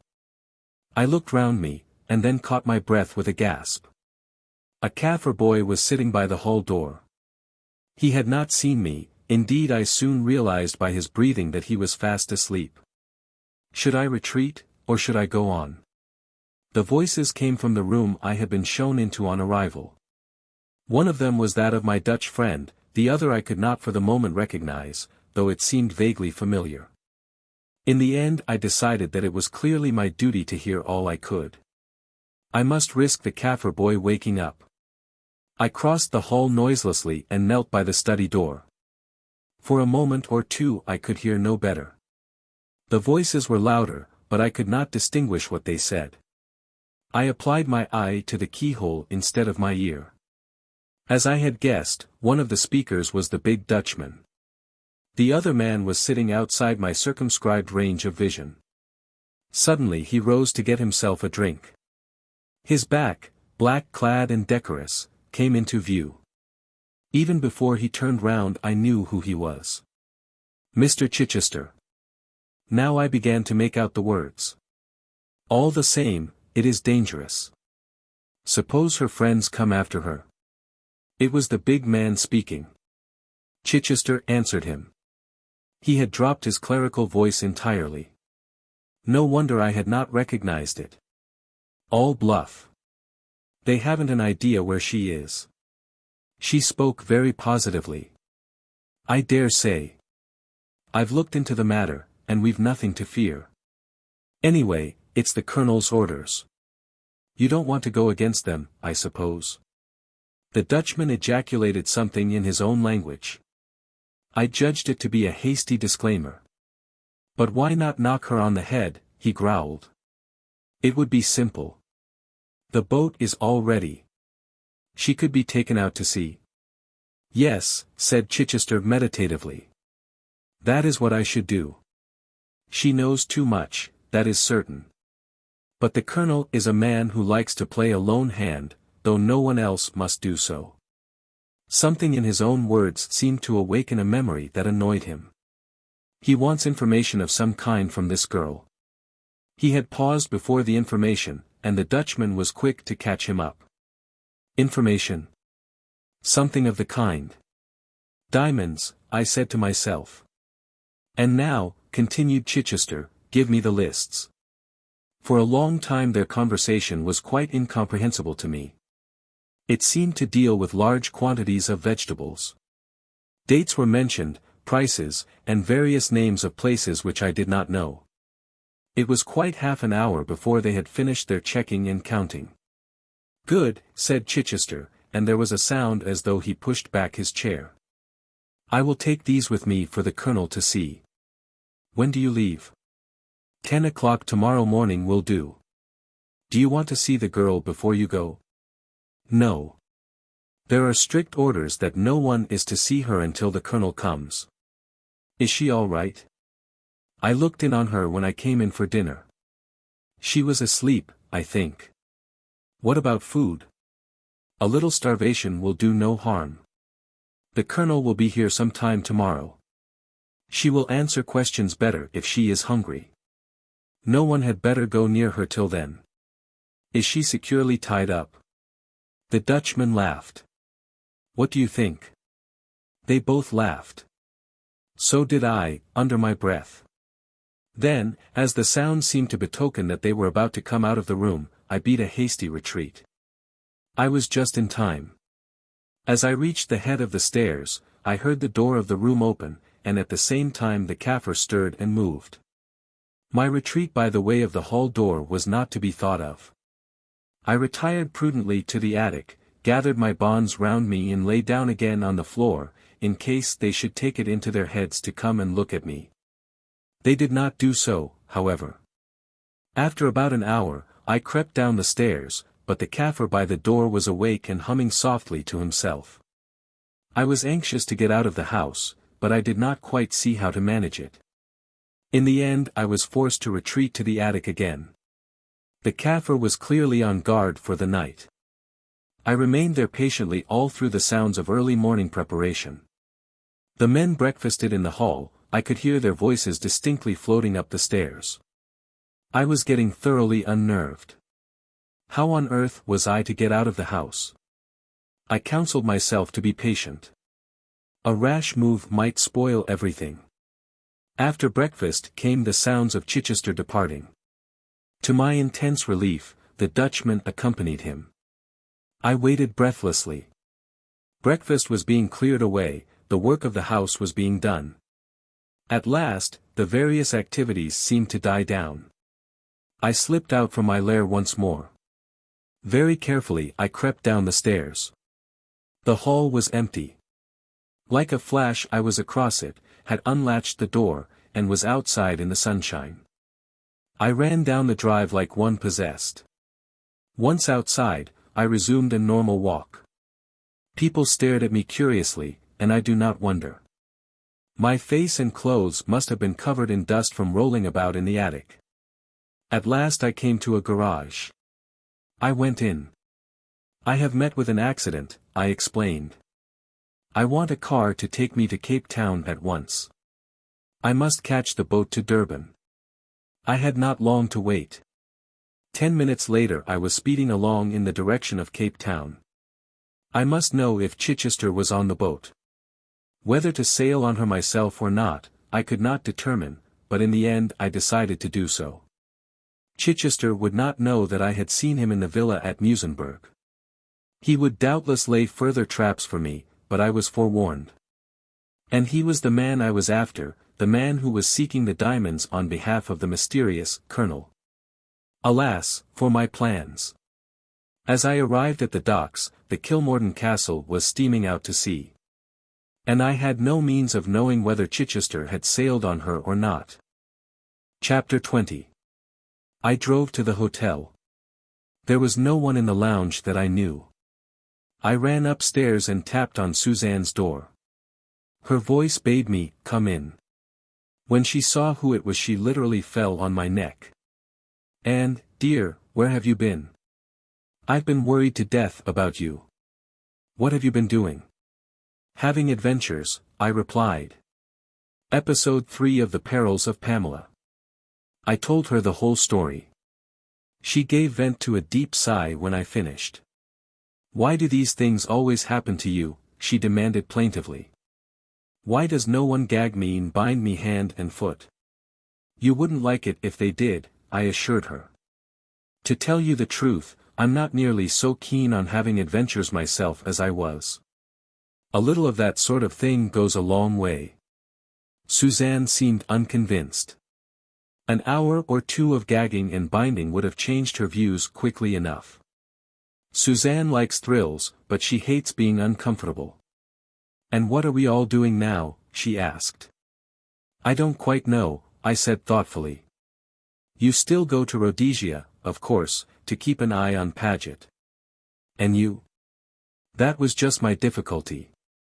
Had Chichester gone on the Kilmorden, or had he not? Did he mean to carry out his original plan of going to Durban? The hour of his leaving Musenberg seemed to point to an affirmative answer to both questions. In that case, I might go to Durban by train. I fancied that I should get there before the boat. On the other hand, if the news of my escape were wired to Chichester, and also the information that I had left Cape Town for Durban, nothing was simpler for him than to leave the boat at either Port Elizabeth or East London and so give me the slip completely. It was rather a knotty problem. "We'll inquire about trains to Durban anyway," I said. "And it's not too late for morning tea," said Suzanne. "We'll have it in the lounge." The Durban train left at 8:15 that evening, so they told me at the office. For the moment I postponed decision and joined Suzanne for somewhat belated 11 o'clock tea. "Do you feel that you would really recognize Chichester again, in any other disguise, I mean?" asked Suzanne. I shook my head ruefully. I certainly didn't recognize him as the stewardess, and never should have but for your drawing. The man's a professional actor, I'm sure of it, said Suzanne thoughtfully. His makeup is perfectly marvelous. He might come off the boat as a navvy or something, and you'd never spot him. You're very cheering, I said. At that minute, Colonel Race stepped in through the window and came and joined us. What is Sir Eustace doing? Asked Suzanne. I haven't seen him about today. Rather an odd expression passed over the Colonel's face. He's got a little trouble of his own to attend to which is keeping him busy. Tell us about it. I mustn't tell tales out of school. Tell us something, even if you have to invent it for our special benefit. Well, what would you say to the famous man in the brown suit having made the voyage with us? What? I felt the color die out of my face and then surge back again. Fortunately Colonel Race was not looking at me. It's a fact, I believe. Every port watched for him and he bamboozled Pedlar into bringing him out as his secretary. Not Mr. Paget? Oh, not Paget, the other fellow. Rayburn, he called himself. Have they arrested him? Asked Suzanne. Under the table she gave my hand a reassuring squeeze. I waited breathlessly for an answer. He seems to have disappeared into thin air. How does Sir Eustace take it? Regards it as a personal insult offered him by fate. An opportunity of hearing Sir Eustace's views on the matter presented itself later in the day. We were awakened from a refreshing afternoon nap by a page boy with a note. In touching terms it requested the pleasure of our company at tea in his sitting room. The poor man was indeed in a pitiable state. He poured out his troubles to us, encouraged by Suzanne's sympathetic murmurs. She does that sort of thing very well. First, a perfectly strange woman has the impertinence to get herself murdered in my house, on purpose to annoy me, I do believe. Why my house? Why, of all the houses in Great Britain, choose the Mill House? What harm had I ever done the woman that she must needs get herself murdered there? Suzanne made one of her sympathetic noises again and Sir Eustace proceeded in a still more aggrieved tone. And, if that's not enough, the fellow who murdered her has the impudence, the colossal impudence, to attach himself to me as my secretary. My secretary, if you please. I'm tired of secretaries, I won't have any more secretaries. Either they're concealed murderers or else they're drunken brawlers. Have you seen Paget's black eye? But of course you have. How can I go about with a secretary like that? And his face is such a nasty shade of yellow too, just the color that doesn't go with a black eye. I've done with secretaries, unless I have a girl. A nice girl with liquid eyes, who'll hold my hand when I'm feeling cross. What about you, Miss Anne? Will you take on the job? How often shall I have to hold your hand? I asked, laughing. All day long, replied Sir Eustace gallantly. I shan't get much typing done at that rate, I reminded him. That doesn't matter. All this work is Paget's idea. He works me to death. I'm looking forward to leaving him behind in Cape Town. He is staying behind. Yes, he'll enjoy himself thoroughly sleuthing about after Rayburn. That's the sort of thing suits Paget down to the ground. He adores intrigue. But I'm quite serious in my offer. Will you come? Mrs. Blair here is a competent chaperone, and you can have a half-holiday every now and again to dig for bones. Thank you very much, Sir Eustace, I said cautiously, but I think I'm leaving for Durban tonight. Now don't be an obstinate girl. Remember, there are lots of lions in Rhodesia. You'll like lions. All girls do. Will they be practicing low jumps? I asked, laughing. No, thank you very much, but I must go to Durban. Sir Eustace looked at me, sighed deeply, then opened the door of the adjoining room and called to Paget. If you've quite finished your afternoon sleep, my dear fellow, perhaps you'd do a little work for change. Guy Paget appeared in the doorway. He bowed to us both, starting slightly at the sight of me, and replied in a melancholy voice. "I have been typing that memorandum all this afternoon, Sir Eustace." "Well, stop typing it then. Go down to the Trade Commissioner's office, or the Board of Agriculture, or the Chamber of Mines, or one of these places, and ask them to lend me some kind of a woman to take to Rhodesia.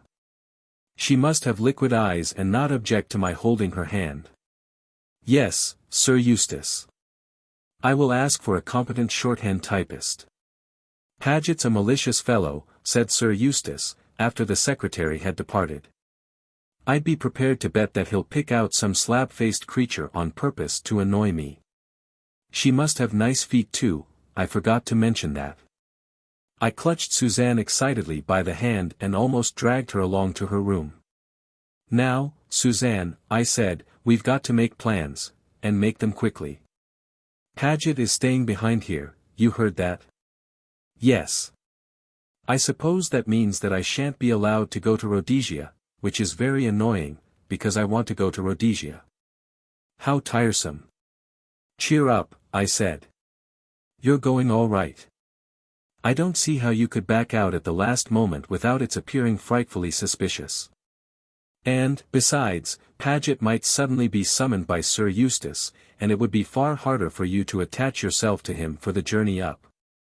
"It would hardly be respectable," said Suzanne, dimpling. "I should have to pretend a fatal passion for him as an excuse. On the other hand, if you were there when he arrived, it would all be perfectly simple and natural. Besides, I don't think we ought to lose sight of the other two entirely." "Oh, Anne, you surely can't suspect Colonel Race or Sir Eustace." "I suspect everybody," I said darkly, "and if you've read any detective stories, Suzanne, you must know that it's always the most unlikely person who's the villain. Lots of criminals have been cheerful fat men like Sir Eustace. Colonel Race isn't particularly fat, or particularly cheerful either." "Sometimes they're lean and saturnine," I retorted. "I don't say I seriously suspect either of them, but, after all, the woman was murdered in Sir Eustace's house." Yes, we needn't go over all that again. I'll watch him for you, and if he gets any fatter and any more cheerful, I'll send you a telegram at once." Sir E. swelling. "Highly suspicious. Come at once." "Really, Suzanne," I cried, "you seem to think all this is a game." "I know I do," said Suzanne, unabashed. "It seems like that. It's your fault, Anne. I've got imbued with your let's have an adventure spirit. It doesn't seem a bit real. Dear me, if Clarence knew that I was running about Africa tracking dangerous criminals, he'd have a fit. Why don't you cable him about it?" I asked sarcastically. Suzanne's sense of humor always fails her when it comes to sending cables. She considered my suggestion in perfectly good faith. "I might. It would have to be a very long one." Her eyes brightened at the thought. "But I think it's better not. Husbands always want to interfere with perfectly harmless amusements." "Well," I said, summing up the situation, "you will keep an eye on Sir Eustace and Colonel Race." "I know why I've got to watch Sir Eustace," interrupted Suzanne. "Because of his figure and his humorous conversation. But I think it's carrying it rather far to suspect Colonel Race, I do indeed." "Why, he's something to do with the Secret Service. Do you know, Anne, I believe the best thing we could do would be to confide in him and tell him the whole story." I objected vigorously to this unsporting proposal. I recognized in it the disastrous effects of matrimony. How often have I not heard a perfectly intelligent female say, in the tone of one clinching an argument, "Edgar says," and all the time you are perfectly aware that Edgar is a perfect fool. Suzanne, by reason of her married state, was yearning to lean upon some man or other. However, she promised faithfully that she would not breathe a word to Colonel Race, and we went on with our plan-making. It's quite clear that I must stay here and watch Paget, and this is the best way to do it. I must pretend to leave for Durban this evening, take my luggage down and so on, but really I shall go to some small hotel in the town. I can alter my appearance a little, wear a fair toupee and one of those thick white lace veils. And I shall have a much better chance of seeing what he's really at if he thinks I'm safely out of the way. Suzanne approved this plan heartily. We made due and ostentatious preparations, inquiring once more about the departure of the train at the office and packing my luggage. We dined together in the restaurant. Colonel Race did not appear, but Sir Eustace and Paget were at their table in the window. Paget left the table halfway through the meal, which annoyed me, as I had planned to say goodbye to him. However, doubtless Sir Eustace would do as well. I went over to him when I had finished. "Goodbye, Sir Eustace," I said. "I'm off tonight to Durban." Sir Eustace sighed heavily. "So I heard. You wouldn't like me to come with you, would you?" "I should love it." "Nice girl. Sure you won't change your mind and come and look for lions in Rhodesia?" "Quite sure." "He must be a very handsome fellow," said Sir Eustace plaintively. "Some young whippersnapper in Durban, I suppose, who puts my mature charms completely in the shade. By the way, Paget's going down in the car in a minute or two. He could take you to the station." "Oh, no, thank you," I said hastily. "Mrs. Blair and I have got our own taxi ordered. To go down with Guy Paget was the last thing I wanted." Sir Eustace looked at me attentively. "I don't believe you like Paget." "I don't blame you. Of all the officious, interfering asses, going about with the air of a martyr, and doing everything he can to annoy and upset me. What has he done now?" I inquired with some curiosity. "He's got hold of a secretary for me. You never saw such a woman. 40, if she's a day, wears pince-nez and sensible boots and an air of brisk efficiency that will be the death of me. A regular slab-faced woman. Won't she hold your hand?" "I devoutly hope not," exclaimed Sir Eustace. "That would be the last straw. Well, goodbye, liquid eyes. If I shoot a lion I shan't give you the skin, after the base way you've deserted me." He squeezed my hand warmly and we parted. Suzanne was waiting for me in the hall. She was to come down to see me off.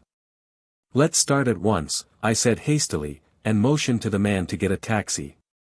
Then a voice behind me made me start. "Excuse me, Miss Beddingfeld, but I'm just going down in a car. I can drop you and Mrs. Blair at the station." "Oh, thank you," I said hastily. "But there's no need to trouble you." "No trouble at all, I assure you. Put the luggage in, porter." I was helpless. I might have protested further, but a slight warning nudge from Suzanne urged me to be on my guard. "Thank you, Mr. Paget," I said coldly. We all got into the car. As we raced down the road into the town, I racked my brains for something to say. In the end Paget himself broke the silence. "I have secured a very capable secretary for Sir Eustace," he observed. "Miss Pettigrew." "He wasn't exactly raving about her just now," I remarked. Paget looked at me coldly. "She is a proficient shorthand typist," he said repressively. We pulled up in front of the station. Here surely he would leave us. I turned with outstretched hand, but no. "I'll come and see you off. It's just 8 o'clock, your train goes in a quarter of an hour." He gave efficient directions to porters. I stood helpless, not daring to look at Suzanne. The man suspected. He was determined to make sure that I did go by the train. And what could I do? Nothing. I saw myself, in a quarter of an hour's time, steaming out of the station with Paget planted on the platform waving me adieu. He had turned the tables on me adroitly. His manner towards me had changed, moreover. It was full of an uneasy geniality which sat ill upon him, and which nauseated me. The man was an oily hypocrite. First he tried to murder me, and now he paid me compliments. Did he imagine for 1 minute that I hadn't recognized him that night on the boat? No, it was a pose which he forced me to acquiesce in, his tongue in his cheek all the while. Helpless as a sheep, I moved along under his expert directions. My luggage was piled in my sleeping compartment, I had a two-berth one to myself. It was 12 minutes past 8. In 3 minutes the train would start. But Paget had reckoned without Suzanne. "It will be a terribly hot journey, Anne," she said suddenly. "Especially going through the Karoo tomorrow. You've got some eau de cologne or lavender water with you, haven't you?" My cue was plain. "Oh, dear," I cried. I left my eau de cologne on the dressing table at the hotel. Suzanne's habit of command served her well. She turned imperiously to Paget. "Mr. Paget. Quick. You've just time. There's a chemist almost opposite the station. And must have some eau de cologne." He hesitated, but Suzanne's imperative manner was too much for him. She is a born autocrat. He went. Suzanne followed him with her eyes till he disappeared. "Quick, Anne, get out the other side, in case he hasn't really gone, but is watching us from the end of the platform. Never mind your luggage. You can telegraph about that tomorrow. Oh, if only the train starts on time." I opened the gate on the opposite side to the platform and climbed down. Nobody was observing me. I could just see Suzanne standing where I had left her, looking up at the train and apparently chatting to me at the window. A whistle blew, the train began to draw out. Then I heard feet racing furiously up the platform. I withdrew to the shadow of a friendly bookstall and watched. Suzanne turned from waving her handkerchief to the retreating train. "Too late, Mr. Paget," she said cheerfully. "She's gone. Is that the eau de cologne? What a pity we didn't think of it sooner."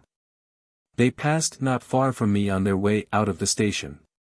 Guy Paget was extremely hot. He had evidently run all the way to the chemist and back. "Shall I get you a taxi, Mrs. Blair?"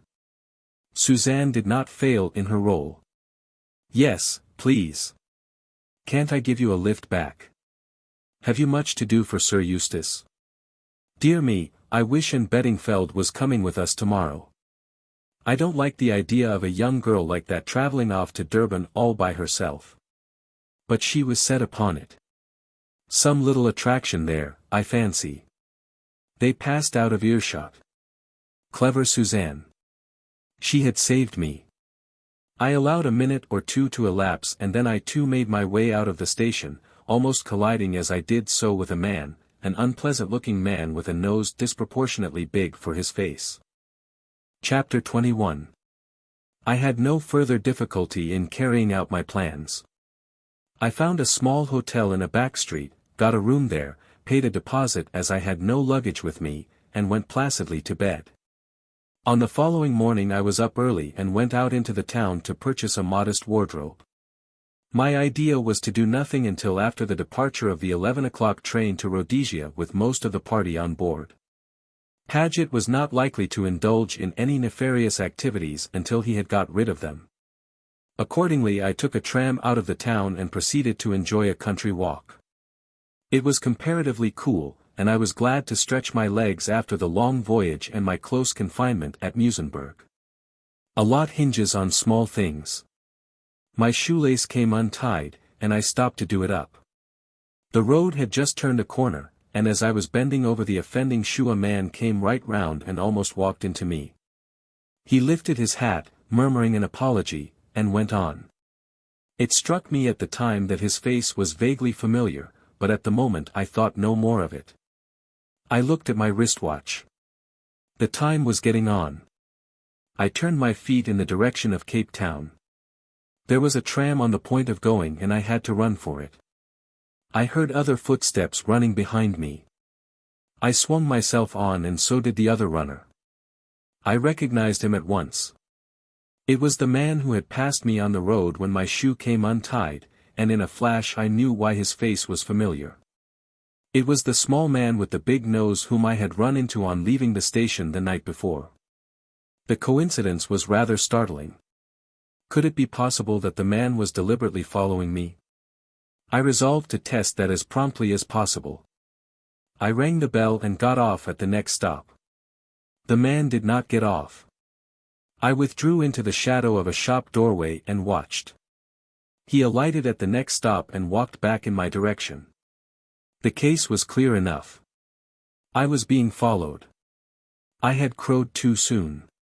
My victory over Guy Paget took on another aspect.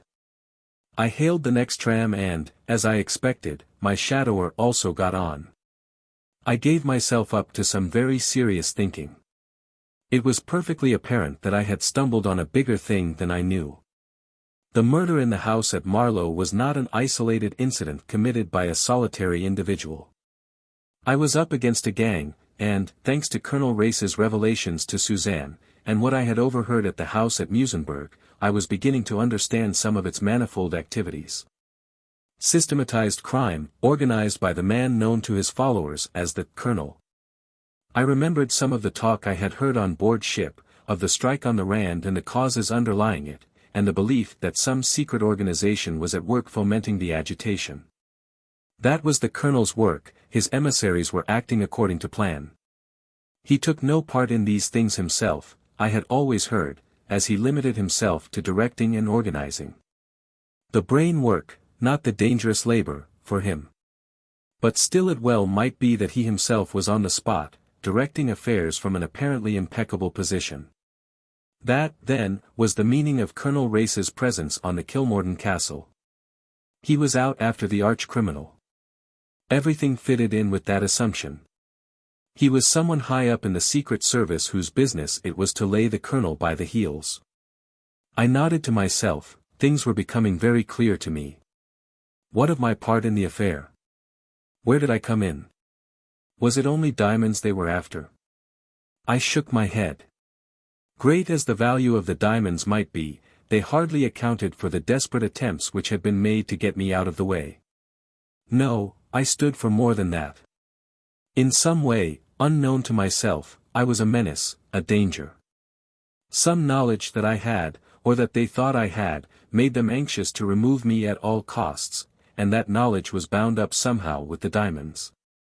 There was one person, I felt sure, who could enlighten me, if he would. The man in the brown suit, Harry Rayburn. He knew the other half of the story. But he had vanished into the darkness, he was a hunted creature flying from pursuit. In all probability he and I would never meet again. I brought myself back with a jerk to the actualities of the moment. It was no good thinking sentimentally of Harry Rayburn. He had displayed the greatest antipathy to me from the first. Or, at least, there I was again, dreaming. The real problem was what to do, now. I, priding myself upon my role of watcher, had become the watched. And I was afraid. For the first time I began to lose my nerve. I was the little bit of grit that was impeding the smooth working of the great machine, and I fancied that the machine would have a short way with little bits of grit. Once Harry Rayburn had saved me, once I had saved myself, but I felt suddenly that the odds were heavily against me. My enemies were all around me in every direction, and they were closing in. If I continued to play a lone hand I was doomed. I rallied myself with an effort. After all, what could they do? I was in a civilized city, with policemen every few yards. I would be wary in future. They should not trap me again as they had done in Musenberg. As I reached this point in my meditations, the train arrived at Adderley Street. I got out. Undecided what to do, I walked slowly up the left-hand side of the street. I did not trouble to look if my watcher was behind me. I knew he was. I walked into Cartwright's and ordered 2 coffee ice cream sodas, to steady my nerves. A man, I suppose, would have had a stiff peg, but girls derive a lot of comfort from ice cream sodas. I applied myself to the end of the straw with gusto. The cool liquid went trickling down my throat in the most agreeable manner. I pushed the first glass aside empty. I was sitting on one of the little high stools in front of the counter. Out of the tail of my eye, I saw my tracker come in and sit down unostentatiously at a little table near the door. I finished the second coffee soda and demanded a maple one. I can drink practically an unlimited amount of ice cream sodas. Suddenly the man by the door got up and went out. That surprised me. If he was going to wait outside, why not wait outside from the beginning?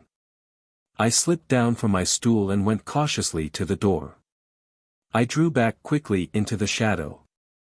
The man was talking to Guy Paget. If I had ever had any doubts, that would have settled it. Paget had his watch out and was looking at it. They exchanged a few brief words, and then the secretary swung on down the street towards the station. Evidently he had given his orders. But what were they? Suddenly my heart leapt into my mouth.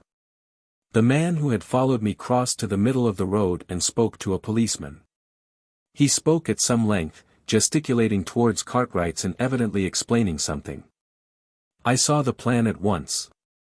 I was to be arrested on some charge or other, pocket-picking, perhaps.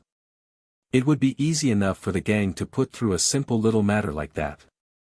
Of what good to protest my innocence? They would have seen to every detail. Long ago they had brought a charge of robbing De Beers against Harry Rayburn, and he had not been able to disprove it, though I had little doubt but that he had been absolutely blameless. What chance had I against such a frame-up as the colonel could devise? I glanced up at the clock almost mechanically, and immediately another aspect of the case struck me. I saw the point of Guy Paget's looking at his watch. It was just on 11, and at 11 the mail train left for Rhodesia bearing with it the influential friends who might otherwise come to my rescue. That was the reason of my immunity up to now. From last night till 11 this morning I had been safe, but now the net was closing in upon me. I hurriedly opened my bag and paid for my drinks, and as I did so, my heart seemed to stand still, for inside it was a man's wallet stuffed with notes. It must have been deftly introduced into my handbag as I left the tram. Promptly I lost my head. I hurried out of Cartwright's. The little man with the big nose and the policeman were just crossing the road. They saw me, and the little man designated me excitedly to the policeman. I took to my heels and ran. I judged him to be a slow policeman. I should get a start. But I had no plan, even then. I just ran for my life down Adderley Street. People began to stare. I felt that in another minute someone would stop me. An idea flashed into my head. The station? I asked, in a breathless gasp. Just down on the right. I sped on. It is permissible to run for a train. I turned into the station, but as I did so I heard footsteps close behind me. The little man with the big nose was a champion sprinter. I foresaw that I should be stopped before I got to the platform I was in search of. I looked up to the clock, 1 minute to 11. I might just do it if my plan succeeded. I had entered the station by the main entrance in Adderley Street. I now darted out again through the side exit. Directly opposite me was the side entrance to the post office, the main entrance to which is in Adderley Street. As I expected, my pursuer, instead of following me in, ran down the street to cut me off when I emerged by the main entrance, or to warn the policeman to do so. In an instant I slipped across the street again and back into the station. I ran like a lunatic. It was just 11. The long train was moving as I appeared on the platform. A porter tried to stop me, but I wriggled myself out of his grasp and sprang upon the footboard. I mounted the 2 steps and opened the gate. I was safe. The train was gathering way. We passed a man standing by himself at the end of the platform. I waved to him. "Goodbye, Mr. Paget," I shouted. Never have I seen a man more taken aback. He looked as though he had seen a ghost. In a minute or two I was having trouble with the conductor. But I took a lofty tone. "I am Sir Eustace Pedler's secretary," I said haughtily. "Please take me to his private car." Suzanne and Colonel Race were standing on the rear observation platform. They both uttered an exclamation of utter surprise at seeing me. "Hello, Miss N," cried Colonel Race, "where have you turned up from? I thought you'd gone to Durban. What an unexpected person you are." Suzanne said nothing, but her eyes asked 100 questions. I must report myself to my chief, I said demurely. Where is he? He's in the office, middle compartment, dictating at an incredible rate to the unfortunate Miss Pettigrew. This enthusiasm for work is something new, I commented. Said Colonel Race. His idea is, I think, to give her sufficient work to chain her to her typewriter in her own compartment for the rest of the day. I laughed. Then, followed by the other two, I sought out Sir Eustace. He was striding up and down the circumscribed space, hurling a flood of words at the unfortunate secretary whom I now saw for the first time. A tall, square woman in drab clothing, with pince-nez and an efficient air. I judged that she was finding it difficult to keep pace with Sir Eustace, for her pencil was flying along, and she was frowning horribly. I stepped into the compartment. "Come aboard, sir," I said saucily. Sir Eustace paused dead in the middle of a complicated sentence on the labor situation and stared at me. Miss Pettigrew must be a nervous creature, in spite of her efficient air, for she jumped as though she had been shot. "God bless my soul," ejaculated Sir Eustace. "What about the young man in Durban?" "I prefer you," I said softly. "Darling," said Sir Eustace. "You can start holding my hand at once." Miss Pettigrew coughed, and Sir Eustace hastily withdrew his hand. "Ah, yes," he said. "Let me see, where were we? Yes. Tilman Roos, in his speech at, what's the matter? Why aren't you taking it down?" "I think," said Colonel Race gently, "that Miss Pettigrew has broken her pencil." He took it from her and sharpened it. Sir Eustace stared, and so did I. There was something in Colonel Race's tone that I did not quite understand. Chapter 22. Extract from the Diary of Sir Eustace Pedlar. I am inclined to abandon my reminiscences. Instead, I shall write a short article entitled, "Secretaries I Have Had." As regards secretaries, I seem to have fallen under a blight. At one minute I have no secretaries, at another I have too many. At the present minute I am journeying to Rhodesia with a pack of women. Race goes off with the two best-looking, of course, and leaves me with the dud. That is what always happens to me, and, after all, this is my private car, not Race's. Also Anne Beddingfeld is accompanying me to Rhodesia on the pretext of being my temporary secretary. But all this afternoon she has been out on the observation platform with Race exclaiming at the beauty of the Hex River Pass. It is true that I told her her principal duty would be to hold my hand. But she isn't even doing that. Perhaps she is afraid of Miss Pettigrew.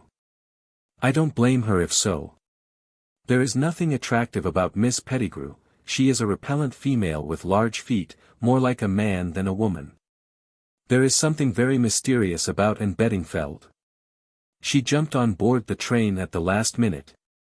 Puffing like a steam engine for all the world as though she'd been running a race, and yet Paget told me that he'd seen her off to Durban last night. Either Paget has been drinking again or else the girl must have an astral body. And she never explains. Nobody ever explains. Yes, secretaries I have had. Number 1, a murderer fleeing from justice. Number 2, a secret drinker who carries on disreputable intrigues in Italy. Number 3, a beautiful girl who possesses the useful faculty of being in two places at once. No. 4, Miss Pettigrew, who, I have no doubt, is really a particularly dangerous crook in disguise.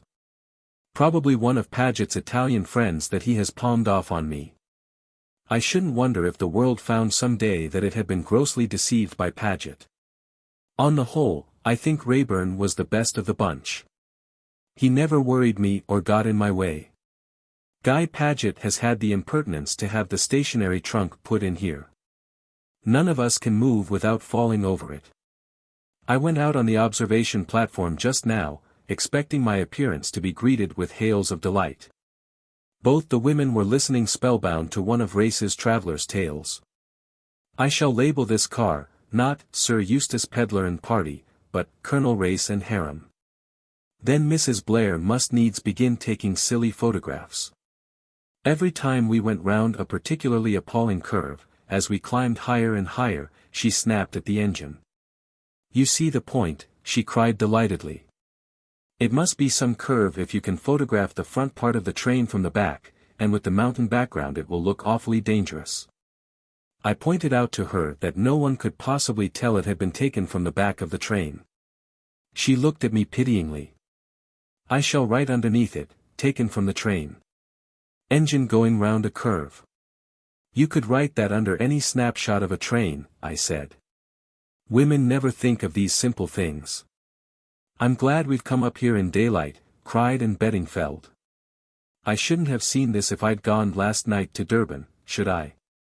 "No," said Colonel Race, smiling. "You'd have waked up tomorrow morning to find yourself in the Karoo, a hot, dusty desert of stones and rocks." "I'm glad I changed my mind," said Anne, sighing contentedly, and looking round. It was rather a wonderful sight. The great mountains all around, through which we turned and twisted and labored ever steadily upwards. "Is this the best train in the day to Rhodesia?" asked Anne Beddingfeld. "In the day," laughed Race. "Why, my dear Miss Anne, there are only 3 trains a week. Mondays, Wednesdays and Saturdays. Do you realize that you don't arrive at the falls until Saturday next?"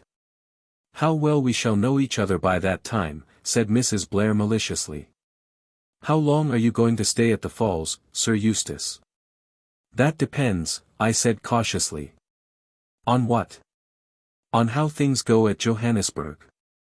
My original idea was to stay a couple of days or so at the falls, which I've never seen.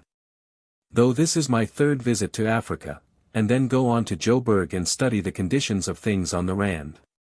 At home, you know, I pose as being an authority on South African politics. But from all I hear, Joburg will be a particularly unpleasant place to visit in about a week's time. I don't want to study conditions in the midst of a raging revolution." Race smiled in a rather superior manner. "I think your fears are exaggerated, Sir Eustace. There will be no great danger in Joburg." The women immediately looked at him in the "what a brave hero you are" manner. It annoyed me intensely. I am every bit as brave as Race, but I lack the figure. These long, lean, brown men have it all their own way. "I suppose you'll be there," I said coldly. "Very possibly. We might travel together." "I'm not sure that I shan't stay on at the falls a bit," I answered noncommittally. "Why is Race so anxious that I should go to Joburg?" "He's got his eye on Anne, I believe." "What are your plans, Miss Anne?" "That depends," she replied demurely, copying me. "I thought you were my secretary," I objected. "Oh, but I've been cut out. You've been holding Miss Pettigrew's hand all the afternoon." "Whatever I've been doing, I can swear I've not been doing that," I assured her. Thursday night. We have just left Kimberley. Race was made to tell the story of the diamond robbery all over again. Why are women so excited by anything to do with diamonds? At last Anne Beddingfeld has shed her veil of mystery. It seems that she's a newspaper correspondent. She sent an immense cable from the AAR this morning. To judge by the jabbering that went on nearly all night in Mrs. Blair's cabin, she must have been reading aloud all her special articles for years to come. It seems that all along she's been on the track of the man in the brown suit. Apparently she didn't spot him on the Kilmorton, in fact, she hardly had the chance, but she's now very busy cabling home, how I journeyed out with the murderer. And inventing highly fictitious stories of what he said to me, etc. I know how these things are done.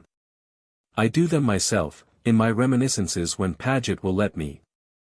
And of course one of Nasby's efficient staff will brighten up the details still more, so that when it appears in the Daily Budget Rayburn won't recognize himself. The girl's clever, though. All on her own, apparently, she's ferreted out the identity of the woman who was killed in my house. She was a Russian dancer called Nadina. I asked Anne Beddingfeld if she was sure of this. She replied that it was merely a deduction, quite in the Sherlock Holmes manner. However, I gather that she had cabled it home to Nasby as a proved fact. Women have these intuitions. I've no doubt that Anne Beddingfeld is perfectly right in her guess, but to call it a deduction is absurd. How she ever got on the staff of the Daily Budget is more than I can imagine. But she is the kind of young woman who does these things. Impossible to withstand her. She is full of coaxing ways that mask an invincible determination. Look how she has got into my private car. I am beginning to have an inkling why. Race said something about the police suspecting that Rayburn would make for Rhodesia. He might just have got off by Monday's train. They telegraphed all along the line, I presume, and no one of his description was found, but that says little. He's an astute young man and he knows Africa. He's probably exquisitely disguised as an old Kaffir woman, and the simple police continue to look for a handsome young man with a scar, dressed in the height of European fashion. I never did quite swallow that scar. Anyway, Anne Beddingfeld is on his track. She wants the glory of discovering him for herself and the Daily Budget. Young women are very cold-blooded nowadays. I hinted to her that it was an unwomanly action. She laughed at me. She assured me that did she run him to earth her fortune was made. Race doesn't like it either, I can see. Perhaps Rayburn is on this train. If so, we may all be murdered in our beds. I said so to Mrs. Blair, but she seemed quite to welcome the idea, and remarked that if I were murdered it would be really a terrific scoop for Anne.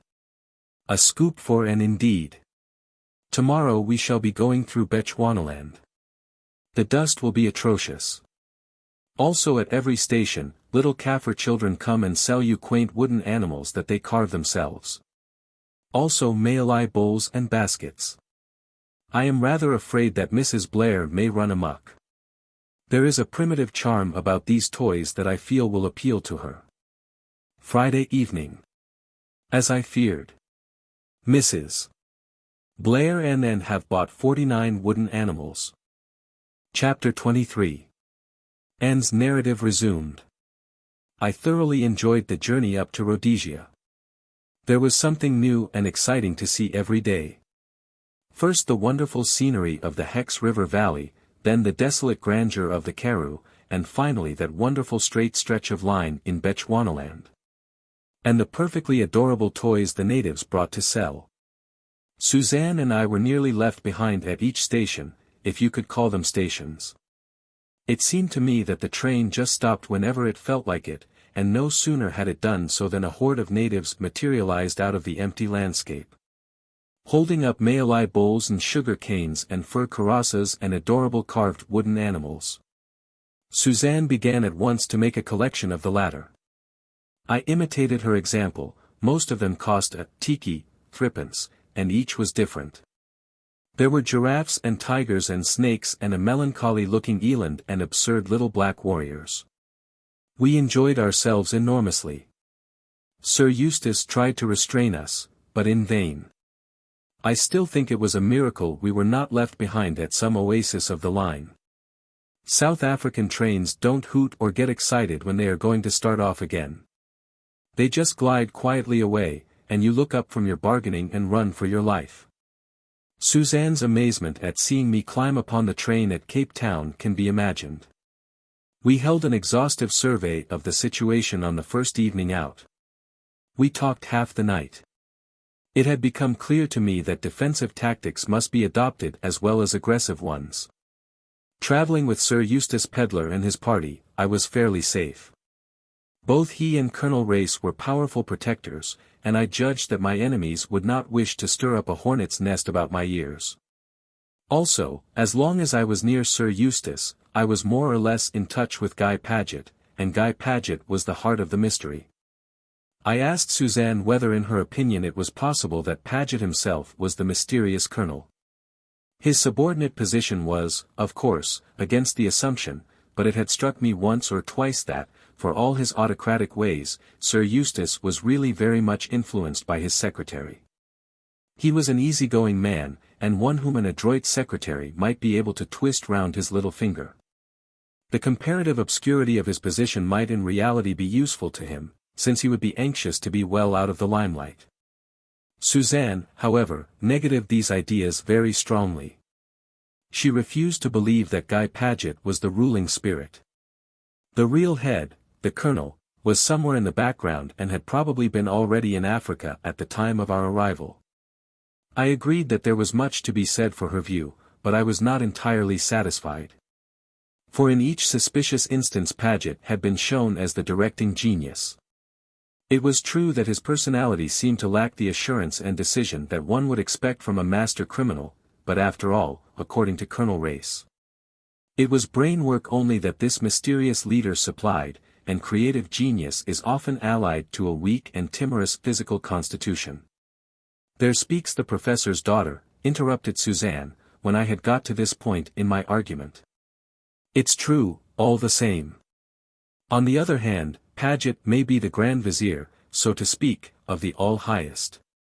I was silent for a minute or two, and then went on musingly, I wish I knew how Sir Eustace made his money. Suspecting him again?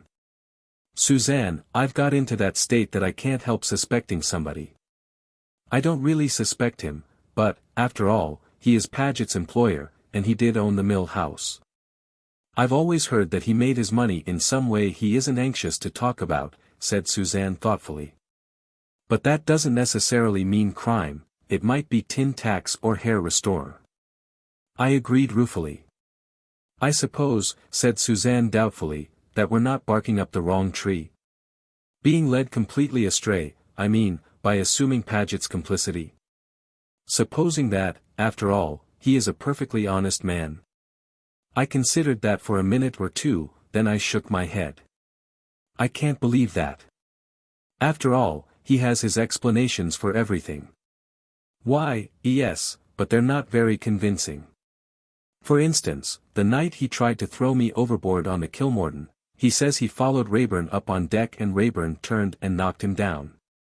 Now we know that's not true. No, said Suzanne unwillingly. But we only heard the story at second hand from Sir Eustace. If we'd heard it direct from Paget himself, it might have been different. You know how people always get a story a little wrong when they repeat it. I turned the thing over in my mind. No, I said at last, I don't see any way out. Paget's guilty. You can't get away from the fact that he tried to throw me overboard, and everything else fits in. Why are you so persistent in this new idea of yours? Because of his face. His face. But. Yes, I know what you're going to say. It's a sinister face. That's just it. No man with a face like that could be really sinister. It must be a colossal joke on the part of nature. I did not believe much in Suzanne's argument. I know a lot about nature in past ages. If she's got a sense of humor, she doesn't show it much. Suzanne is just the sort of person who would clothe nature with all her own attributes. We passed on to discuss our immediate plans. It was clear to me that I must have some kind of standing. I couldn't go on avoiding explanations forever. The solution of all my difficulties lay ready to my hand, though I didn't think of it for some time. The daily budget. My silence or my speech could no longer affect Harry Rayburn. He was marked down as the man in the brown suit through no fault of mine. I could help him best by seeming to be against him. The colonel and his gang must have no suspicion that there existed any friendly feeling between me and the man they had elected to be the scapegoat of the murder at Marlow. As far as I knew, the woman killed was still unidentified. I would cable to Lord Naseby, suggesting that she was no other than the famous Russian dancer Nadina who had been delighting Paris for so long. It seemed incredible to me that she had not been identified already, but when I learnt more of the case long afterwards I saw how natural it really was. Nadina had never been to England during her successful career in Paris. She was unknown to London audiences. The pictures in the papers of the Marlow victim were so blurred and unrecognizable that it is small wonder no one identified them. And, on the other hand, Nadina had kept her intention of visiting England a profound secret from everyone. The day after the murder a letter had been received by her manager purporting to be from the dancer. in which she said that she was returning to Russia on urgent private affairs and that he must deal with her broken contract as best he could. All this, of course, I only learned afterwards. With Suzanne's full approval, I sent a long cable from Dar. It arrived at a psychological moment. This again, of course, I learnt afterwards. The daily budget was hard up for a sensation. My guess was verified and proved to be correct, and the daily budget had the scoop of its lifetime. Victim of the Mill House murder identified by our special reporter. And so on. Our reporter makes voyage with the murderer. The man in the brown suit, what he is really like. The main facts were, of course, cabled to the South African papers, but I only read my own lengthy articles at a much later date. I received approval and full instructions by cable at Bulawayo. I was on the staff of the Daily Budget, and I had a private word of congratulation from Lord Naseby himself. I was definitely accredited to hunt down the murderer, and I, and only I, knew that the murderer was not Harry Rayburn. But let the world think that it was he, best so for the present. Chapter 24. We arrived at Bulawayo early on Saturday morning. I was disappointed in the place. It was very hot, and I hated the hotel. Also Sir Eustace was what I can only describe as thoroughly sulky. I think it was all our wooden animals that annoyed him, especially the big giraffe. It was a colossal giraffe with an impossible neck, a mild eye and a dejected tail. It had character. It had charm. A controversy was already arising as to whom it belonged, me or Suzanne. We had each contributed a tiki to its purchase. Suzanne advanced the claims of seniority in the married state. I stuck to the position that I had been the first to behold its beauty. In the meantime, I must admit, it occupied a good deal of this three-dimensional space of ours. To carry 49 wooden animals, all of awkward shape, and all of extremely brittle wood, is somewhat of a problem. 2 porters were laden with a bunch of animals each, and one promptly dropped a ravishing group of ostriches and broke their heads off. Warned by this, Suzanne and I carried all we could. Colonel Race helped, and I pressed the big giraffe into Sir Eustace's arms. Even the correct Miss Pettigrew did not escape. A large hippopotamus and 2 black warriors fell to her share. I had a feeling Miss Pettigrew didn't like me. Perhaps she fancied I was a bold hussy. Anyway, she avoided me as much as she could. And the funny thing was, her face seemed vaguely familiar to me, though I couldn't quite place it. We reposed ourselves most of the morning, and in the afternoon we drove out to the Matapos to see Rhodes's grave. That is to say, we were to have done so, but at the last moment Sir Eustace backed out. He was very nearly in as bad a temper as the morning we arrived at Cape Town, when he bounced the peaches on the floor and they squashed. Evidently arriving early in the morning at places is bad for his temperament. He cursed the porters, he cursed the waiters at breakfast, he cursed the whole hotel management. He would doubtless have liked to curse Miss Pettigrew, who hovered around with her pencil and pad. But I don't think even Sir Eustace would have dared to curse Miss Pettigrew. She's just like the efficient secretary in a book. I only rescued our dear giraffe just in time. I feel Sir Eustace would have liked to dash him to the ground. To return to our expedition, after Sir Eustace had backed out, Miss Pettigrew said she would remain at home in case he might want her. And at the very last minute Suzanne sent down a message to say she had a headache. So Colonel Race and I drove off alone. He is a strange man. One doesn't notice it so much in a crowd. But, when one is alone with him, the sense of his personality seems really almost overpowering. He becomes more taciturn, and yet his silence seems to say more than speech might do. It was so that day that we drove to the Matapos through the soft yellow-brown scrub. Everything seemed strangely silent, except our car, which I should think was the first Ford ever made by man. The upholstery of it was torn to ribbons and, though I know nothing about engines, even I could guess that all was not as it should be in its interior. By and by the character of the country changed. Great boulders appeared, piled up into fantastic shapes. I felt suddenly that I had got into a primitive era. Just for a moment Neanderthal men seemed quite as real to me as they had to Papa. I turned to Colonel Race. There must have been giants once, I said dreamily. And their children were just like children are today, they played with handfuls of pebbles, piling them up and knocking them down, and the more cleverly they balanced them, the better pleased they were.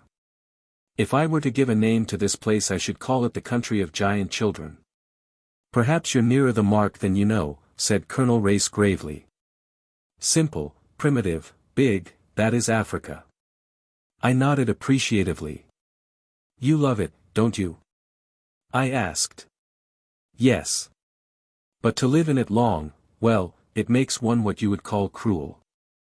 One comes to hold life and death very lightly. Yes, I said, thinking of Harry Rayburn. He had been like that too. But not cruel to weak things. Opinions differ as to what are and are not weak things, Miss Anne. There was a note of seriousness in his voice which almost startled me. I felt that I knew very little really of this man at my side. I meant children and dogs, I think. I can truthfully say I've never been cruel to children or dogs. So you don't class women as weak things? I considered. No, I don't think I do, though they are, I suppose. That is, they are nowadays.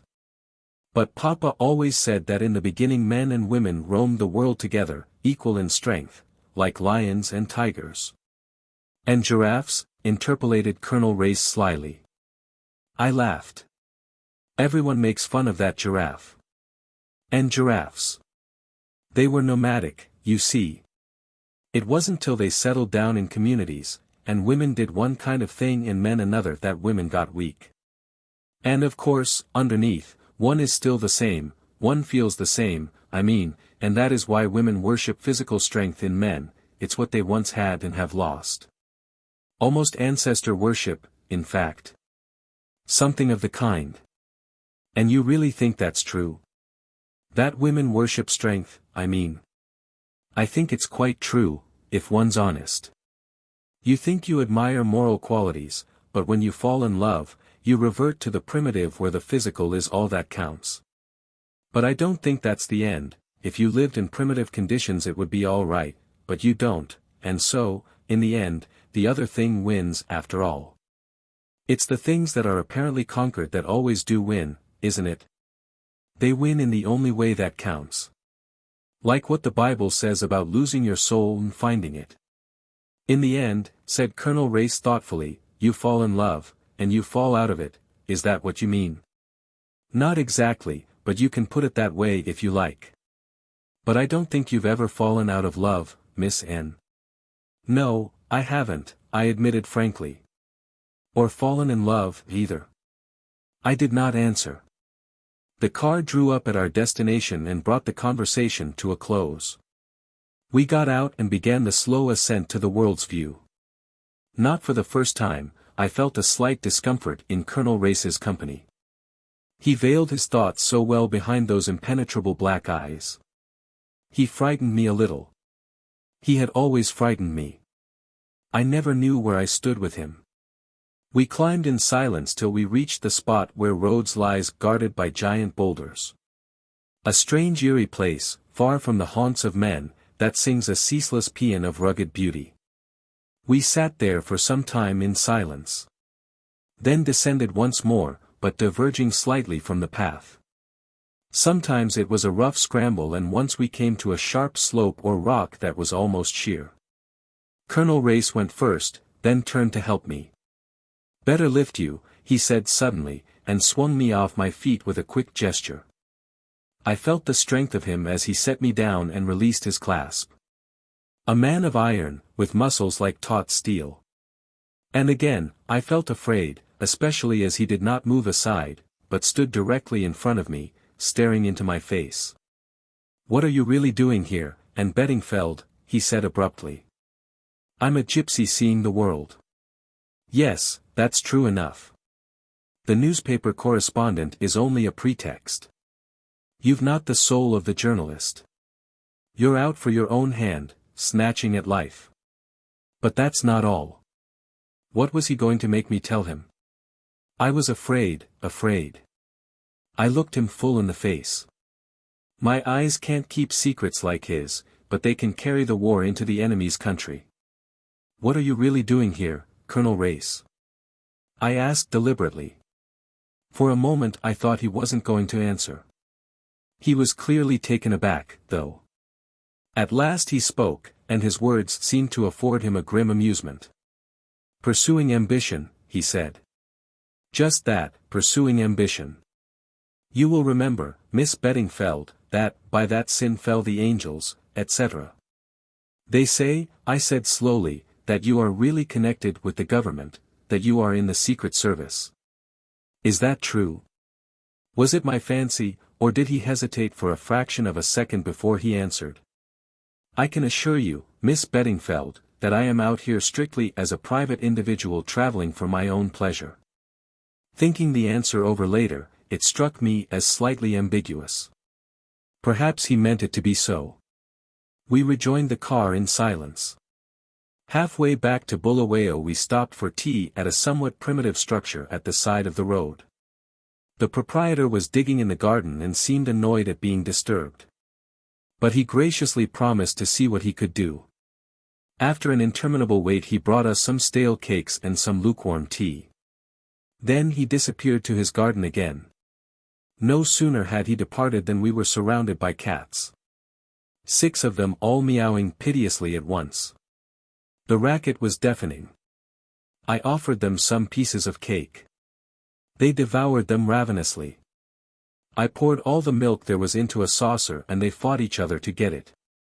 Oh, I cried indignantly, they're starved. It's wicked.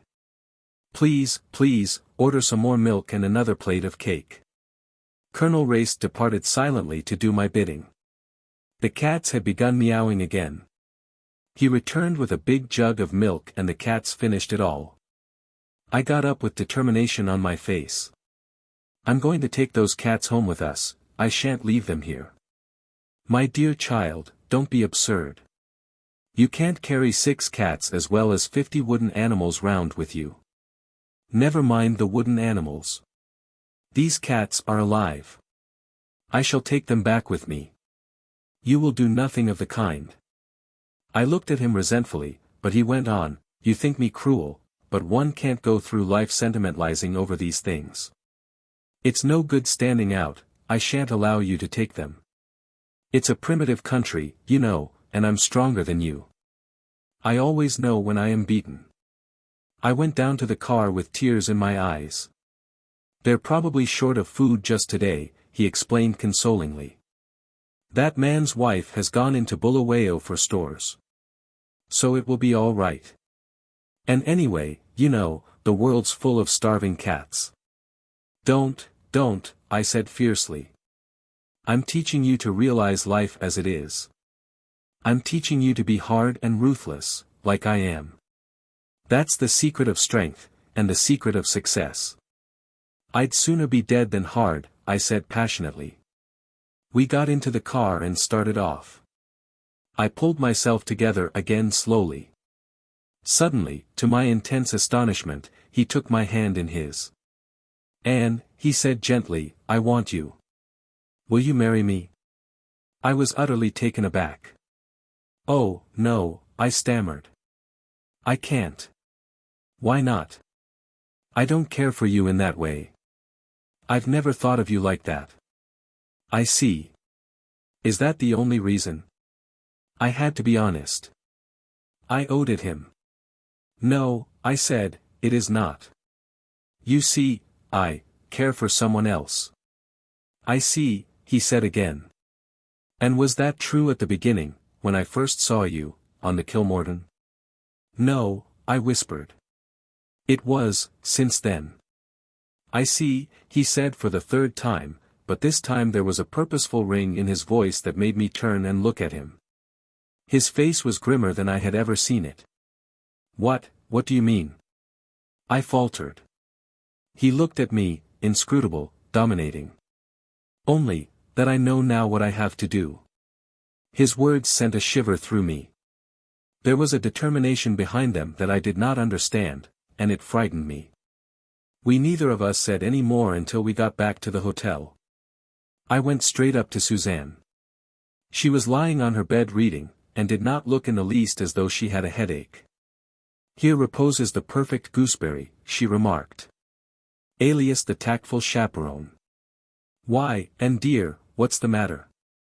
For I had burst into a flood of tears. I told her about the cats. I felt it wasn't fair to tell her about Colonel Race. But Suzanne is very sharp. I think she saw that there was something more behind. "You haven't caught a chill, have you, Anne? Sounds absurd even to suggest such things in this heat, but you keep on shivering." "It's nothing," I said. "Nerves, or someone walking over my grave. I keep feeling something dreadful's going to happen." "Don't be silly," said Suzanne, with decision. "Let's talk of something interesting.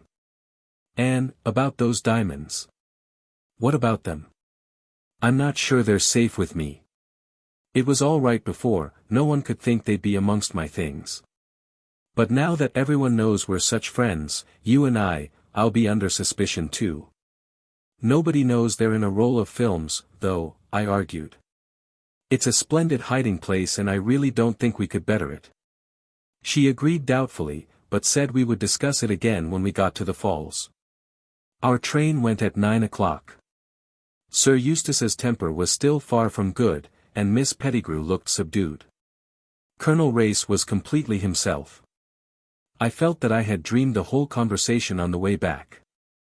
I slept heavily that night on my hard bunk, struggling with ill-defined, menacing dreams. I awoke with a headache and went out on the observation platform of the car. It was fresh and lovely, and everywhere, as far as one could see, were the undulating wooded hills. I loved it more than any place I had ever seen. I wished then that I could have a little hut somewhere in the heart of the scrub and live there always, always. Just before 2:30, Colonel Race called me out from the office and pointed to a bouquet-shaped white mist that hovered over one portion of the bush. "The spray from the falls," he said. "We are nearly there." I was still wrapped in that strange dream feeling of exaltation that had succeeded my troubled night. Very strongly implanted in me was the feeling that I had come home. Home. And yet I had never been here before, or had I in dreams. We walked from the train to the hotel, a big white building closely wired against mosquitoes. There were no roads, no houses. We went out on the stoop and I uttered a gasp. There, half a mile away, facing us, were the falls. I've never seen anything so grand and beautiful, I never shall. "Anne, you're fey," said Suzanne, as we sat down to lunch. "I've never seen you like this before." She stared at me curiously. "Am I?" I laughed, but I felt that my laugh was unnatural. "It's just that I love it all. It's more than that." A little frown creased her brow, one of apprehension. Yes, I was happy, but beyond that I had the curious feeling that I was waiting for something that would happen soon. I was excited, restless. After tea we strolled out, got on the trolley and were pushed by smiling blacks down the little tracks of rails to the bridge. It was a marvelous sight, the great chasm and the rushing waters below. And the veil of mist and spray in front of us that parted every now and then for one brief minute to show the cataract of water and then closed up again in its impenetrable mystery. That, to my mind, has always been the fascination of the falls, their elusive quality. You always think you're going to see, and you never do. We crossed the bridge and walked slowly on by the path that was marked out with white stone on either side and led round the brink of the gorge. Finally we arrived in a big clearing where on the left a path led downwards towards the chasm.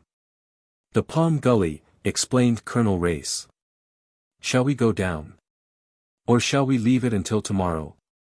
It will take some time, and it's a good climb up again." "We'll leave it until tomorrow," said Sir Eustace with decision.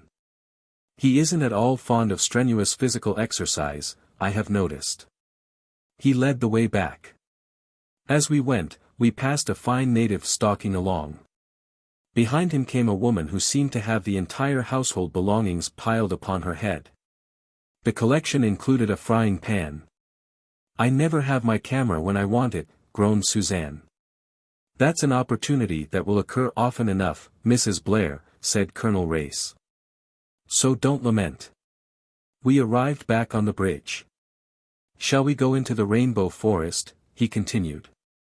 "Or are you afraid of getting wet?" Suzanne and I accompanied him. Sir Eustace went back to the hotel.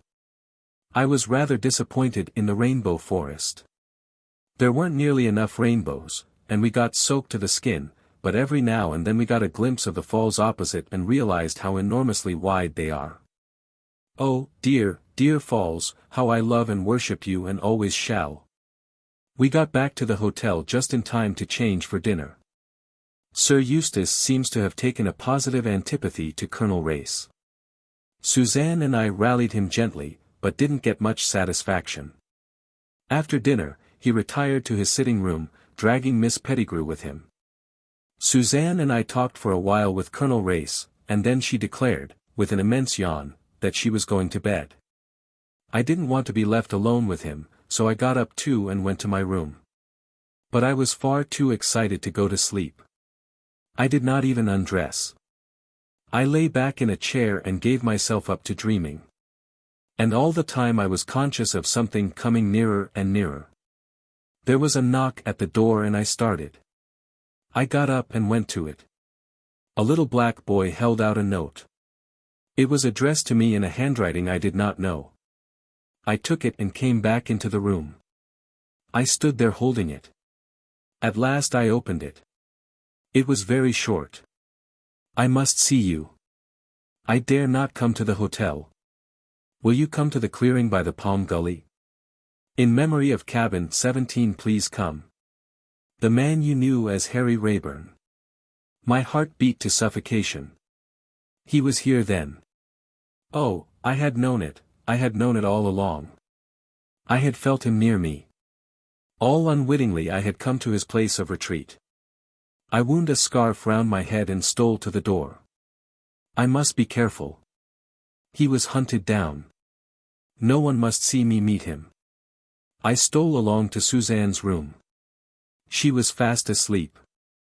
I could hear her breathing evenly. "Sir Eustace?" I paused outside the door of his sitting room. Yes, he was dictating to Miss Pettigrew, I could hear her monotonous voice repeating. I therefore venture to suggest, that in tackling this problem of colored labor, she paused for him to continue, and I heard him grunt something angrily. I stole on again. Colonel Race's room was empty. I did not see him in the lounge. And he was the man I feared most. Still, I could waste no more time. I slipped quickly out of the hotel and took the path to the bridge. I crossed it and stood there waiting in the shadow. If anyone had followed me, I should see them crossing the bridge. But the minutes passed, and no one came. I had not been followed. I turned and took the path to the clearing. I took 6 paces or so and then stopped. Something had rustled behind me. It could not be anyone who had followed me from the hotel. It was someone who was already here, waiting. And immediately, without rhyme or reason, but with the sureness of instinct, I knew that it was I myself who was threatened. It was the same feeling as I had had on the Kilmorden that night, a sure instinct warning me of danger. I looked sharply over my shoulder. Silence. I moved on a pace or two. Again I heard that rustle. Still walking, I looked over my shoulder again. A man's figure came out of the shadow.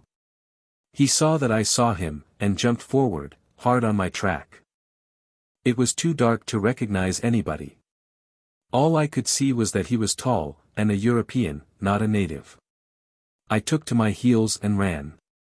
I heard him pounding behind. I ran quicker, keeping my eyes fixed on the white stones that showed me where to step, for there was no moon that night. And suddenly my foot felt nothingness. I heard the man behind me laugh, an evil, sinister laugh.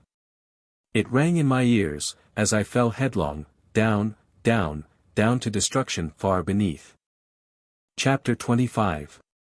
I came to myself slowly and painfully. I was conscious of an aching head and a shooting pain down my left arm when I tried to move, and everything seemed dreamlike and unreal. Nightmare visions floated before me. I felt myself falling again. Once Harry Raeburn's face seemed to come to me out of the mist. Almost I imagined it real. Then it floated away again, mocking me. Once, I remember, someone put a cup to my lips and I drank. A black face grinned into mine, a devil's face, I thought it, and screamed out. Then dreams again, long troubled dreams in which I vainly sought Harry Raeburn to warn him, what of? I did not know myself. But there was some danger, some great danger, and I alone could save him. Then darkness again, merciful darkness, and real sleep. I woke at last myself again. The long nightmare was over. I remembered perfectly everything that had happened, my hurried flight from the hotel to meet Harry, the man in the shadows and that last terrible moment of falling. By some miracle or other I had not been killed. I was bruised and aching and very weak, but I was alive. But where was I? Moving my head with difficulty I looked round me. I was in a small room with rough wooden walls. On them were hung skins of animals and various tusks of ivory. I was lying on a kind of rough couch, also covered with skins, and my left arm was bandaged up and felt stiff and uncomfortable. At first I thought I was alone, and then I saw a man's figure sitting between me and the light, his head turned toward the window. He was so still that he might have been carved out of wood. Something in the close-cropped black head was familiar to me, but I did not dare to let my imagination run astray. Suddenly he turned, and I caught my breath. It was Harry Raeburn. Harry Raeburn in the flesh. He rose and came over to me. Feeling better, he said a trifle awkwardly. I could not answer. The tears were running down my face. I was weak still, but I held his hand in both of mine. If only I could die like this, whilst he stood there looking down on me with that new look in his eyes. Don't cry, Anne. Please don't cry. You're safe now. No one shall hurt you. He went and fetched a cup and brought it to me. Drink some of this milk. I drank obediently. He went on talking in a low coaxing tone such as he might have used to a child. Don't ask any more questions now. Go to sleep again. You'll be stronger by and by. I'll go away if you like. No, I said urgently. No. Then I'll stay. He brought a small stool over beside me and sat there. He laid his hand over mine, and, soothed and comforted, I dropped off to sleep once more. It must have been evening then, but when I woke again the sun was high in the heavens. I was alone in the hut, but as I stirred an old native woman came running in. She was hideous as sin, but she grinned at me encouragingly. She brought me water in a basin and helped me wash my face and hands. Then she brought me a large bowl of soup, and I finished it every drop. I asked her several questions, but she only grinned and nodded and chattered away in a guttural language, so I gathered she knew no English. Suddenly she stood up and drew back respectfully as Harry Raeburn entered. He gave her a nod of dismissal and she went out leaving us alone. He smiled at me. Really better today? Yes, indeed, but very bewildered still. Where am I? You're on a small island on the Zambezi about 4 miles up from the falls. Do my friends know I'm here? He shook his head. I must send word to them. That is as you like of course, but if I were you I should wait until you are a little stronger. Why? He did not answer immediately, so I went on. How long have I been here? His answer amazed me. Nearly a month. Oh. I cried. I must send word to Suzanne. She'll be terribly anxious. Who is Suzanne? Mrs. Blair. I was with her and Sir Eustace and Colonel Race at the hotel, but you knew that surely? He shook his head.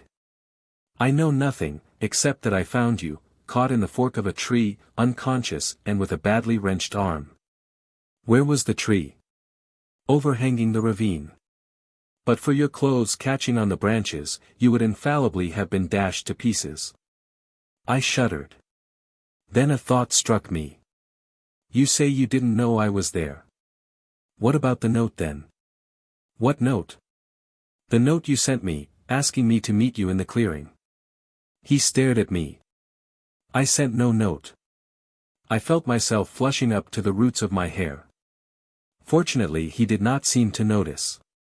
How did you come to be on the spot in such a marvelous manner? I asked in as nonchalant a manner as I could assume. And what are you doing in this part of the world, anyway? I live here, he said simply. On this island? Yes, I came here after the war. Sometimes I take parties from the hotel out in my boat, but it costs me very little to live, and mostly I do as I please. You live here all alone. I am not pining for society, I assure you, he replied coldly. I am sorry to have inflicted mine upon you, I retorted, but I seem to have had very little to say in the matter. To my surprise his eyes twinkled a little. None whatever. I slung you across my shoulders like a sack of coal and carried you to my boat. Quite like a primitive man of the Stone Age. But for a different reason, I put in. He flushed this time, a deep burning blush.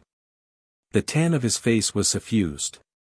But you haven't told me how you came to be wandering about so conveniently for me. I said hastily, to cover his confusion. I couldn't sleep. I was restless, disturbed, had the feeling something was going to happen. In the end I took the boat and came ashore and tramped down towards the falls. I was just at the head of the Palm Gully when I heard you scream. Why didn't you get help from the hotel instead of carting me all the way here? I asked. He flushed again. I suppose it seems an unpardonable liberty to you, but I don't think that even now you realize your danger. You think I should have informed your friends? Pretty friends, who allowed you to be decoyed out to death. No, I swore to myself that I'd take better care of you than anyone else could. Not a soul comes to this island. I got old Bat Annie, whom I cured of a fever once, to come and look after you. She's loyal. She'll never say a word. I could keep you here for months and no one would ever know. I could keep you here for months and no one would ever know. How some words please one. You did quite right, I said quietly. And I shall not send word to anyone. A day or so more anxiety doesn't make much difference. It's not as though they were my own people. They're only acquaintances really, even Suzanne. And whoever wrote that note must have known, a great deal. It was not the work of an outsider. I managed to mention the note this time without blushing at all. If you would be guided by me, he said, hesitating. I don't expect I shall be, I answered candidly. But there's no harm in hearing. Do you always do what you like, Miss Beddingfeld? Usually, I replied cautiously. To anyone else I would have said always. I pity your husband, he said unexpectedly. You needn't, I retorted. I shouldn't dream of marrying anyone unless I was madly in love with them. And of course there is really nothing a woman enjoys so much as doing all the things she doesn't like for the sake of someone she does like. And the more self-willed she is, the more she likes it. I'm afraid I disagree with you. The boot is on the other leg as a rule. He spoke with a slight sneer. Exactly, I cried eagerly. And that's why there are so many unhappy marriages. It's all the fault of the men. Either they give way to their women, and then the women despise them, or else they are utterly selfish, insist on their own way and never say, thank you. Successful husbands make their wives do just what they want, and then make a frightful fuss of them for doing it. Women like to be mastered, but they hate not to have their sacrifices appreciated. On the other hand, men don't really appreciate women who are nice to them all the time. When I am married, I shall be a devil most of the time, but every now and then, when my husband least expects it, I shall show him what a perfect angel I can be. Harry laughed outright. What a cat and dog life you will lead. Lovers always fight, I assured him. Because they don't understand each other. And by the time they do understand each other, they aren't in love anymore. Does the reverse hold true? Are people who fight each other always lovers? I don't know, I said, momentarily confused. He turned away to the fireplace. Like some more soup? He asked in a casual tone. Yes, please. I'm so hungry that I could eat a hippopotamus. That's good. He busied himself with the fire. I watched. When I can get off the couch, I'll cook for you, I promised. I don't suppose you know anything about cooking. I can warm up things out of tins as well as you can, I retorted, pointing to a row of tins on the mantelpiece. Touché, he said, and laughed. His whole face changed when he laughed.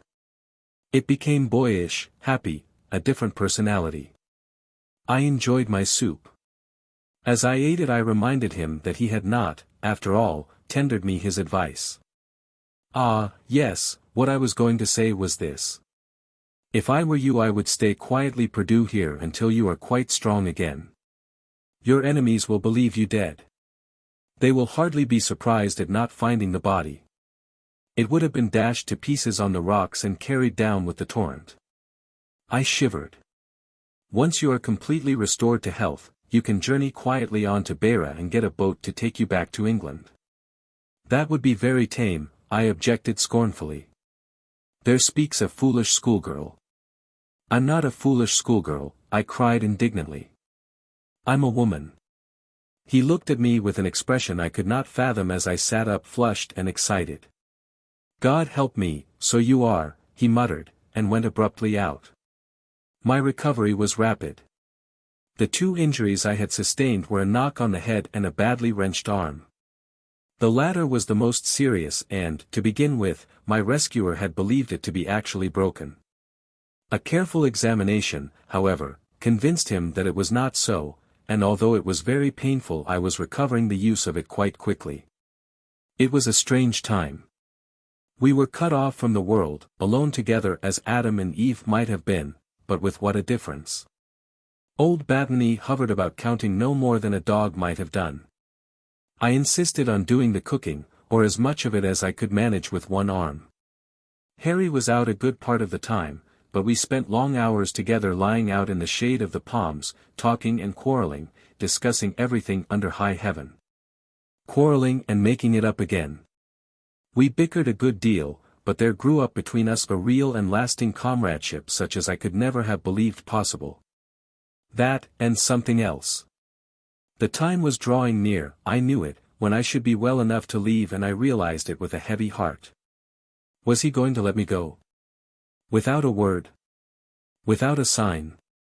He had fits of silence, long moody intervals, moments when he would spring up and tramp off by himself.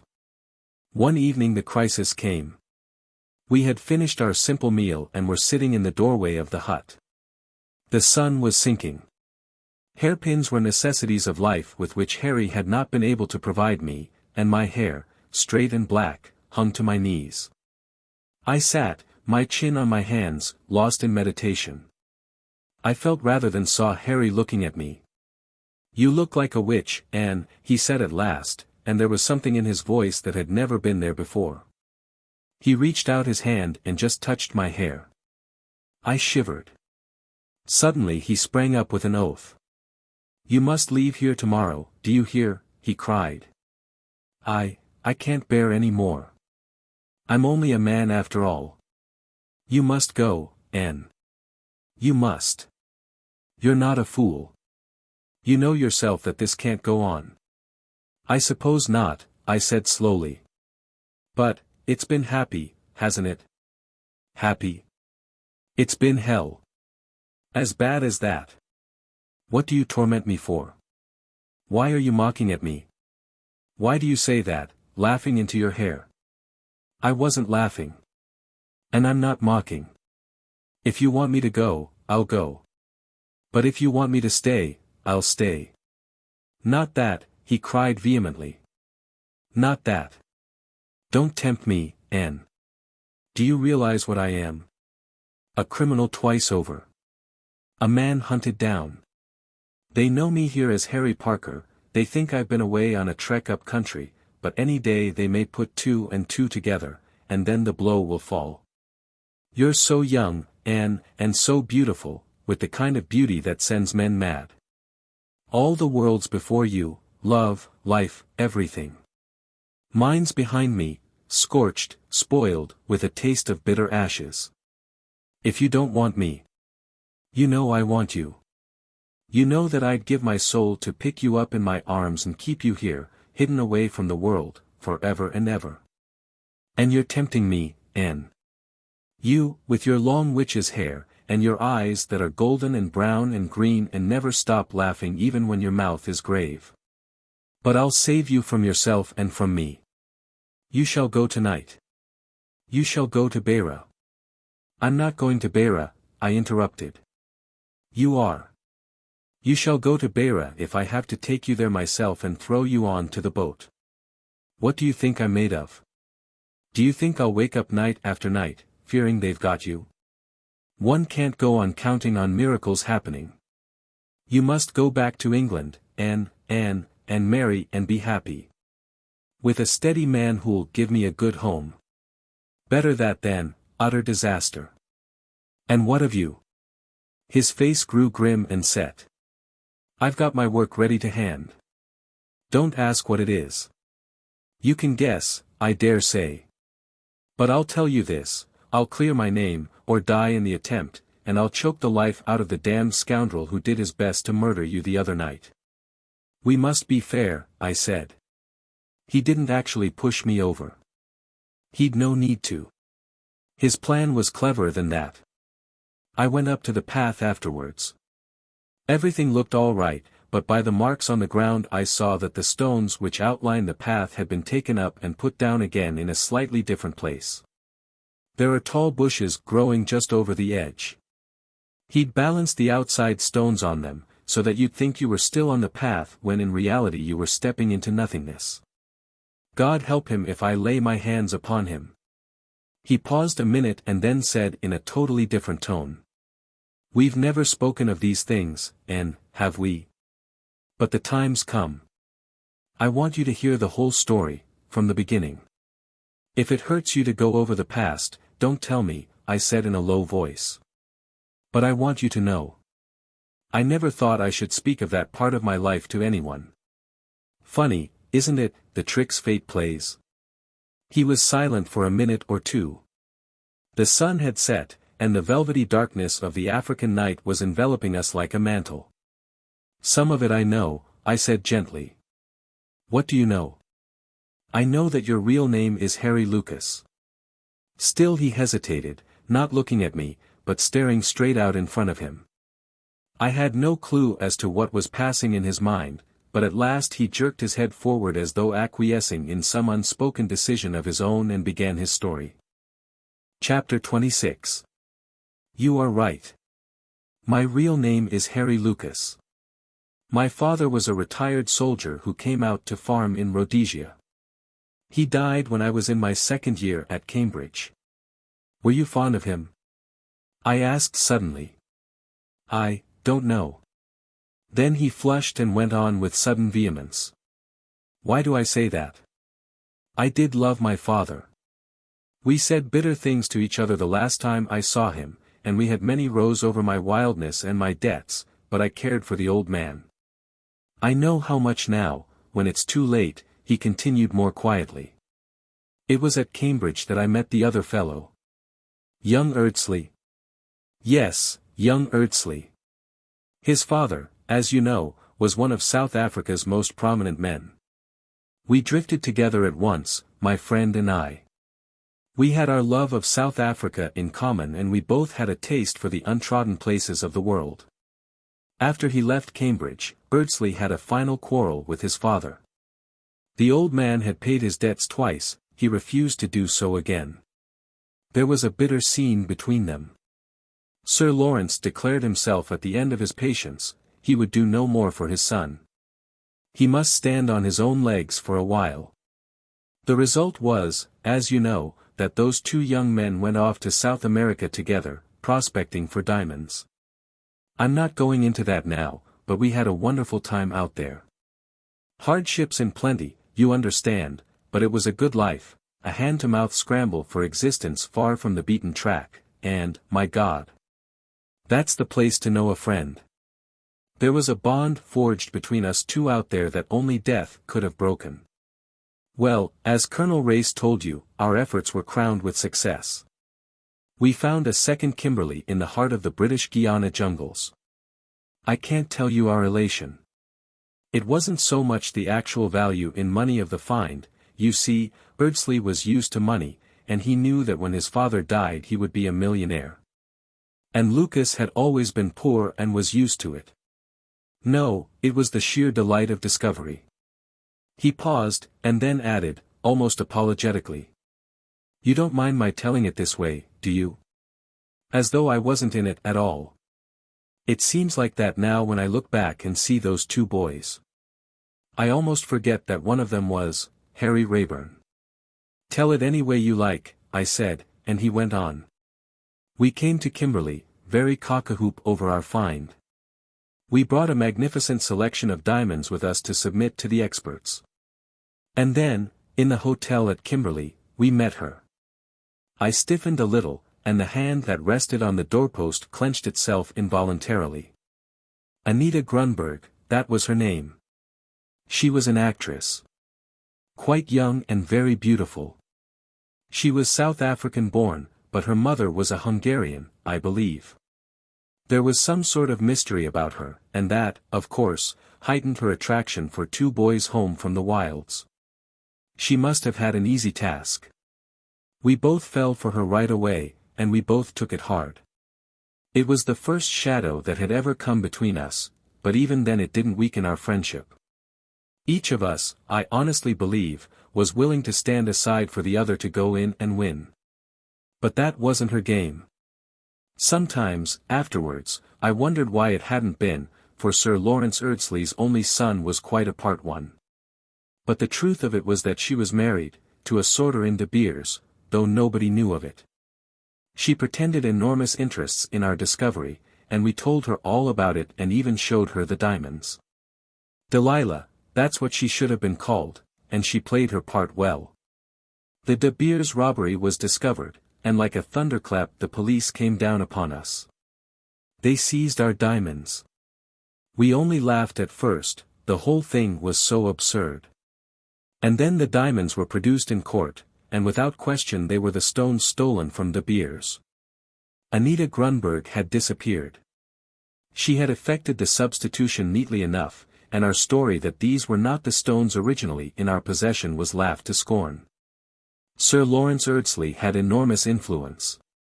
He succeeded in getting the case dismissed, but it left two young men ruined and disgraced to face the world with the stigma of thief attached to their names. And it pretty well broke the old fellow's heart. He had one bitter interview with his son in which he heaped upon him every reproach imaginable. He had done what he could to save the family name, but from that day on his son was his son no longer. He cast him off utterly. And the boy, like the proud young fool that he was, remained silent, disdaining to protest his innocence in the face of his father's disbelief. He came out furious from the interview. His friend was waiting for him. A week later war was declared. The two friends enlisted together. You know what happened. The best pal a man ever had was killed, partly through his own mad recklessness in rushing into unnecessary danger. He died with his name tarnished. I swear to you, Anne, that it was mainly on his account that I was so bitter against that woman. It had gone deeper with him than with me. I had been madly in love with her for the moment, I even think that I frightened her sometimes, but with him it was a quieter and deeper feeling. She had been the very center of his universe, and her betrayal of him tore up the very roots of life. The blow stunned him and left him paralyzed. Harry paused. After a minute or two he went on. As you know, I was reported missing, presumed killed. I never troubled to correct the mistake. I took the name of Parker and came to this island, which I knew of old. At the beginning of the war, I had had ambitious hopes of proving my innocence, but now all that spirit seemed dead. All I felt was, what's the good? My pal was dead, neither he nor I had any living relations who would care. I was supposed to be dead too, let it remain at that. I led a peaceful existence here, neither happy nor unhappy, numbed of all feeling. I see now, though I did not realize it at the time, that was partly the effect of the war. And then one day something occurred to wake me right up again.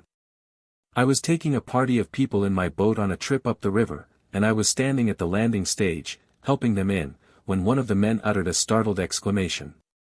It focused my attention on him. He was a small, thin man with a beard, and he was staring at me for all he was worth as though I was a ghost. So powerful was his emotion that it awakened my curiosity. I made inquiries about him at the hotel and learned that his name was Carton, that he came from Kimberley, and that he was a diamond sorter employed by De Beers. In a minute all the old sense of wrong surged over me again. I left the island and went to Kimberley. I could find out little more about him, however. In the end, I decided that I must force an interview. I took my revolver with me. In the brief glimpse I had had of him, I had realized that he was a physical coward. No sooner were we face to face than I recognized that he was afraid of me. I soon forced him to tell me all he knew. He had engineered part of the robbery and Anita Grunberg was his wife. He had once caught sight of both of us when we were dining with her at the hotel, and, having read that I was killed, my appearance in the flesh at the falls had startled him badly. He and Anita had married quite young, but she had soon drifted away from him. She had got in with a bad lot, he told me, and it was then for the first time that I heard of the Colonel. Carton himself had never been mixed up in anything except this one affair, so he solemnly assured me, and I was inclined to believe him. He was emphatically not of the stuff of which successful criminals are made. I still had the feeling that he was keeping back something. As a test, I threatened to shoot him there and then, declaring that I cared very little what became of me now. In a frenzy of terror he poured out a further story. It seems that Anita Grunberg did not quite trust the Colonel. Whilst pretending to hand over to him the stones she had taken from the hotel, she kept back some in her own possession. Carton advised her, with his technical knowledge, which to keep. If, at any time, these stones were produced, they were of such color and quality as to be readily identifiable. And the experts at De Beers would admit at once that these stones had never passed through their hands. In this way my story of a substitution would be supported, my name would be cleared, and suspicion would be diverted to the proper quarter. I gathered that, contrary to his usual practice, the Colonel himself had been concerned in this affair, therefore Anita felt satisfied that she had a real hold over him, should she need it. Carton now proposed that I should make a bargain with Anita Grunberg, or Nadina, as she now called herself. For a sufficient sum of money he thought that she would be willing to give up the diamonds and betray her former employer. He would cable to her immediately. I was still suspicious of Carton. He was a man whom it was easy enough to frighten, but who, in his fright, would tell so many lies that to sift the truth out from them would be no easy job. I went back to the hotel and waited. By the following evening I judged that he would have received the reply to his cable. I called round at his house and was told that Mr. Carton was away, but would be returning on the morrow. Instantly I became suspicious. In the nick of time I found out that he was in reality sailing for England on the Kilmorden Castle, which left Cape Town in 2 days' time. I had just time to journey down and catch the same boat. I had no intention of alarming Carton by revealing my presence on board. I had done a good deal of acting in my time at Cambridge, and it was comparatively easy for me to transform myself into a grave-bearded gentleman of middle age. I avoided Carton carefully on board the boat, keeping to my own cabin as far as possible under the pretence of illness. I had no difficulty in trailing him when we got to London. He went straight to an hotel and did not go out until the following day. He left the hotel shortly before 1 o'clock. I was behind him. He went straight to a house agent in Knightsbridge. There he asked for particulars of houses to let on the river. I was at the next table also inquiring about houses. Then suddenly in walked Anita Grunberg, Nadina, whatever you like to call her. Superb, insolent, and almost as beautiful as ever. God! How I hated her. There she was, the woman who had ruined my life, and who had also ruined a better life than mine. At that minute I could have put my hands round her neck and squeezed the life out of her inch by inch. Just for a minute or two I saw red. I hardly took in what the agent was saying. It was her voice that I heard next, high and clear, with an exaggerated foreign accent, the Mill House, Marlow. The property of Sir Eustace Pedlar. That sounds as though it might suit me. At any rate, I will go and see it. The man wrote her an order, and she walked out again in her regal insolent manner. Not by word or a sign had she recognized Carton, yet I was sure that their meeting there was a preconceived plan. Then I started to jump to conclusions. Not knowing that Sir Eustace was at Cannes, I thought that this house-hunting business was a mere pretext for meeting him in the Mill House. I knew that he had been in South Africa at the time of the robbery. And never having seen him I immediately leaped to the conclusion that he himself was the mysterious colonel of whom I had heard so much. I followed my two suspects along Knightsbridge. Nadina went into the Hyde Park Hotel. I quickened my pace and went in also. She walked straight into the restaurant, and I decided that I would not risk her recognizing me at the moment, but would continue to follow Carton. I was in great hopes that he was going to get the diamonds, and that by suddenly appearing and making myself known to him when he least expected it I might startle the truth out of him. I followed him down into the tube station at Hyde Park Corner. He was standing by himself at the end of the platform. There was some girl standing near, but no one else. I decided that I would accost him then and there.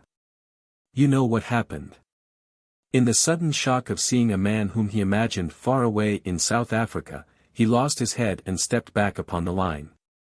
He was always a coward. Under the pretext of being a doctor, I managed to search his pockets. There was a wallet with some notes in it and one or two unimportant letters. There was a roll of films, which I must have dropped somewhere later, and there was a piece of paper with an appointment made on it for the 22nd on the Kilmorden Castle. In my haste to get away before anyone detained me, I dropped that also, but fortunately I remembered the figures. I hurried to the nearest cloakroom and hastily removed my makeup. I did not want to be laid by the heels for picking a dead man's pocket. Then I retraced my steps to the Hyde Park Hotel. Nadina was still having lunch. I needn't describe in detail how I followed her down to Marlow. She went into the house, and I spoke to the woman at the lodge, pretending that I was with her. Then I, too, went in. He stopped. There was a tense silence. You will believe me, Anne, won't you? I swear before God that what I am going to say is true. I went into the house after her with something very like murder in my heart, and she was dead. I found her in that first-floor room, God. It was horrible. Dead, and I was not more than 3 minutes behind her. And there was no sign of anyone else in the house. Of course I realized at once the terrible position I was in. By one masterstroke the blackmailed had rid himself of the blackmailer, and at the same time had provided a victim to whom the crime would be ascribed. The hand of the colonel was very plain. For the second time I was to be his victim. Fool that I had been to walk into the trap so easily. I hardly know what I did next. I managed to go out of the place looking fairly normal, but I knew that it could not be long before the crime was discovered and a description of my appearance telegraphed all over the country. I lay low for some days, not daring to make a move. In the end chance came to my aid. I overheard a conversation between two middle-aged gentlemen in the street, one of whom proved to be Sir Eustace Pedlar. I at once conceived the idea of attaching myself to him as his secretary. The fragment of conversation I had overheard gave me my clue. I was now no longer so sure that Sir Eustace Pedlar was the colonel. His house might have been appointed as a rendezvous by accident, or for some obscure motive that I had not fathomed. Do you know, I interrupted, that Guy Paget was in Marlow at the date of the murder? That settles it then. I thought he was at Cannes with Sir Eustace. He was supposed to be in Florence, but he certainly never went there. I'm pretty certain he was really in Marlow, but of course I can't prove it. And to think I never suspected Paget for a minute until the night he tried to throw you overboard. The man's a marvelous actor. Yes, isn't he? That explains why the Mill House was chosen. Paget could probably get in and out of it unobserved. Of course he made no objection to my accompanying Sir Eustace across in the boat. He didn't want me laid by the heels immediately. You see, evidently Nadina didn't bring the jewels with her to the rendezvous as they had counted on her doing. I fancy that Carton really had them and concealed them somewhere on the Kilmorden Castle. That's where he came in. They hoped that I might have some clue as to where they were hidden. As long as the Colonel did not recover the diamonds, he was still in danger, hence his anxiety to get them at all costs. Where the devil Carton hid them, if he did hide them, I don't know. That's another story, I quoted. My story. And I'm going to tell it you now. Chapter 27. Harry listened attentively whilst I recounted all the events that I have narrated in these pages. The thing that bewildered and astonished him most was to find that all along the diamonds had been in my possession, or rather in Suzanne's. That was a fact he had never suspected. Of course, after hearing his story, I realized the point of Carton's little arrangement, or rather Nadina's, since I had no doubt that it was her brain which had conceived the plan.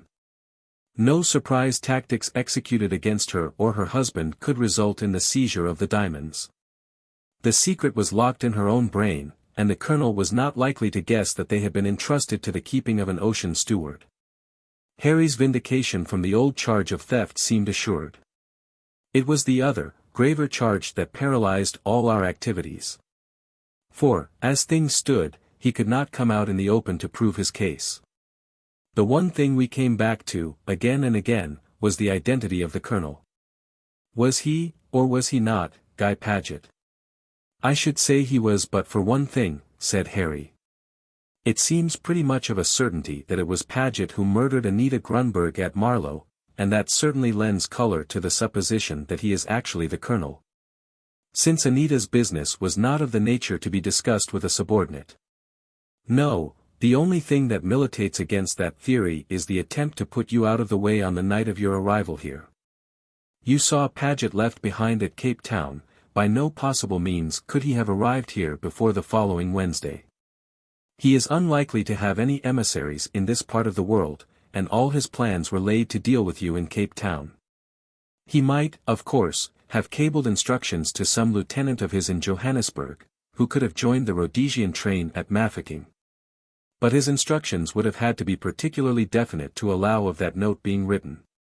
We sat silent for a moment, then Harry went on slowly. You say that Mrs. Blair was asleep when you left the hotel and that you heard Sir Eustace dictating to Miss Pettigrew. Where was Colonel Race? I could not find him anywhere. Had he any reason to believe that, you and I might be friendly with each other? He might have had, I answered thoughtfully, remembering our conversation on the way back from the Matapos. He's a very powerful personality, I continued, but not at all my idea of the Colonel.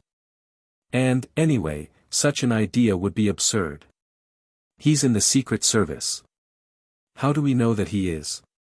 It's the easiest thing in the world to throw out a hint of that kind.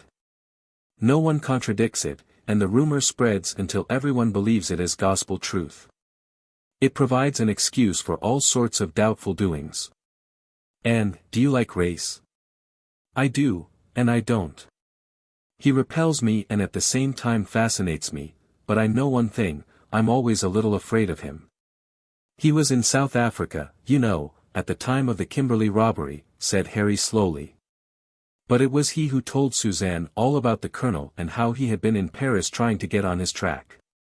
Camouflage, of a particularly clever kind. But where does Paget come in? Is he in Race's pay? Perhaps, said Harry slowly, he doesn't come in at all. What? Think back, Anne. Did you ever hear Paget's own account of that night on the Kilmorden? Yes, through Sir Eustace. I repeated it. Harry listened closely. He saw a man coming from the direction of Sir Eustace's cabin and followed him up on deck. Is that what he says? Now, who had the cabin opposite to Sir Eustace? Colonel Race. Supposing Colonel Race crept up on deck, and, foiled in his attack on you, fled round the deck and met Paget just coming through the saloon door. He knocks him down and springs inside, closing the door. We dash round and find Paget lying there. How's that? You forget that he declares positively it was you who knocked him down. Well, suppose that just as he regains consciousness he sees me disappearing in the distance. Wouldn't he take it for granted that I was his assailant? Especially as he thought all along it was I he was following. It's possible, yes, I said slowly. But it alters all our ideas. And there are other things. Most of them are open to explanation. The man who followed you in Cape Town spoke to Paget, and Paget looked at his watch. The man might have merely asked him the time. It was just a coincidence, you mean? Not exactly. There's a method in all this, connecting Paget with the affair. Why was the mill house chosen for the murder? Was it because Paget had been in Kimberley when the diamonds were stolen? Would he have been made the scapegoat if I had not appeared so providentially upon the scene? Then you think he may be entirely innocent? It looks like it, but, if so, we've got to find out what he was doing in Marlow. If he's got a reasonable explanation of that, we're on the right tack. He got up. It's past midnight. Turn in, Anne, and get some sleep. Just before dawn I'll take you over in the boat. You must catch the train at Livingstone. I've got a friend there who will keep you hidden away until the train starts. You go to Bulawayo and catch the Beira train there.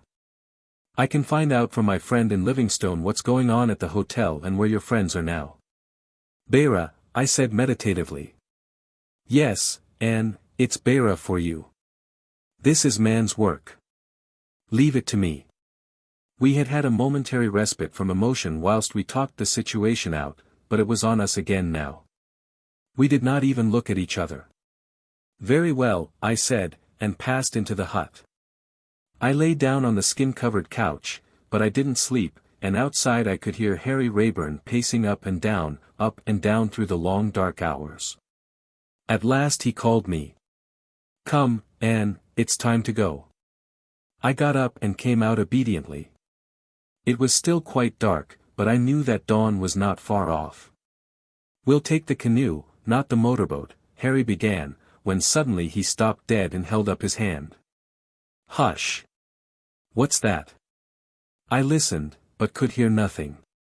His ears were sharper than mine, however, the ears of a man who has lived long in the wilderness. Presently I heard it too, the faint splash of paddles in the water coming from the direction of the right bank of the river and rapidly approaching our little landing stage. We strained our eyes in the darkness, and could make out a dark blur on the surface of the water. It was a boat. Then there was a momentary spurt of flame. Someone had struck a match. By its light I recognized one figure, the red-bearded Dutchman of the villa at Musenberg. The others were natives. Quick, back to the hut. Harry swept me back with him. He took down a couple of rifles and a revolver from the wall. Can you load a rifle? I never have. Show me how. I grasped his instructions well enough. We closed the door and Harry stood by the window which overlooked the landing stage. The boat was just about to run alongside it. Who's that? Called out Harry in a ringing voice. Any doubt we might have had as to our visitor's intentions was swiftly resolved. A hail of bullets splattered round us. Fortunately neither of us was hit. Harry raised the rifle. It spat murderously, and again and again. I heard 2 groans and a splash. That's given them something to think about, he muttered grimly, as he reached for the second rifle. Stand well back, Anne, for God's sake. And load quickly. More bullets. One just grazed Harry's cheek. His answering fire was more deadly than theirs. I had the rifle reloaded when he turned for it. He caught me close with his left arm and kissed me once savagely before he turned to the window again. Suddenly he uttered a shout. "They're going, had enough of it. They're a good mark out there on the water, and they can't see how many of us there are. They're routed for the moment, but they'll come back. We'll have to get ready for them." He flung down the rifle and turned to me. "Anne. You beauty. You wonder. You little queen. As brave as a lion. Black-haired witch." He caught me in his arms. He kissed my hair, my eyes, my mouth. "And now to business," he said, suddenly releasing me. "Get out those tins of paraffin." I did as I was told. He was busy inside the hut. Presently I saw him on the roof of the hut, crawling along with something in his arms. He rejoined me in a minute or two. "Go down to the boat. We'll have to carry it across the island to the other side." He picked up the paraffin as I disappeared. "They're coming back," I called softly. I had seen the blur moving out from the opposite shore. He ran down to me. Just in time. "Why, where the hell's the boat?" Both had been cut adrift. Harry whistled softly. "We're in a tight place, honey." "Mind?" "Not with you." "Ah, but dying together's not much fun." "We'll do better than that. See, they've got 2 boatloads this time. Going to land at 2 different points. Now for my little scenic effect." Almost as he spoke a long flame shot up from the hut. Its light illuminated 2 crouching figures huddled together on the roof. My old clothes, stuffed with rags, but they won't tumble to it for some time. "Come, Anne, we've got to try desperate means." Hand in hand, we raced across the island. Only a narrow channel of water divided it from the shore on that side. "We've got to swim for it." "Can you swim at all, Anne?" "Not that it matters. I can get you across. It's the wrong side for a boat, too many rocks, but the right side for swimming, and the right side for Livingstone. I can swim a little, farther than that." "What's the danger, Harry?" For I had seen the grim look on his face. "Sharks." "No, you little goose. Sharks live in the sea." "But you're sharp, Anne." "Crocs, that's the trouble." "Crocodiles?" "Yes, don't think of them, or say your prayers, whichever you feel inclined." We plunged in. My prayers must have been efficacious, for we reached the shore without adventure, and drew ourselves up wet and dripping on the bank. Now for Livingstone. It's rough going, I'm afraid, and wet clothes won't make it any better. But it's got to be done. That walk was a nightmare. My wet skirts flapped round my legs, and my stockings were soon torn off by the thorns. Finally I stopped, utterly exhausted. Harry came back to me. "Hold up, honey. I'll carry you for a bit." That was the way I came into Livingstone, slung across his shoulder like a sack of coals. How he did it for all that way, I don't know. The first faint light of dawn was just breaking. Harry's friend was a young man of 20-odd who kept a store of native curios. His name was Ned, perhaps he had another, but I never heard it. He didn't seem in the least surprised to see Harry walk in, dripping wet, holding an equally dripping female by the hand. Men are very wonderful. He gave us food to eat, and hot coffee, and got our clothes dried for us whilst we rolled ourselves in Manchester blankets of gaudy hue. In the tiny back room of the hut we were safe from observation whilst he departed to make judicious inquiries as to what had become of Sir Eustace's party. And whether any of them were still at the hotel. It was then that I informed Harry that nothing would induce me to go to Beira. I never meant to, anyway, but now all reason for such proceedings had vanished. The point of the plan had been that my enemies believed me dead. Now that they knew I wasn't dead, my going to Beira would do no good whatever. They could easily follow me there and murder me quietly. I should have no one to protect me. It was finally arranged that I should join Suzanne, wherever she was, and devote all my energies to taking care of myself. On no account was I to seek adventures or endeavor to checkmate the colonel. I was to remain quietly with her and await instructions from Harry. The diamonds were to be deposited in the bank at Kimberley under the name of Parker. "There's one thing," I said thoughtfully, "we ought to have a code of some kind. We don't want to be hoodwinked again by messages purporting to come from one to the other. That's easy enough. Any message that comes genuinely from me will have the word 'and' crossed out in it. Without trademark, none genuine," I murmured. "What about wires?" "Any wires from me will be signed Andy." "Train will be in before long, Harry," said Ned, putting his head in and withdrawing it immediately. I stood up. "And shall I marry a nice steady man if I find one?" I asked demurely. Harry came close to me. "My God! Anne, if you ever marry anyone else but me, I'll wring his neck. And as for you—" "Yes," I said, pleasurably excited. "I shall carry you away and beat you black and blue." "What a delightful husband I have chosen," I said satirically. "And doesn't he change his mind overnight?" Chapter 28. Extract from the Diary of Sir Eustace Pedlar. As I remarked once before, I am essentially a man of peace. I yearn for a quiet life, and that's just the one thing I don't seem able to have. I am always in the middle of storms and alarms. The relief of getting away from Paget with his incessant nosing out of intrigues was enormous, and Miss Pettigrew is certainly a useful creature.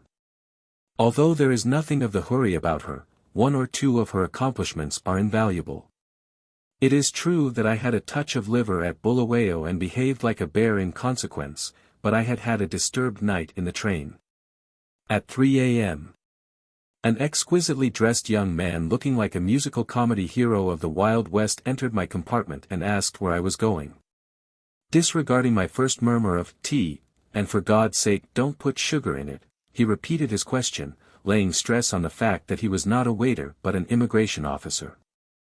I finally succeeded in satisfying him that I was suffering from no infectious disease, that I was visiting Rhodesia from the purest of motives. And further gratified him with my full Christian names and my place of birth. I then endeavored to snatch a little sleep, but some officious ass aroused me at 5:30 with a cup of liquid sugar which he called tea. I don't think I threw it at him, but I know that that was what I wanted to do. He brought me unsugared tea, stone cold, at 6, and I then fell asleep utterly exhausted, to awaken just outside Bulawayo and be landed with a beastly wooden giraffe, all legs and neck. But for these small contretemps, all had been going smoothly. And then fresh calamity befell. It was the night of our arrival at the falls. I was dictating to Miss Pettigrew in my sitting room, when suddenly Mrs. Blair burst in without a word of excuse and wearing most compromising attire. "Where's Anne?" she cried. A nice question to ask. As though I were responsible for the girl. What did she expect Miss Pettigrew to think? That I was in the habit of producing Anne Beddingfeld from my pocket at midnight or thereabouts? Very compromising for a man in my position. "I presume," I said coldly, "that she is in her bed." I cleared my throat and glanced at Miss Pettigrew, to show that I was ready to resume dictating. I hoped Mrs. Blair would take the hint. She did nothing of the kind. Instead she sank into a chair and waved a slippered foot in an agitated manner. "She's not in her room. I've been there. I had a dream, a terrible dream, that she was in some awful danger, and I got up and went to her room, just to reassure myself, you know. She wasn't there and her bed hadn't been slept in." She looked at me appealingly. "What shall I do, Sir Eustace?" Repressing the desire to reply, "Go to bed, and don't worry over nothing. An able-bodied young woman like Anne Beddingfeld is perfectly well able to take care of herself," I frowned judicially. "What does Race say about it? Why should Race have it all his own way? Let him have some of the disadvantages as well as the advantages of female society. I can't find him anywhere." She was evidently making a night of it. I sighed and sat down in a chair. I don't quite see the reason for your agitation, I said patiently. My dream. That curry we had for dinner. Oh, Sir Eustace. The woman was quite indignant. And yet everybody knows that nightmares are a direct result of injudicious eating. After all, I continued persuasively, why shouldn't Anne Beddingfeld and Race go out for a little stroll without having the whole hotel aroused about it? You think they've just gone out for a stroll together? But it's after midnight. One does these foolish things when one is young, I murmured, though Race is certainly old enough to know better.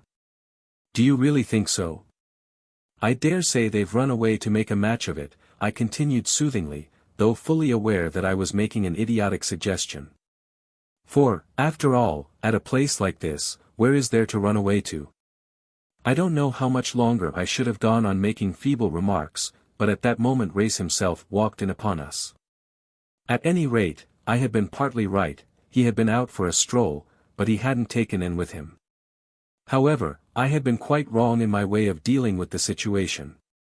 I was soon shown that Race had the whole hotel turned upside down in 3 minutes. I've never seen a man more upset. The thing is very extraordinary. Where did the girl go? She walked out of the hotel, fully dressed, about 10 minutes past 11, and she was never seen again. The idea of suicide seems impossible. She was one of those energetic young women who are in love with life, and have not the faintest intention of quitting it. There was no train either way until midday on the morrow, so she can't have left the place. Then where the devil is she? Race is almost beside himself, poor fellow. He has left no stone unturned. All the deceased, or whatever they call themselves, for hundreds of miles round have been pressed into the service. The native trackers have run about on all fours. Everything that can be done is being done, but no sign of Anne Beddingfeld. The accepted theory is that she walked in her sleep. There are signs on the path near the bridge which seem to show that the girl walked deliberately off the edge. If so, of course, she must have been dashed to pieces on the rocks below. Unfortunately, most of the footprints were obliterated by a party of tourists who chose to walk that way early on the Monday morning. I don't know that it's a very satisfactory theory.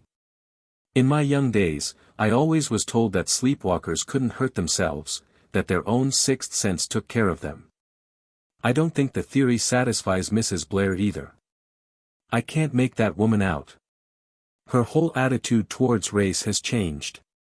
She watches him now like a cat and mouse, and she makes obvious efforts to bring herself to be civil to him. And they used to be such friends. Altogether she is unlike herself, nervous, hysterical, starting and jumping at the least sound. I am beginning to think that it is high time I went to Joburg. A rumor came along yesterday of a mysterious island somewhere up the river, with a man and a girl on it. Race got very excited. It turned out to be all a mare's nest, however. The man had been there for years, and is well known to the manager of the hotel. He totes parties up and down the river in the season and points out crocodiles and a stray hippopotamus or so to them. I believe that he keeps a tame one which is trained to bite pieces out of the boat on occasions. Then he fends it off with a boat hook, and the party feel they have really got to the back of beyond at last. How long the girl has been there is not definitely known, but it seems pretty clear that she can't be Anne, and there is a certain delicacy in interfering in other people's affairs. If I were this young fellow, I should certainly kick Race off the island if he came asking questions about my love affairs. Later. It is definitely settled that I go to Joburg tomorrow. Race urges me to do so. Things are getting unpleasant there, by all I hear, but I might as well go before they get worse. I dare say I shall be shot by a striker, anyway. Mrs. Blair was to have accompanied me, but at the last minute she changed her mind and decided to stay on at the falls. It seems as though she couldn't bear to take her eyes off Race. She came to me tonight and said, with some hesitation, that she had a favor to ask. Would I take charge of her souvenirs for her? Not the animals? I asked, in lively alarm. I always felt that I should get stuck with those beastly animals sooner or later. In the end we effected a compromise. I took charge of 2 small wooden boxes for her which contained fragile articles. The animals are to be packed by the local store in vast crates and sent to Cape Town by rail, where Paget will see to their being stored. The people who are packing them say that they are of a particularly awkward shape, and that special cases will have to be made. I pointed out to Mrs. Blair that by the time she has got them home those animals will have cost her easily £1 apiece. Paget is straining at the leash to rejoin me in Joburg. I shall make an excuse of Mrs. Blair's cases to keep him in Cape Town. I have written him that he must receive the cases and see to their safe disposal, as they contain rare curios of immense value. So all is settled, and I and Miss Pettigrew go off into the blue together. And anyone who has seen Miss Pettigrew will admit that it is perfectly respectable. Chapter 29. Johannesburg. March 6th. There is something about the state of things here that is not at all healthy. To use the well-known phrase that I have so often read, we are all living on the edge of a volcano. Bands of strikers, or so-called strikers, patrol the streets and scowl at one in a murderous fashion. They are picking out the bloated capitalists ready for when the massacres begin, I suppose. You can't ride in a taxi; if you do, strikers pull you out again. And the hotels hint pleasantly that when the food gives out they will fling you out on the mat. I met Reeves, my labor friend of the Kilmorton, last night. He has cold feet worse than any man I ever saw. He's like all the rest of these people, they make inflammatory speeches of enormous length, solely for political purposes, and then wish they hadn't. He's busy now going about and saying he didn't really do it. When I met him, he was just off to Cape Town, where he meditates making a 3-day speech in Dutch, vindicating himself. And pointing out that the things he said really meant something entirely different. I am thankful that I do not have to sit in the Legislative Assembly of South Africa. The House of Commons is bad enough, but at least we have only one language, and some slight restriction as to length of speeches. When I went to the Assembly before leaving Cape Town, I listened to a grey-haired gentleman with a drooping mustache who looked exactly like the mock turtle in Alice in Wonderland. He dropped out his words one by one in a particularly melancholy fashion. Every now and then he galvanized himself to further efforts by ejaculating something that sounded like "plat skeet," uttered fortissimo and in marked contrast to the rest of his delivery. When he did this, half his audience yelled "hoof, hoof," which is possibly Dutch for "here, here," and the other half woke up with a start from the pleasant nap they had been having. I was given to understand that the gentleman had been speaking for at least 3 days. They must have a lot of patience in South Africa. I have invented endless jobs to keep Paget in Cape Town, but at last the fertility of my imagination has given out. And he joins me tomorrow in the spirit of the faithful dog who comes to die by his master's side. And I was getting on so well with my reminiscences too. I had invented some extraordinarily witty things that the strike leaders said to me and I said to the strike leaders. This morning I was interviewed by a government official. He was urbane, persuasive and mysterious in turn. To begin with, he alluded to my exalted position and importance and suggested that I should remove myself, or be removed by him, to Pretoria. "You expect trouble, then?" I asked. His reply was so worded as to have no meaning whatsoever, so I gathered that they were expecting serious trouble. I suggested to him that his government were letting things go rather far. There is such a thing as giving a man enough rope, and letting him hang himself, Sir Eustace. Oh, quite so, quite so. It is not the strikers themselves who are causing the trouble. There is some organization at work behind them. Arms and explosives have been pouring in, and we have made a haul of certain documents which throw a good deal of light on the methods adopted to import them. There is a regular code. Potatoes mean detonators, cauliflower, rifles, other vegetables stand for various explosives. That's very interesting, I commended. More than that, Sir Eustace, we have every reason to believe that the man who runs the whole show, the directing genius of the affair, is at this minute in Johannesburg. He stared at me so hard that I began to fear that he suspected me of being the man. I broke out into a cold perspiration at the thought, and began to regret that I had ever conceived the idea of inspecting a miniature revolution at first hand. No trains are running from Joburg to Pretoria, he continued. But I can arrange to send you over by private car. In case you should be stopped on the way, I can provide you with 2 separate passes, one issued by the Union government, and the other stating that you are an English visitor who has nothing whatsoever to do with the Union. One for your people, and one for the strikers, eh? Exactly. The project did not appeal to me. I know what happens in a case of that kind. You get flustered and mix the things up. I should hand the wrong pass to the wrong person, and it would end in my being summarily shot by a bloodthirsty rebel. Or one of the supporters of law and order whom I notice guarding the streets wearing bowler hats and smoking pipes, with rifles tucked carelessly under their arms. Besides, what should I do with myself in Pretoria?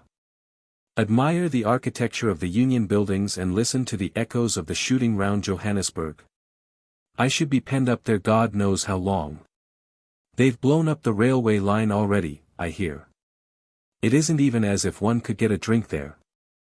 They put the place under martial law 2 days ago.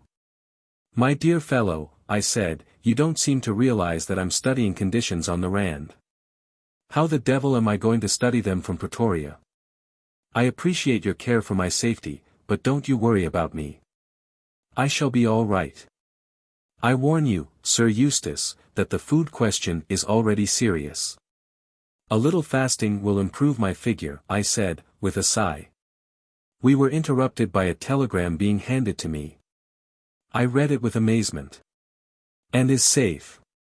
Here with me at Kimberley. Suzanne Blair.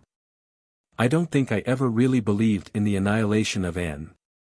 There is something peculiarly indestructible about that young woman. She is like the patent balls that one gives to terriers. She has an extraordinary knack of turning up smiling. I still don't see why it was necessary for her to walk out of the hotel in the middle of the night in order to get to Kimberley. There was no train, anyway. She must have put on a pair of angel's wings and flown there. And I don't suppose she will ever explain. Nobody does, to me. I always have to guess. It becomes monotonous after a while. The exigencies of journalism are at the bottom of it, I suppose. How I Shot the Rapids, by our special correspondent. I refolded the telegram and got rid of my governmental friend. I don't like the prospect of being hungry, but I'm not alarmed for my personal safety. Smuts is perfectly capable of dealing with the revolution. But I would give a considerable sum of money for a drink. I wonder if Paget will have the sense to bring a bottle of whiskey with him when he arrives tomorrow. I put on my hat and went out, intending to buy a few souvenirs. The curio shops in Joburg are rather pleasant. I was just studying a window full of imposing karosses, when a man coming out of the shop cannonied into me. To my surprise it turned out to be Race. I can't flatter myself that he looked pleased to see me. As a matter of fact, he looked distinctly annoyed, but I insisted on his accompanying me back to the hotel. I get tired of having no one but Miss Pettigrew to talk to. I had no idea you were in Joburg, I said chattily. When did you arrive? Last night. Where are you staying? With friends. He was disposed to be extraordinarily taciturn, and seemed to be embarrassed by my questions. I hope they keep poultry, I remarked. A diet of new-laid eggs and the occasional slaughtering of an old cock will be decidedly agreeable soon from all I hear. By the way, I said, when we were back in the hotel, have you heard that Miss Beddingfeld is alive and kicking? He nodded. She gave us quite a fright, I said airily. Where the devil did she go to that night, that's what I'd like to know. She was on the island all the time. Which island? Not the one with the young man on it? Yes. How very improper, I said. Paget will be quite shocked. He always did disapprove of Anne Beddingfeld. I suppose that was the young man she originally intended to meet in Durban. I don't think so.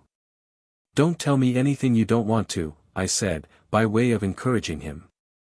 I fancy that this is a young man we should all be very glad to lay our hands on. Not? I cried, in rising excitement. He nodded. Harry Rayburn, alias Harry Lucas, that's his real name, you know. He's given us all the slip once more, but we're bound to rope him in soon. Dear me, I murmured. We don't suspect the girl of complicity in any case. On her side it's just a love affair. I always did think Race was in love with Anne. The way he said those last words made me feel sure of it. She's gone to Beira, he continued rather hastily. Indeed, I said, staring. How do you know?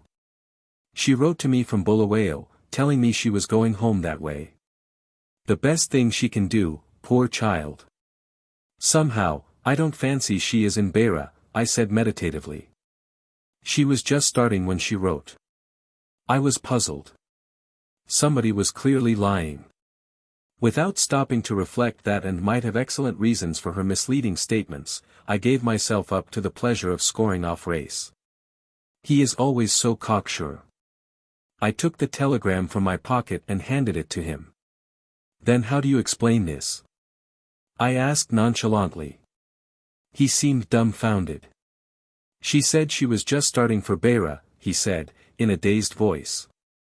I know that Race is supposed to be clever. He is, in my opinion, rather a stupid man. It never seemed to occur to him that girls do not always tell the truth. Kimberly too. What are they doing there? He muttered. Yes, that surprised me. I should have thought Miss and would have been in the thick of it here, gathering copy for the daily budget. Kimberly, he said again. The place seemed to upset him. There's nothing to see there, the pits aren't being worked. You know what women are, I said vaguely. He shook his head and went off. I have evidently given him something to think about. No sooner had he departed than my government official reappeared. I hope you will forgive me for troubling you again, Sir Eustace, he apologized. But there are one or two questions I should like to ask you. Certainly, my dear fellow, I said cheerfully. Ask away. It concerns your secretary. I know nothing about him, I said hastily. He foisted himself upon me in London, robbed me of valuable papers, for which I shall be hauled over the coals, and disappeared like a conjuring trick at Cape Town. It's true that I was at the falls at the same time as he was, but I was at the hotel, and he was on an island. I can assure you that I never set eyes upon him the whole time that I was there. I paused for breath. You misunderstand me. It was of your other secretary that I spoke. What? Paget? I cried, in lively astonishment. He's been with me 8 years, a most trustworthy fellow. My interlocutor smiled. We are still at cross purposes. I refer to the lady. Miss Pettigrew? I exclaimed.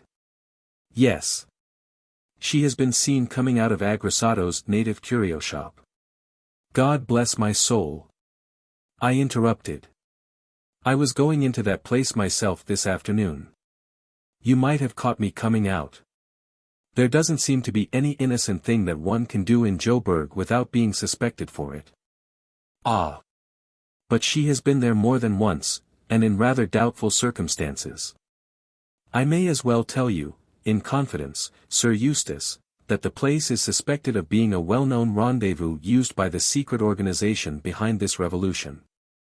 That is why I should be glad to hear all that you can tell me about this lady. Where and how did you come to engage her? She was lent to me, I replied coldly, by your own government. He collapsed utterly. Chapter 30. Anne's narrative resumed. As soon as I got to Kimberley I wired to Suzanne. She joined me there with the utmost dispatch, heralding her arrival with telegrams sent off en route. I was awfully surprised to find that she really was fond of me. I thought I had been just a new sensation, but she positively fell on my neck and wept when we met. When we had recovered from our emotion a little, I sat down on the bed and told her the whole story from A to Z. "You always did suspect Colonel Race," she said thoughtfully, when I had finished. "I didn't until the night you disappeared. I liked him so much all along and thought he would make such a nice husband for you." "Oh, Anne, dear, don't be cross, but how do you know that this young man of yours is telling the truth? You believe every word he says." "Of course I do," I cried indignantly. "But what is there in him that attracts you so?" "I don't see that there's anything in him at all except his rather reckless good looks and his modern chic-come-Stone Age lovemaking." I poured out the vials of my wrath upon Suzanne for some minutes. "Just because you're comfortably married and getting fat, you've forgotten that there's any such thing as romance," I ended. "Oh, I'm not getting fat, Anne. All the worry I've had about you lately must have worn me to a shred." "You look particularly well nourished," I said coldly. "I should say you must have put on about half a stone." "And I don't know that I'm so comfortably married either," continued Suzanne in a melancholy voice. "I've been having the most dreadful cables from Clarence ordering me to come home at once. At last I didn't answer them, and now I haven't heard for over a fortnight. I'm afraid I didn't take Suzanne's matrimonial troubles very seriously. She will be able to get round Clarence all right when the times comes." I turned the conversation to the subject of the diamonds. Suzanne looked at me with a dropped jaw. "I must explain, Anne. You see, as soon as I began to suspect Colonel Race, I was terribly upset about the diamonds. I wanted to stay on at the falls in case he might have kidnapped you somewhere close by, but didn't know what to do about the diamonds. I was afraid to keep them in my possession." Suzanne looked round her uneasily, as though she feared the walls might have ears, and then whispered vehemently in my ear. "A distinctly good idea," I approved. "At the time, that is. It's a bit awkward now. What did Sir Eustace do with the cases?" "The big ones were sent down to Cape Town. I heard from Paget before I left the falls, and he enclosed the receipt for their storage. He's leaving Cape Town today, by the by, to join Sir Eustace in Johannesburg." "I see," I said thoughtfully. "And the small ones, where are they?" "I suppose Sir Eustace has got them with him." I turned the matter over in my mind. "Well," I said at last, "it's awkward, but it's safe enough. We'd better do nothing for the present." Suzanne looked at me with a little smile. "You don't like doing nothing, do you, Anne?" "Not very much," I replied honestly. The one thing I could do was to get hold of a timetable and see what time Guy Paget's train would pass through Kimberley. I found that it would arrive at 5:40 on the following afternoon and depart again at 6 o'clock. I wanted to see Paget as soon as possible, and that seemed to me a good opportunity. The situation on the Rand was getting very serious, and it might be a long time before I got another chance. The only thing that livened up the day was a wire dispatched from Johannesburg. A most innocent-sounding telegram. "Arrived safely. All going well. Eric here, also Eustace, but not Guy. Remain where you are for the present. Andy." Eric was our pseudonym for Race. I chose it because it is a name I dislike exceedingly. There was clearly nothing to be done until I could see Paget. Suzanne employed herself in sending off a long soothing cable to the far-off Clarence. She became quite sentimental over him. In her way, which of course is quite different from me and Harry, she is really fond of Clarence. "I do wish he was here, Anne," she gulped. "It's such a long time since I've seen him." "Have some face cream," I said soothingly. Suzanne rubbed a little on the tip of her charming nose. "I shall want some more face cream soon too," she remarked, "and you can only get this kind in Paris." She sighed. "Paris. Suzanne," I said, "very soon you'll have had enough of South Africa and adventure." "I should like a really nice hat," admitted Suzanne wistfully. "Shall I come with you to meet Guy Paget tomorrow?" "I prefer to go alone. He'd be shyer speaking before two of us." So it came about that I was standing in the doorway of the hotel on the following afternoon, struggling with a recalcitrant parasol that refused to go up. Whilst Suzanne lay peacefully on her bed with a book and a basket of fruit. According to the hotel porter, the train was on its good behavior today and would be almost on time, though he was extremely doubtful whether it would ever get through to Johannesburg. The line had been blown up, so he solemnly assured me. It sounded cheerful. The train drew in just 10 minutes late. Everybody tumbled out on the platform and began walking up and down feverishly. I had no difficulty in espying Paget. I accosted him eagerly. He gave his usual nervous start at seeing me, somewhat accentuated this time. "Dear me, Miss Beddingfeld, I understood that you had disappeared." "I have reappeared again," I told him solemnly. "And how are you, Mr. Paget?" "Very well, thank you, looking forward to taking up my work again with Sir Eustace." "Mr. Paget," I said, "there is something I want to ask you. I hope that you won't be offended, but a lot hangs on it, more than you can possibly guess. I want to know what you were doing at Marlow on the 8th of January last." He started violently. "Really, Miss Beddingfeld, indeed. You were there, weren't you?" For reasons of my own I was in the neighborhood, yes." "Won't you tell me what those reasons were?" "Sir Eustace has not already told you." "Sir Eustace? Does he know?" "I am almost sure that he does. I hoped he had not recognized me, but from the hints he has let drop, and his remarks, I fear it is only too certain. In any case, I meant to make a clean breast of the matter and offer him my resignation. He is a peculiar man, Miss Beddingfeld, with an abnormal sense of humor. It seems to amuse him to keep me on tenterhooks. All the time, I dare say, he was perfectly well aware of the true facts. Possibly he has known them for years. I hoped that sooner or later I should be able to understand what Paget was talking about." He went on fluently. "It is difficult for a man of Sir Eustace's standing to put himself in my position. I know that I was in the wrong, but it seemed a harmless deception.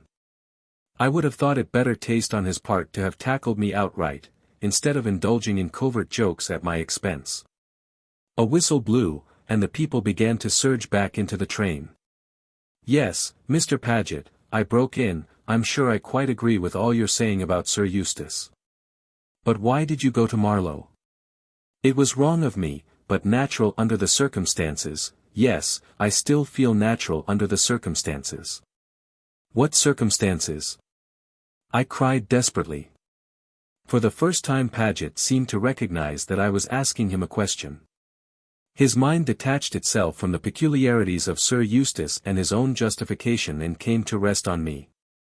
"I beg your pardon, Miss Beddingfeld," he said stiffly, "but I fail to see your concern in the matter." He was back in the train now, leaning down to speak to me. I felt desperate. What could one do with a man like that? "Of course, if it's so dreadful that you'd be ashamed to speak of it to me," I began spitefully. At last I had found the right stop. Paget stiffened and flushed. "Dreadful? Ashamed? I don't understand you." "Then tell me." In 3 short sentences he told me. At last I knew Paget's secret. It was not in the least what I expected. I walked slowly back to the hotel. There a wire was handed to me. I tore it open. It contained full and definite instructions for me to proceed forthwith to Johannesburg, or rather to a station this side of Johannesburg, where I should be met by a car. It was signed, not Andy, but Harry. I sat down in a chair to do some very serious thinking. Chapter 31. From the Diary of Sir Eustace Pedlar. Johannesburg. March 7th. Paget has arrived. He is in a blue funk of course. Suggested at once that we should go off to Pretoria. Then, when I had told him kindly but firmly that we were going to remain here, he went to the other extreme, wished he had his rifle here. And began bucking about some bridge he guarded during the Great War. A railway bridge at Little Pudcombe Junction, or something of that sort. I soon cut that short by telling him to unpack the big typewriter. I thought that would keep him employed for some time, because the typewriter was sure to have gone wrong, it always does, and he would have to take it somewhere to be mended. But I had forgotten Paget's powers of being in the right. "I've already unpacked all the cases, Sir Eustace. The typewriter is in perfect condition." "What do you mean, all the cases?" "The 2 small cases as well." "I wish you wouldn't be so officious, Paget. Those small cases were no business of yours. They belonged to Mrs. Blair." Paget looked crestfallen. "He hates to make a mistake. So you can just pack them up again neatly," I continued. "After that you can go out and look around you. Joburg will probably be a heap of smoking ruins by tomorrow, so it may be your last chance." I thought that would get rid of him successfully for the morning, at any rate. "There is something I want to say to you when you have the leisure, Sir Eustace." "I haven't got it now," I said hastily. "At this minute I have absolutely no leisure whatsoever." Paget retired. By the way, I called after him, what was there in those cases of Mrs. Blair's? "Some fur rugs, and a couple of fur hats, I think." "That's right," I assented. "She bought them on the train. They are hats, of a kind, though I hardly wonder at your not recognizing them. I dare say she's going to wear one of them at Ascot."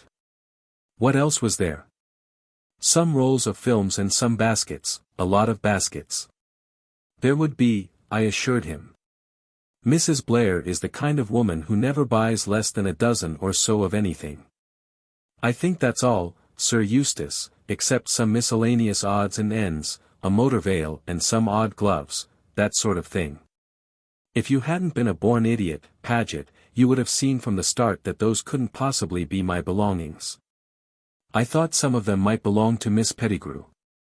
"Ah, that reminds me, what do you mean by picking me out such a doubtful character as a secretary?" And I told him about the searching cross-examination I had been put through. Immediately I was sorry, I saw a glint in his eye that I knew only too well. I changed the conversation hurriedly. But it was too late.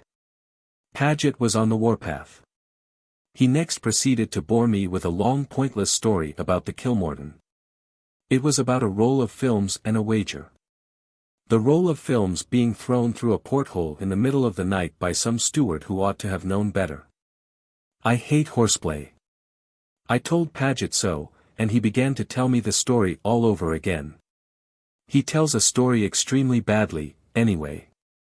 It was a long time before I could make head or tail of this one. I did not see him again until lunchtime. Then he came in brimming over with excitement, like a bloodhound on the scent. I never have cared for bloodhounds. The upshot of it all was that he had seen Rayburn. "What?" I cried, startled. Yes, he had caught sight of someone whom he was sure was Rayburn crossing the street. Paget had followed him. And who do you think I saw him stop and speak to? Miss Pettigrew. What? Yes, Sir Eustace. And that's not all. I've been making inquiries about her. Wait a bit. What happened to Rayburn? He and Miss Pettigrew went into that corner curio shop. I uttered an involuntary exclamation. Paget stopped inquiringly. Nothing, I said. Go on. I waited outside for ages, but they didn't come out. At last I went in.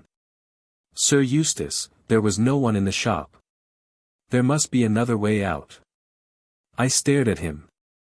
As I was saying, I came back to the hotel and made some inquiries about Miss Pettigrew. Paget lowered his voice and breathed hard as he always does when he wants to be confidential. Sir Eustace, a man was seen coming out of her room last night. I raised my eyebrows.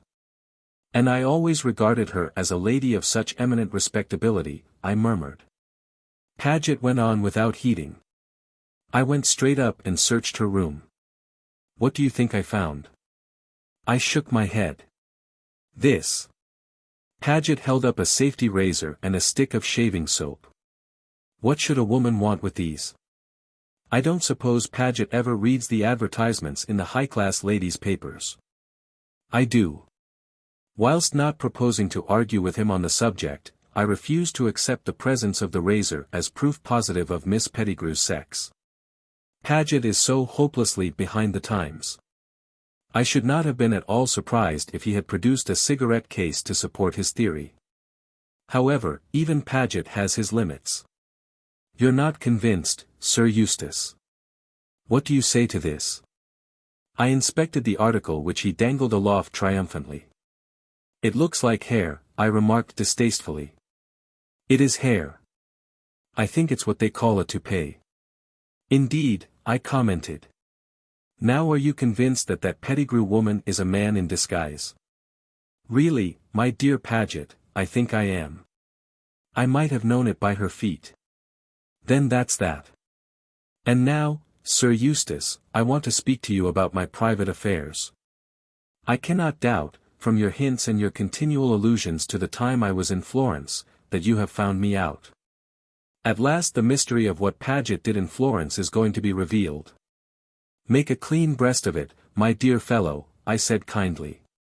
Much the best way. Thank you, Sir Eustace. Is it her husband? Annoying fellows, husbands. Always turning up when they're least expected. I fail to follow you, Sir Eustace. Whose husband? The lady's husband. What lady? God bless my soul, Paget, the lady you met in Florence. There must have been a lady. Don't tell me that you merely robbed a church or stabbed an Italian in the back because you didn't like his face. I am quite at a loss to understand you, Sir Eustace. I suppose you are joking.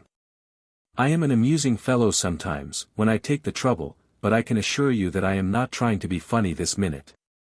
I hope that as I was a good way off you had not recognized me, Sir Eustace. Recognized you where? At Marlow, Sir Eustace. At Marlow? What the devil were you doing at Marlow? I thought you understood that. I'm beginning to understand less and less. Go back to the beginning of the story and start again.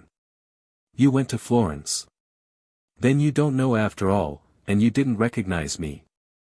As far as I can judge, you seem to have given yourself away needlessly, made a coward of by your conscience. But I shall be able to tell better when I've heard the whole story. Now, then, take a deep breath and start again. You went to Florence. But I didn't go to Florence. That is just it. Well, where did you go, then? I went home, to Marlow. What the devil did you want to go to Marlow for? I wanted to see my wife. She was in delicate health and expecting. Your wife? But I didn't know you were married.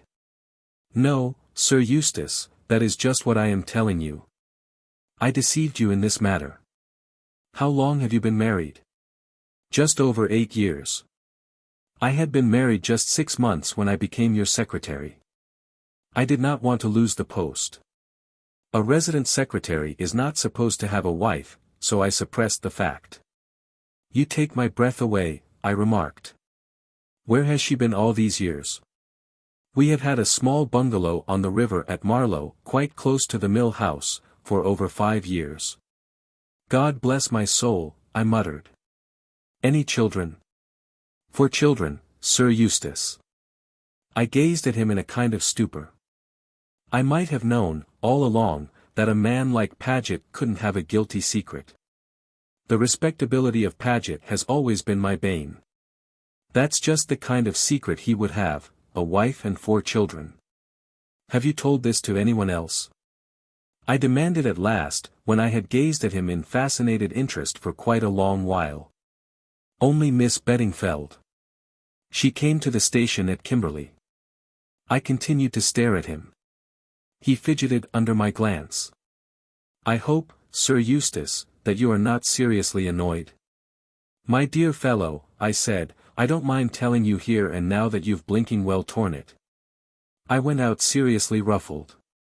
As I passed the corner curio shop, I was assailed by a sudden irresistible temptation and went in. The proprietor came forward obsequiously, rubbing his hands. Can I show you something? Furs, curios. I want something quite out of the ordinary, I said. It's for a special occasion. Will you show me what you've got? Perhaps you will come into my back room. We have many specialties there. That is where I made a mistake. And I thought I was going to be so clever. I followed him through the swinging portieres. Chapter 32. Anne's narrative resumed. I had great trouble with Suzanne. She argued, she pleaded, she even wept before she would let me carry out my plan. But in the end I got my own way. She promised to carry out my instructions to the letter and came down to the station to bid me a tearful farewell. I arrived at my destination the following morning early. I was met by a short black-bearded Dutchman whom I had never seen before. He had a car waiting and we drove off. There was a queer booming in the distance, and I asked him what it was. Guns, he answered laconically. So there was fighting going on in Joburg. I gathered that our objective was a spot somewhere in the suburbs of the city. We turned and twisted and made several detours to get there, and every minute the guns were nearer. It was an exciting time.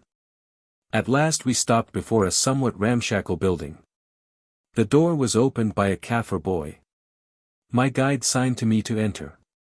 I stood irresolute in the dingy square hall. The man passed me and threw open a door. The young lady to see Mr. Harry Rayburn, he said, and laughed. Thus announced, I passed in. The room was sparsely furnished and smelt of cheap tobacco smoke. Behind a desk a man sat writing. He looked up and raised his eyebrows. Dear me, he said, if it isn't Miss Beddingfeld. I must be seeing double, I apologized. Is it Mr. Chichester, or is it Miss Pettigrew? There is an extraordinary resemblance to both of them. Both characters are in abeyance for the moment. I have doffed my petticoats, and my cloth likewise. Won't you sit down? I accepted a seat composedly. It would seem, I remarked, that I have come to the wrong address. From your point of view, I am afraid you have. Really, Miss Beddingfeld, to fall into the trap a second time. It was not very bright of me, I admitted meekly. Something about my manner seemed to puzzle him. You hardly seem upset by the occurrence, he remarked dryly. Would my going into heroics have any effect upon you? I asked. It certainly would not. My great-aunt Jane always used to say that a true lady was neither shocked nor surprised at anything that might happen, I murmured dreamily. I endeavor to live up to her precepts. I read Mr. Chichester Pettigrew's opinion so plainly written on his face that I hastened into speech once more. You really are positively marvelous at make-up, I said generously. All the time you were Miss Pettigrew I never recognized you, even when you broke your pencil in the shock of seeing me climb upon the train at Cape Town. He tapped upon the desk with the pencil he was holding in his hand at the minute. All this is very well in its way, but we must get to business. Perhaps, Miss Beddingfeld, you can guess why we required your presence here. You will excuse me, I said, but I never do business with anyone but principals. I had read the phrase or something like it in a moneylender's circular, and I was rather pleased with it. It certainly had a devastating effect upon Mr. Chichester Pettigrew. He opened his mouth and then shut it again. I beamed upon him. My great-uncle George's maxim, I added, as an afterthought. Great-aunt Jane's husband, you know. He made knobs for brass beds. I doubt if Chichester Pettigrew had ever been ragged before. He didn't like it at all. I think you would be wise to alter your tone, young lady. I did not reply, but yawned, a delicate little yawn that hinted at intense boredom. What the devil, he began forcibly. I interrupted him. I can assure you it's no good shouting at me. We are only wasting time here. I have no intention of talking with underlings. You will save a lot of time and annoyance by taking me straight to Sir Eustace Pedlar. 2. He looked dumbfounded. Yes, I said. Sir Eustace Pedlar. Excuse me. He bolted from the room like a rabbit. I took advantage of the respite to open my bag and powder my nose thoroughly. Also I settled my hat at a more becoming angle. Then I settled myself to wait with patience for my enemy's return. He reappeared in a subtly chastened mood. "Will you come this way, Miss Beddingfeld?" I followed him up the stairs. He knocked at the door of a room, a brisk, "Come in," sounded from inside, and he opened the door and motioned to me to pass inside. Sir Eustace Pedlar sprang up to greet me, genial and smiling. "Well, well, Miss Anne." He shook me warmly by the hand. "I'm delighted to see you. Come and sit down. Not tired after your journey? That's good." He sat down facing me, still beaming. It left me rather at a loss. His manner was so completely natural. "Quite right to insist on being brought straight to me," he went on. "Minx is a fool. A clever actor, but a fool. That was Minx you saw downstairs." "Oh, really," I said feebly. "And now," said Sir Eustace cheerfully, "let's get down to facts. How long have you known that I was the Colonel?" "Ever since Mr. Paget told me that he had seen you in Marlow when you were supposed to be in Cannes." Sir Eustace nodded ruefully. "Yes, I told the fool he'd blinking well torn it. He didn't understand, of course. His whole mind was set on whether I'd recognized him. It never occurred to him to wonder what I was doing down there. A piece of sheer bad luck that was. I arranged it all so carefully too, sending him off to Florence, telling the hotel I was going over to Nice for one night or possibly two. Then, by the time the murder was discovered, I was back again in Cannes, with nobody dreaming that I'd ever left the Riviera." He still spoke quite naturally and unaffectedly. I had to pinch myself to understand that this was all real, that the man in front of me was really that deep-dyed criminal, the Colonel. I followed things out in my mind. "Then it was you who tried to throw me overboard on the Kilmorton," I said slowly. "It was you that Paget followed up on deck that night?" He shrugged his shoulders. "I apologize, my dear child, I really do. I always liked you, but you were so confoundedly interfering. I couldn't have all my plans brought to naught by a chit of a girl." "I think your plan at the Falls was really the cleverest," I said, endeavoring to look at the thing in a detached fashion. "I would have been ready to swear anywhere that you were in the hotel when I went out. Seeing is believing in future. Yes, Minx had one of his greatest successes as Miss Pettigrew, and he can imitate my voice quite creditably. There is one thing I should like to know." "Yes." "How did you induce Paget to engage her?" "Oh, that was quite simple. She met Paget in the doorway of the Trade Commissioner's office or the Chamber of Mines, or wherever it was he went, told him I had phoned down in a hurry. And that she had been selected by the government department in question. Paget swallowed it like a lamb." "You're very frank," I said, studying him. "There's no earthly reason why I shouldn't be." I didn't quite like the sound of that. I hastened to put my own interpretation on it. "You believe in the success of this revolution? You've burnt your boats." For an otherwise intelligent young woman, that's a singularly unintelligent remark. "No, my dear child, I do not believe in this revolution. I give it a couple of days longer and it will fizzle out ignominiously. Not one of your successes, in fact," I said nastily.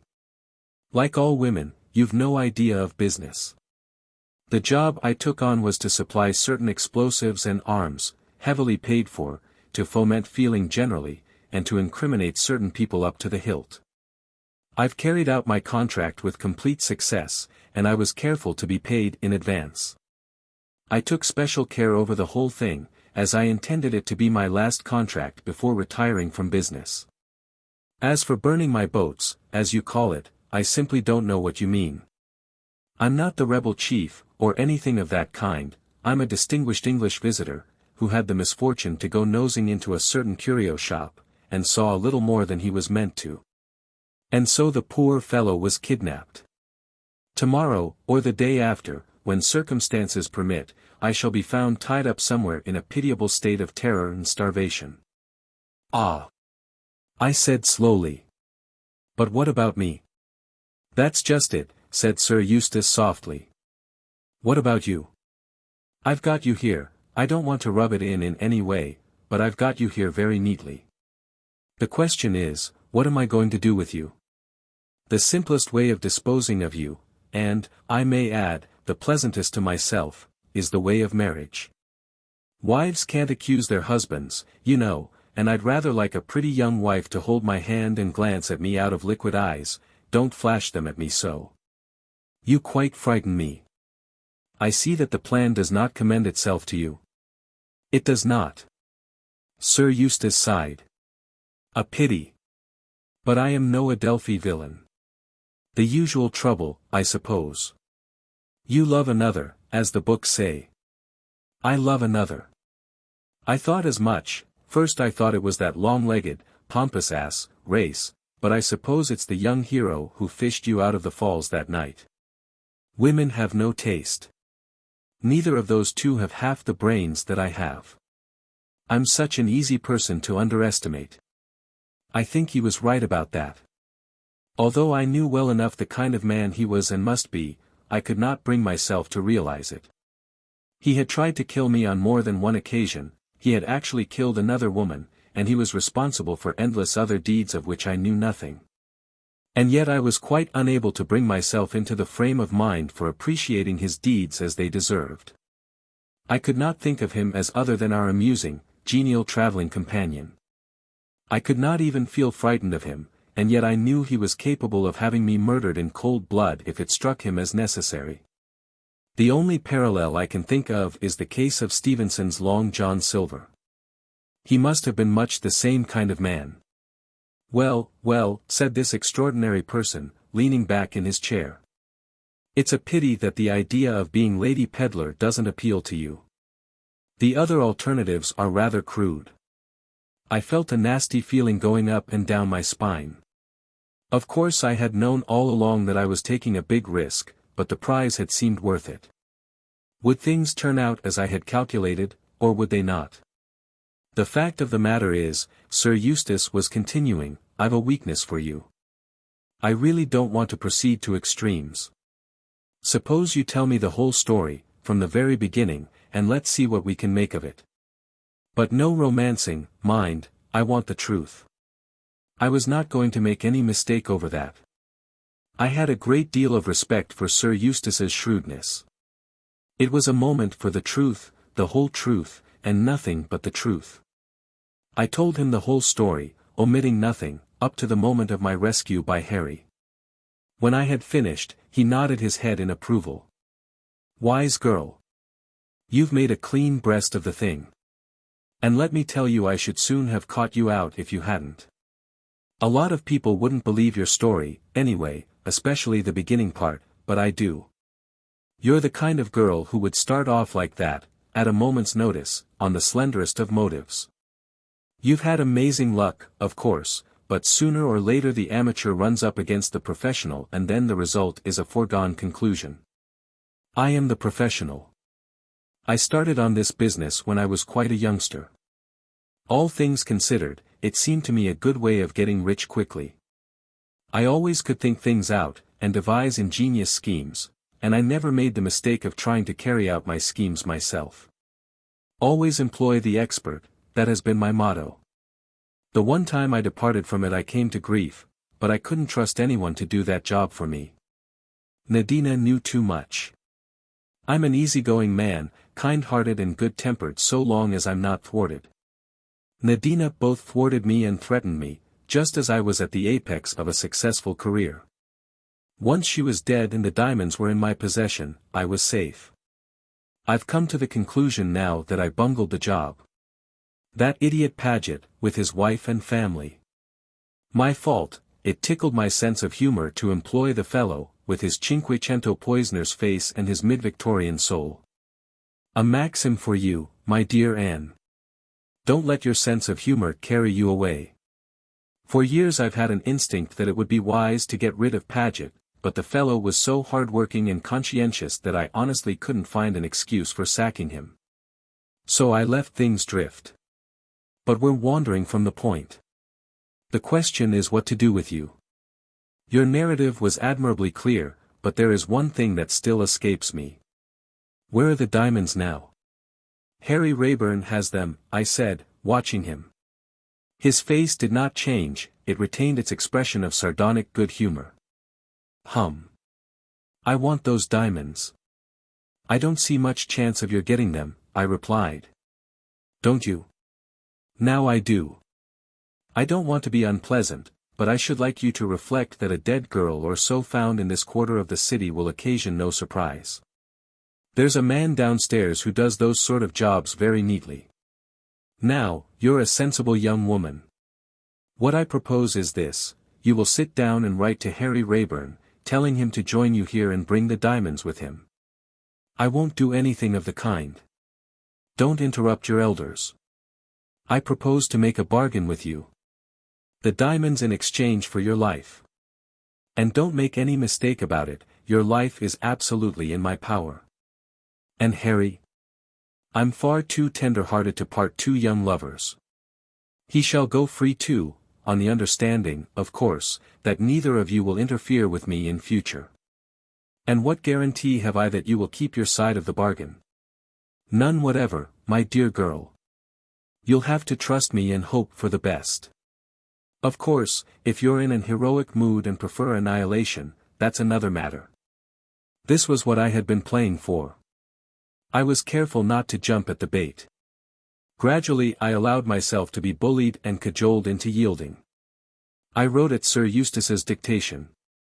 Dear Harry.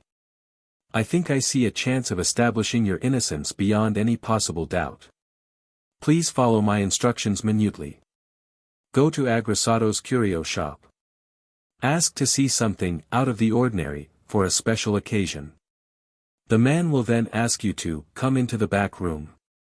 Go with him. You will find a messenger who will bring you to me. Do exactly as he tells you. Be sure and bring the diamonds with you. Not a word to anyone. Sir Eustace stopped. I leave the fancy touches to your own imagination, he remarked. But be careful to make no mistakes. Yours forever and ever, Anne, will be sufficient, I remarked. I wrote in the words. Sir Eustace stretched out his hand for the letter and read it through. That seems all right. Now the address. I gave it him. It was that of a small shop which received letters and telegrams for a consideration. He struck the bell upon the table with his hand. Chichester Pettigrew, alias Minx, answered the summons. This letter is to go immediately, the usual route. Very well, Colonel. He looked at the name on the envelope. Sir Eustace was watching him keenly. A friend of yours, I think. Of mine. The man seemed startled. You had a prolonged conversation with him in Johannesburg yesterday. A man came up and questioned me about your movements and those of Colonel Race. I gave him misleading information. Excellent, my dear fellow, excellent, said Sir Eustace genially. My mistake. I chanced to look at Chichester Pettigrew as he left the room. He was white to the lips, as though in deadly terror. No sooner was he outside than Sir Eustace picked up a speaking tube that rested by his elbow and spoke down it. That you, Schwart? Watch Minx. He's not to leave the house without orders. He put the speaking tube down again and frowned, slightly tapping the table with his hand. May I ask you a few questions, Sir Eustace, I said, after a minute or two of silence. Certainly. What excellent nerves you have, Anne. You are capable of taking an intelligent interest in things when most girls would be sniffling and wringing their hands. Why did you take Harry as your secretary instead of giving him up to the police? I wanted those cursed diamonds. Nadina, the little devil, was playing off your Harry against me. Unless I gave her the price she wanted, she threatened to sell them back to him. That was another mistake I made, I thought she'd have them with her that day. But she was too clever for that. Carton, her husband, was dead too. I'd no clue whatsoever as to where the diamonds were hidden. Then I managed to get a copy of a wireless message sent to Nadina by someone on board the Kilmorton, either Carton or Rayburn, I didn't know which. It was a duplicate of that piece of paper you picked up. 17-122, it ran.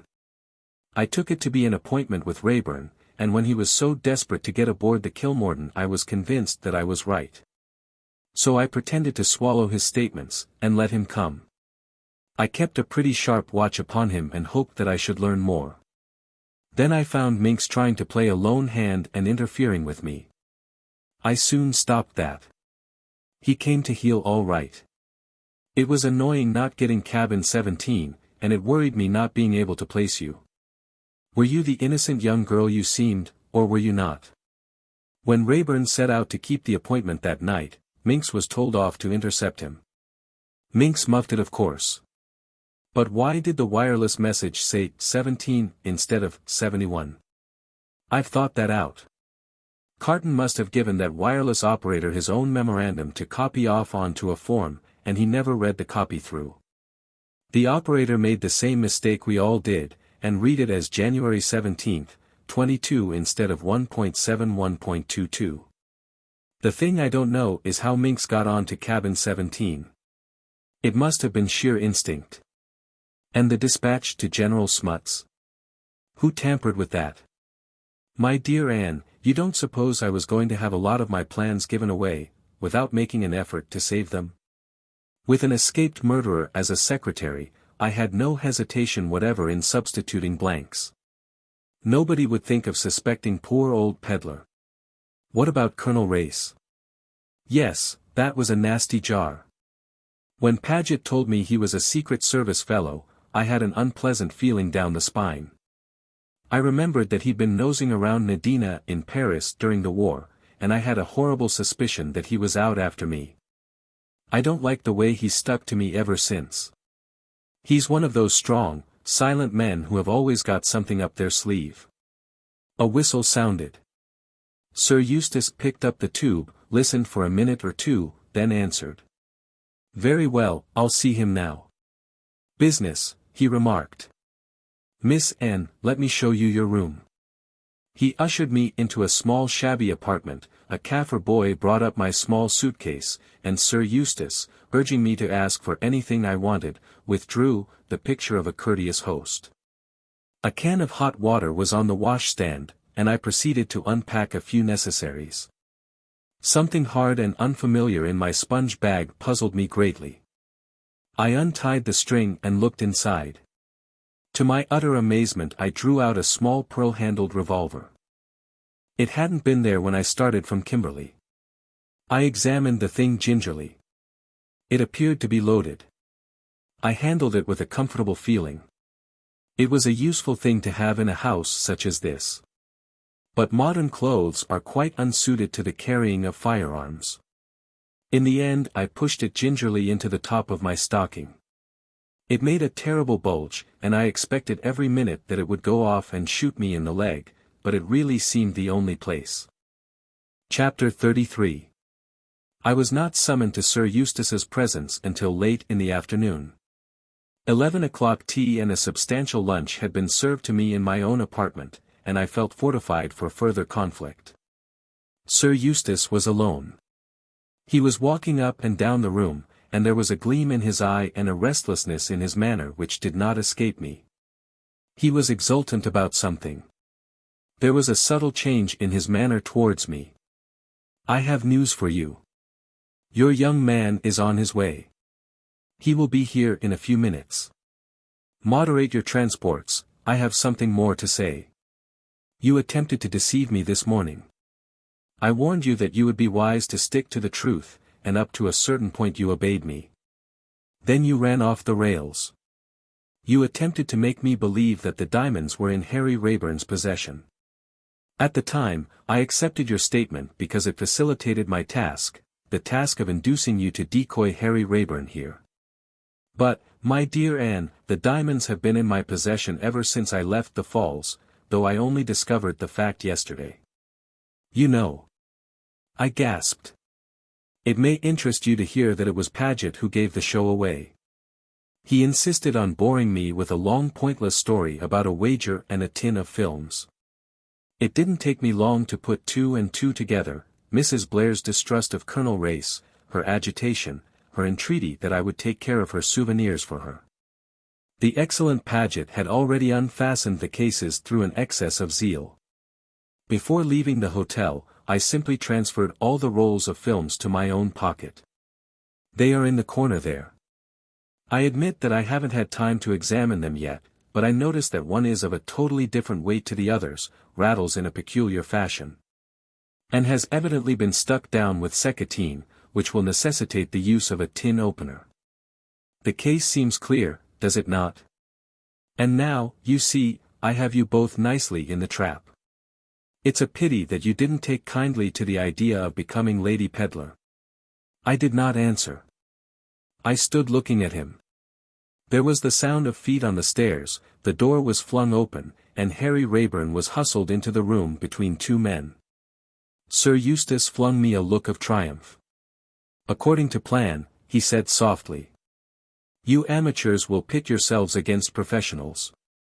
What's the meaning of this? Cried Harry hoarsely. It means that you have walked into my parlour, said the spider to the fly, remarked Sir Eustace facetiously. My dear Raeburn, you are extraordinarily unlucky. You said I could come safely, Anne. Do not reproach her, my dear fellow. That note was written at my dictation, and the lady could not help herself. She would have been wiser not to write it, but I did not tell her so at the time. You followed her instructions, went to the curio shop, were taken through the secret passage from the back room, and found yourself in the hands of your enemies. Harry looked at me. I understood his glance and edged nearer to Sir Eustace. Yes, murmured the latter, decidedly you are not lucky. This is, let me see, the third encounter. You are right, said Harry. This is the third encounter. Twice you have worsted me, have you never heard that the third time the luck changes? This is my round, cover him, Anne. I was all ready. In a flash I had whipped the pistol out of my stocking and was holding it to his head. The two men guarding Harry sprang forward, but his voice stopped them. Another step, and he dies. If they come any nearer, Anne, pull the trigger, don't hesitate. I shan't, I replied cheerfully. I'm rather afraid of pulling it, anyway. I think Sir Eustace shared my fears. He was certainly shaking like a jelly. Stay where you are, he commanded, and the men stopped obediently. Tell them to leave the room, said Harry. Sir Eustace gave the order. The men filed out, and Harry shot the bolt across the door behind them. Now we can talk, he observed grimly, and coming across the room, he took the revolver out of my hand. Sir Eustace uttered a sigh of relief and wiped his forehead with a handkerchief. I'm shockingly out of condition, he observed. I think I must have a weak heart. I am glad that revolver is in competent hands. I didn't trust Miss Anne with it. Well, my young friend, as you say, now we can talk. I'm willing to admit that you stole a march upon me. Where the devil that revolver came from I don't know. I had the girl's luggage searched when she arrived. And where did you produce it from now? You hadn't got it on you a minute ago. Yes, I had, I replied. It was in my stocking. I don't know enough about women. I ought to have studied them more, said Sir Eustace sadly. I wonder if Paget would have known that. Harry rapped sharply on the table. Don't play the fool. If it weren't for your grey hairs, I'd throw you out of the window. You damned scoundrel. Grey hairs, or no grey hairs, I. He advanced a step or two, and Sir Eustace skipped nimbly behind the table. The young are always so violent, he said reproachfully. Unable to use their brains, they rely solely on their muscles. Let us talk sense. For the moment you have the upper hand. But that state of affairs cannot continue. The house is full of my men. You are hopelessly outnumbered. Your momentary ascendancy has been gained by an accident. has it? Something in Harry's voice, a grim raillery, seemed to attract Sir Eustace's attention. He stared at him. Has it? Said Harry again. Sit down, Sir Eustace, and listen to what I have to say.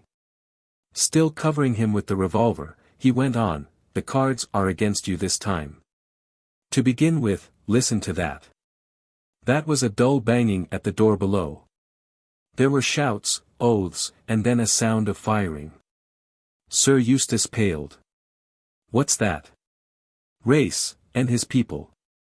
You didn't know, did you, Sir Eustace, that Anne had an arrangement with me by which we should know whether communications from one to the other were genuine? Telegrams were to be signed Andy, letters were to have the word and crossed out somewhere in them. And knew that your telegram was a fake. She came here of her own free will, walked deliberately into the snare, in the hope that she might catch you in your own trap. Before leaving Kimberley she wired both to me and to Race. Mrs. Blair has been in communication with us ever since. I received the letter written at your dictation, which was just what I expected. I had already discussed the probabilities of a secret passage leading out of the curio shop with Race, and he had discovered the place where the exit was situated. There was a screaming, tearing sound, and a heavy explosion which shook the room. They're shelling this part of the town. I must get you out of here, Anne. A bright light flared up. The house opposite was on fire. Sir Eustace had risen and was passing up and down. Harry kept him covered with the revolver. So you see, Sir Eustace, the game is up.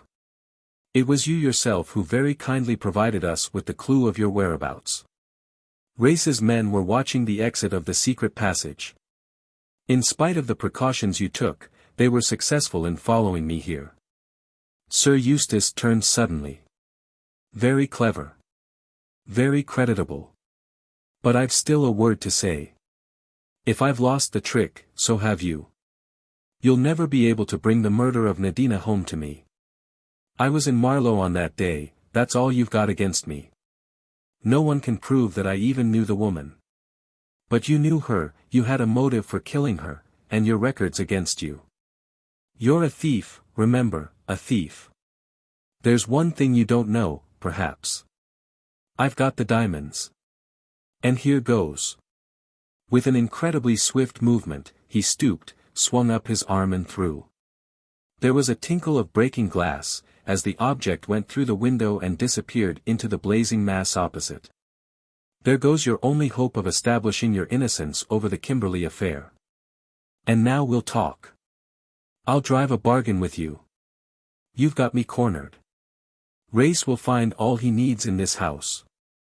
There's a chance for me if I can get away. I'm done for if I stay, but so are you, young man. There's a skylight in the next room.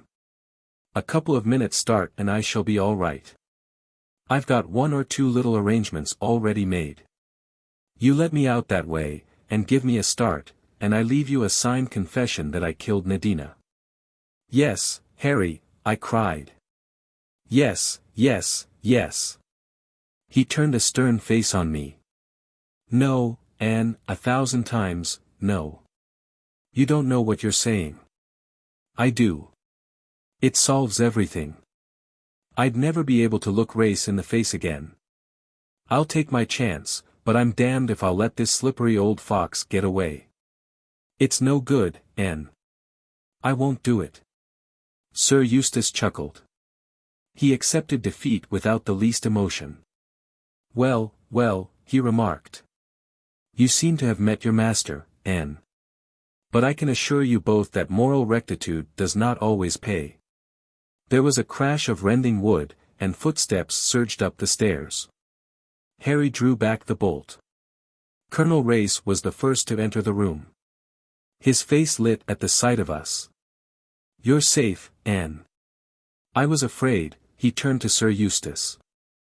I've been after you for a long time, peddler, and at last I've got you. Everybody seems to have gone completely mad, declared Sir Eustace airily. These young people have been threatening me with revolvers and accusing me of the most shocking things. I don't know what it's all about. Don't you? It means that I've found the colonel. It means that on January 8th last you were not at Cannes, but at Marlow. It means that when your tool, Madame Nadina, turned against you, you planned to do away with her, and at last we shall be able to bring the crime home to you. Indeed? And from whom did you get all this interesting information? From the man who is even now being looked for by the police. His evidence will be very valuable. We have other evidence. There is someone else who knew that Nadina was going to meet you at the mill house. Sir Eustace looked surprised. Colonel Race made a gesture with his hand. Arthur Minks alias the Rev. Edward Chichester alias Miss Pettigrew stepped forward.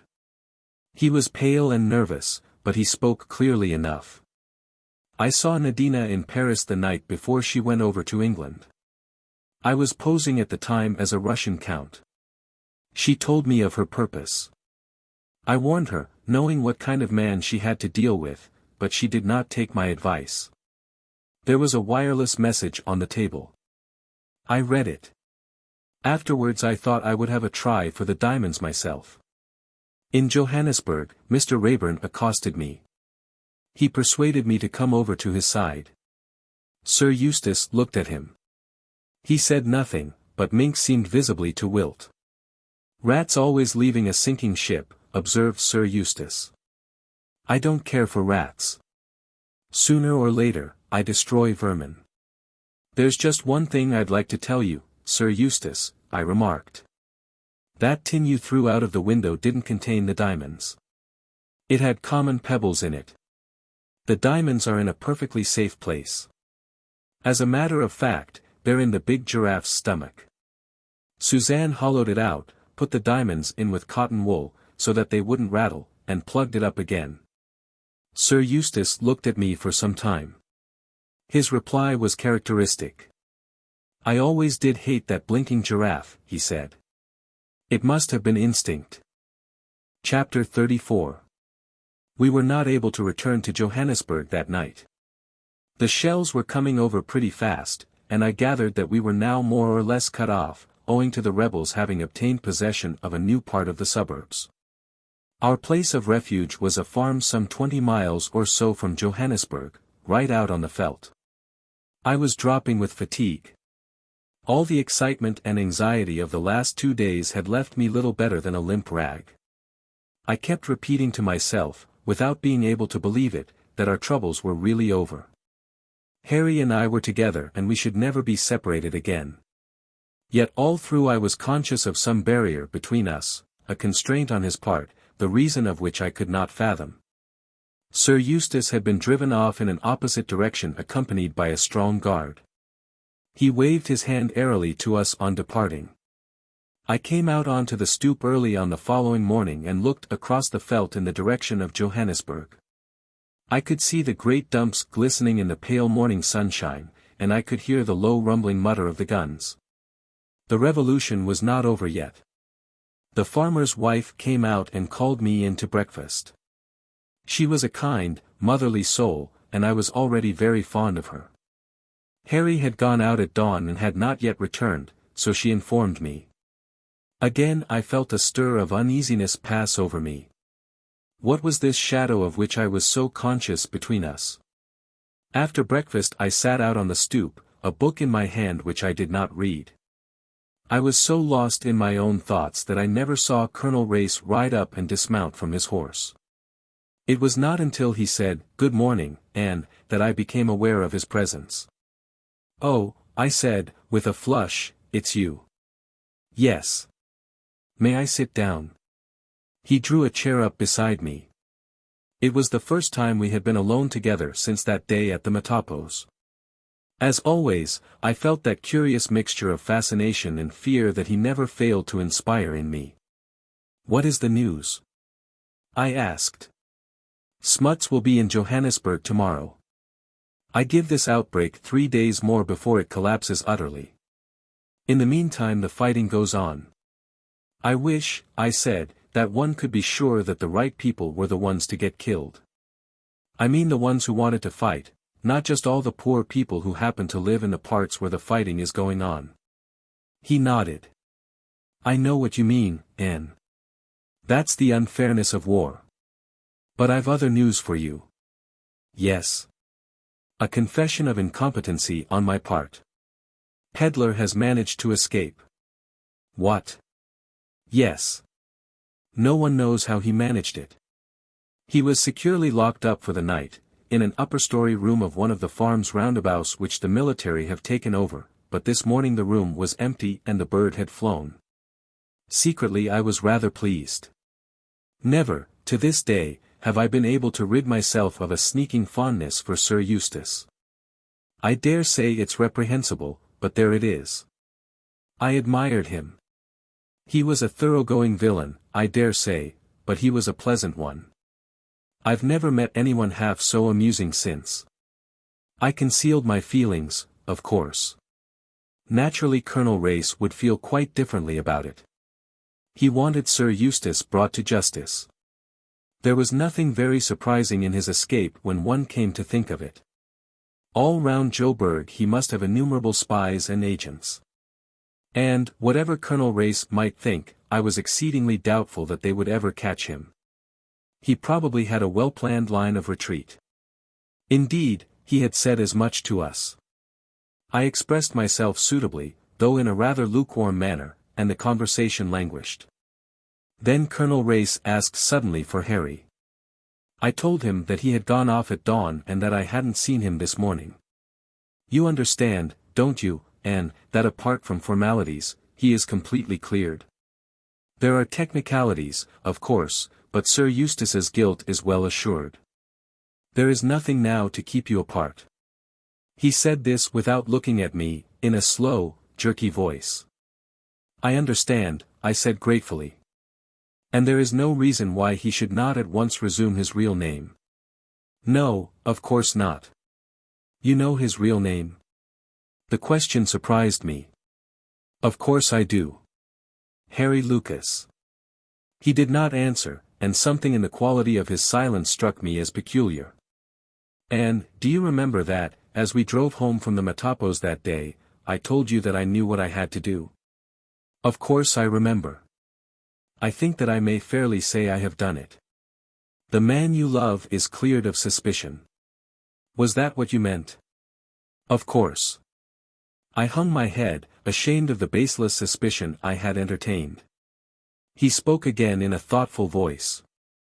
When I was a mere youngster, I was in love with a girl who jilted me. After that I thought only of my work. My career meant everything to me. Then I met you, Anne, and all that seemed worth nothing. But youth's call to youth. I've still got my work. I was silent. I suppose one can't really love two men at once, but you can feel like it. The magnetism of this man was very great. I looked up at him suddenly. I think that you'll go very far, I said dreamily. I think that you've got a great career ahead of you. You'll be one of the world's big men. I felt as though I was uttering a prophecy. I shall be alone, though. All the people who do really big things are. You think so? I'm sure of it. He took my hand and said in a low voice. I'd rather have had the other. Then Harry came striding round the corner of the house. Colonel Race rose. Good morning, Lucas, he said. For some reason Harry flushed up to the roots of his hair. Yes, I said gaily, you must be known by your real name now. But Harry was still staring at Colonel Race. So you know, sir, he said at last. I never forget a face. I saw you once as a boy. What's all this about? I asked, puzzled, looking from one to the other. It seemed a conflict of wills between them. Race won. Harry turned slightly away. I suppose you're right, sir. Tell her my real name. Anne, this isn't Harry Lucas. Harry Lucas was killed in the war. This is John Harold Erdsley. Chapter 35. With his last words Colonel Race had swung away and left us. I stood staring after him. Harry's voice recalled me to myself. Anne, forgive me, say you forgive me. He took my hand in his and almost mechanically I drew it away. Why did you deceive me? I don't know that I can make you understand. I was afraid of all that sort of thing, the power and fascination of wealth. I wanted you to care for me just for myself, for the man I was, without ornaments and trappings. You mean you didn't trust me? You can put it that way if you like, but it isn't quite true. I'd become embittered, suspicious, always prone to look for ulterior motives, and it was so wonderful to be cared for in the way you cared for me. I see, I said slowly.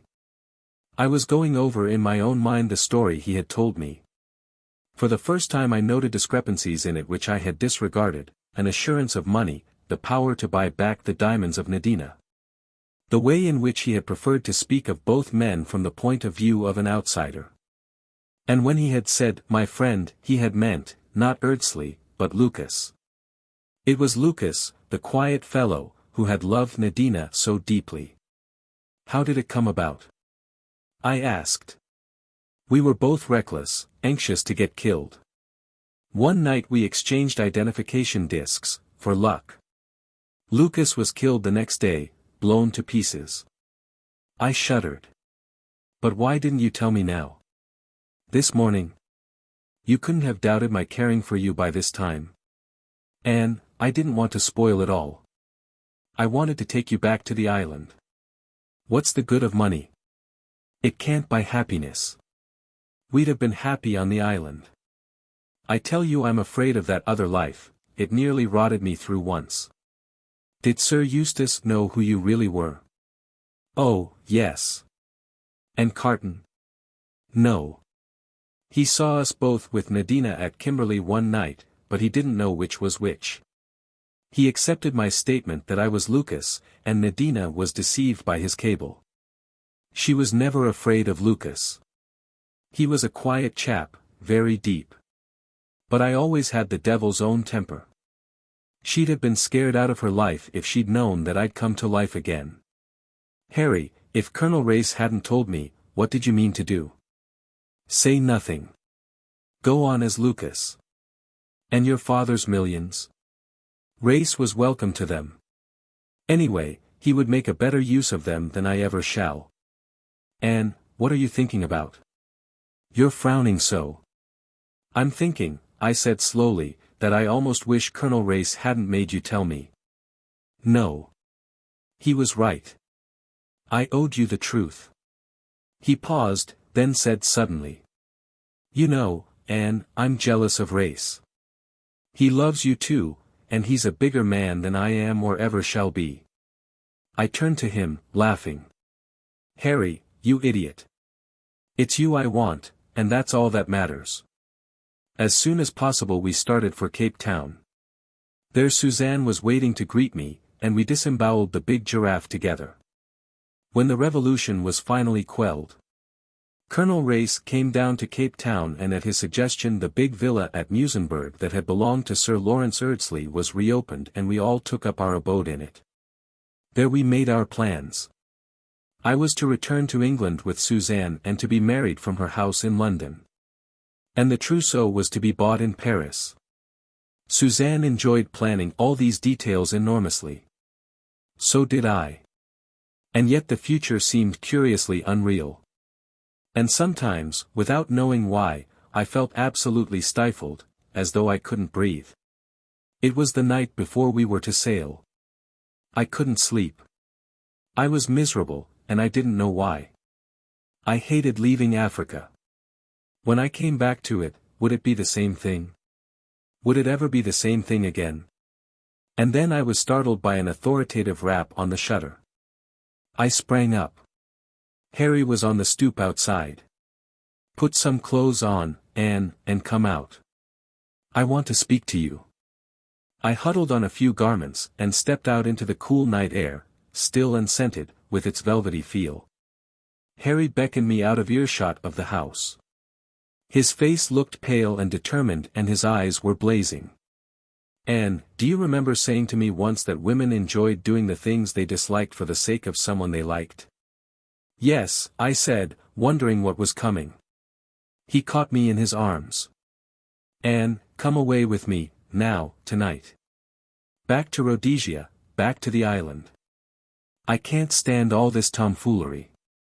I can't wait for you any longer. I disengaged myself a minute. And what about my French frocks? I lamented mockingly. To this day Harry never knows when I'm in earnest and when I'm only teasing him. Damn your French frocks. Do you think I want to put frocks on you? I'm a damned sight more likely to want to tear them off you. I'm not going to let you go, do you hear? You're my woman. If I let you go away, I may lose you. I'm never sure of you. You're coming with me now, tonight, and damn everybody. He held me to him, kissing me until I could hardly breathe. I can't do without you any longer, Anne. I can't indeed. I hate all this money. Let Race have it. Come on. Let's go. My toothbrush? I demurred. You can buy one.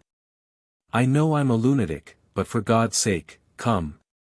He stalked off at a furious pace. I followed him as meekly as the Barazzi woman I had observed at the falls. Only I wasn't carrying a frying pan on my head. He walked so fast that it was very difficult to keep up with him. Harry, I said at last, in a meek voice, are we going to walk all the way to Rhodesia?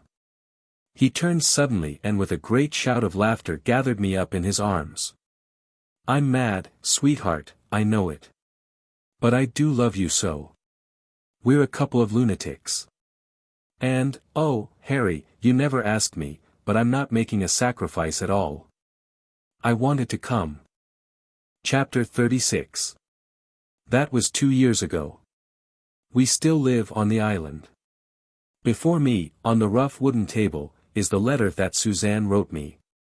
Dear babes in the wood, dear lunatics in love. I'm not surprised, not at all.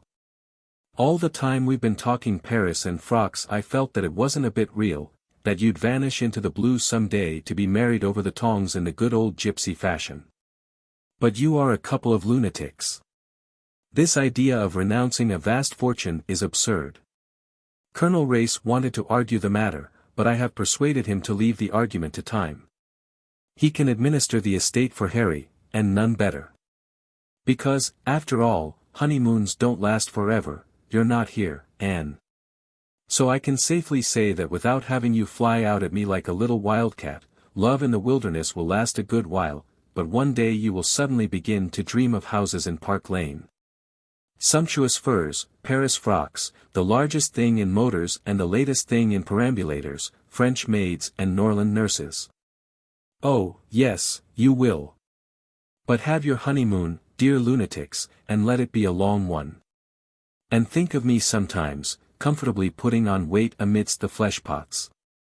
Your loving friend, Suzanne Blair. P.S. I am sending you an assortment of frying pans as a wedding present, and an enormous tranche of pâté de foie gras to remind you of me. There is another letter that I sometimes read. It came a good while after the other and was accompanied by a bulky packet. It appeared to be written from somewhere in Bolivia. My dear Anne Beddingfeld. I can't resist writing to you, not so much for the pleasure it gives me to write, as for the enormous pleasure I know it will give you to hear from me. Our friend Race wasn't quite as clever as he thought himself, was he? I think I shall appoint you my literary executor. I'm sending you my diary. There's nothing in it that would interest Race and his crowd, but I fancy that there are passages in it which may amuse you. Make use of it in any way you like. I suggest an article for the daily budget, Criminals I Have Met. I only stipulate that I shall be the central figure. By this time I have no doubt that you are no longer Anne Beddingfeld, but Lady Eardsley, queening it in Park Lane. I should just like to say that I bear you no malice whatever. It is hard, of course, to have to begin all over again at my time of life, but, entre nous, I had a little reserve fund carefully put aside for such a contingency. It has come in very usefully and I am getting together a nice little connection. By the way, if you ever come across that funny friend of yours, Arthur Minks, just tell him that I haven't forgotten him, will you? That will give him a nasty jar. On the whole I think I have displayed a most Christian and forgiving spirit. Even to Paget. I happened to hear that he, or rather Mrs. Paget, had brought a sixth child into the world the other day. England will be entirely populated by Pagets soon. I sent the child a silver mug and, on a postcard, declared my willingness to act as godfather. I can see Paget taking both mug and postcard straight to Scotland Yard without a smile on his face. Bless you, liquid eyes. Some day you will see what a mistake you have made in not marrying me. Yours ever, Eustace Pedlar. Harry was furious. It is the one point on which he and I do not see eye to eye. To him, Sir Eustace was the man who tried to murder me and whom he regards as responsible for the death of his friend.